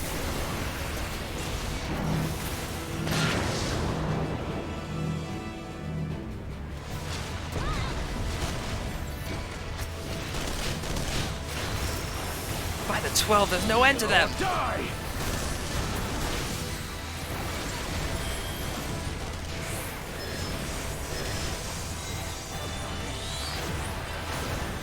Come, Ifrit! Inferno!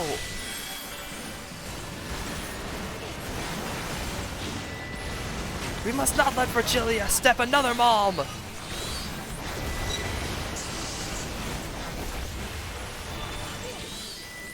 Back away, everyone! Keep your distance!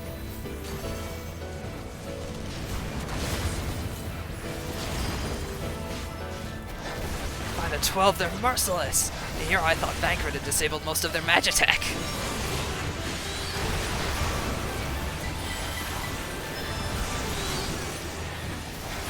But then again, they've already done their part.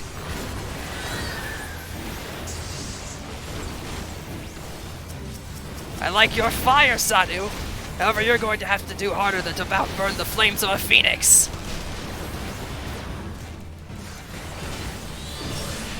I'm getting into character a bit if you couldn't tell. Everyone, defend Sadu as much as you can.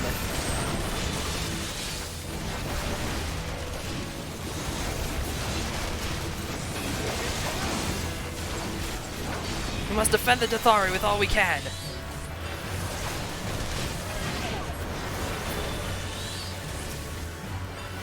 Well then, see the children. Well then, the children of the steppe working together, and here I thought I'd never see the day.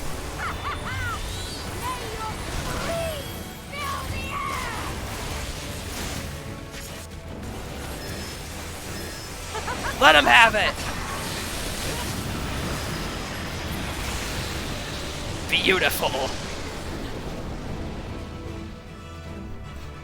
So you won't kill, but you're fine with traumatic brain damage. Oh yeah, that's right, we are doing the, yeah, as you can see there, doing the fundraiser. At $50, I do a maid stream in the future. And you can also donate $10 directly to make me do a MatPat impression. For those of you who don't know, MatPat's the guy that runs Game Theory. Apparently Lumetric says I sound a lot like him. For whatever that's worth. We are now in the instance area. Garlemald.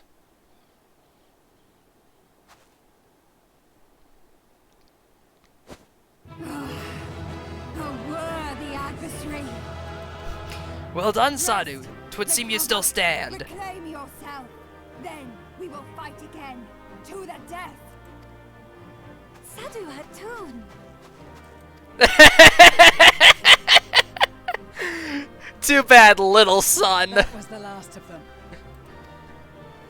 The day is ours, thanks to your timely arrival. What of the supply caravan? Apart from a slight ambush, we are unscathed. Outmaneuvered, but not outmatched. Good. Let us take the Imperials into custody and rejoin our comrades. Indeed. And soon we shall arrive at the capital. We shall bring the fight to Garlemald. And whatever horrendous contraption they're building.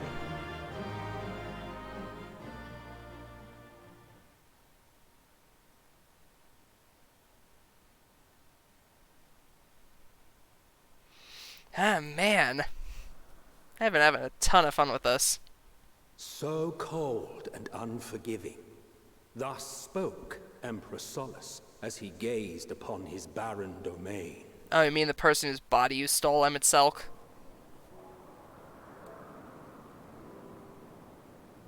800 years it had been since the Garleans first set foot here. By the 12, it's horrifying. Bested by the Kovosi after centuries of war and driven from fertile southern pastures into the blasted northern wastes. An entire city laid to ruin. Tis a In that horrific garden sight. desolation, they clung to one another for warmth. Freezing, hungry, desperate, hated.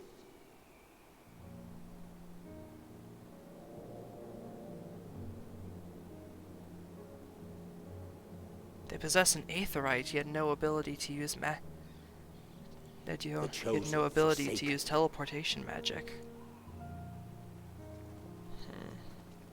Likely outfitted with magitech, I'd imagine.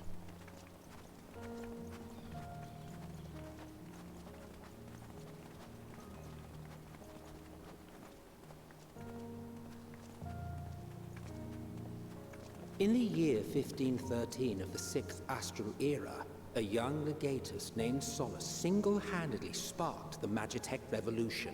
So it should function the same as an aetherite in essence. At least I would pray that it would. How did he conceive the machina that feed on ceruleum? Once a common, soft-spoken soldier, how had he so quickly ascended through the ranks? Like so many others, those who knew the truth are gone. Taking in the capital with his eyes for the first time, I recall thinking to myself... Yep. Far colder on the earth than in the heavens. Yes, far colder indeed. Bitterly so. There it is. The damned machination of hatred.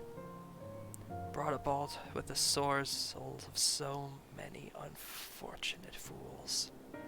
Tempered by their gods and their dedication to their country. It's a bitter sight. Not so much as a whisper. The roads leading beyond the city walls would have been used less in recent years. Nevertheless, this was one of the most important gateways into the capital. Seems they shut themselves off from the outside world. A buzz day and night with activity, aye. Merchants passing through the checkpoint, many of them stopping at the local hostelries. Surely they cannot all have been tempered. You're underestimating the capability of the towers. After we have made camp. A good collar run. If we spend any longer outside, we may well freeze to death where we stand. The tempered Imperials, too. A good point. We need to set up camp and treat the tempered. This will be our temporary base of operations. Secure shelter for ourselves and the... If we're planning on staying here a while, we ought to give this place a proper name. Well, the constant sound of ice cracking underfoot makes me think of broken glass. An apt name, perhaps. Broken glass. To work, everyone. The ice cracking underfoot makes me think of broken glass. An apt name. Lol. Broken glass.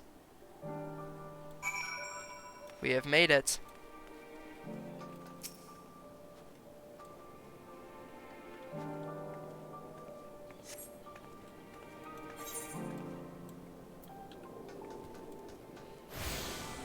Through the snow, we arrive in Garlemald.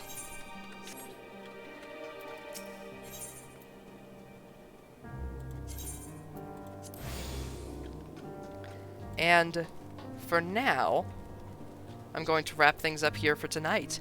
We made a lot of progress and even got all the way here to Garlemald. We have pushed forward with our forces. But what awaits for us beyond the end? Only time will tell. So, for now, let's go ahead and find someone to raid, shall we? Cue the music!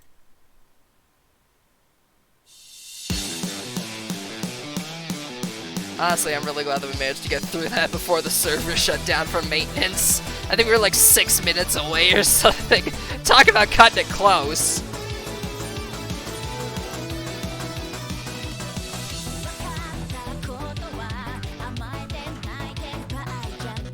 Let's see, who should we go raid tonight?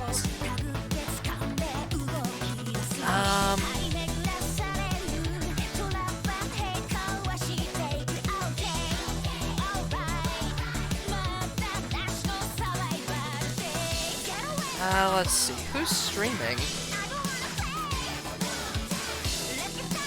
1, 2, 3. Rise, stop, free.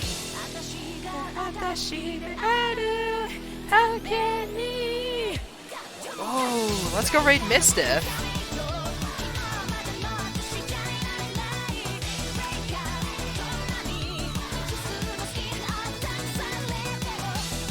For those of you who don't know who Mistiff is, they're a variety streamer here on Twitch and a part of the Storytellers team. They are a fantastic bean who I have had a ton of fun hanging out with in Storytellers meetups and such. So let's go ahead and say hi to them. It looks like they're playing Toontown Online tonight. Ha! Color me intrigued. Well, let's go ahead and say hi to them. As for the raid message, let's do...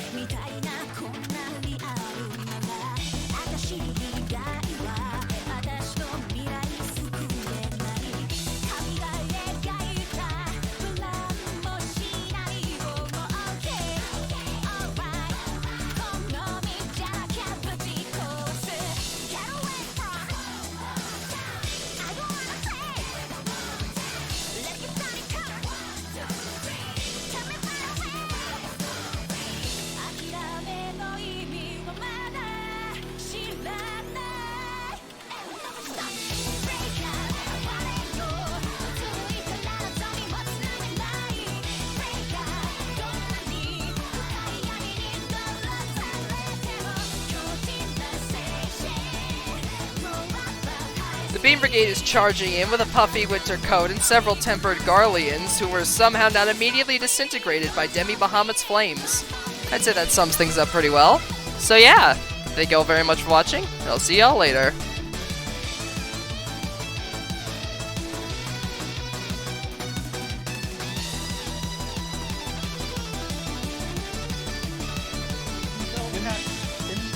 Hello.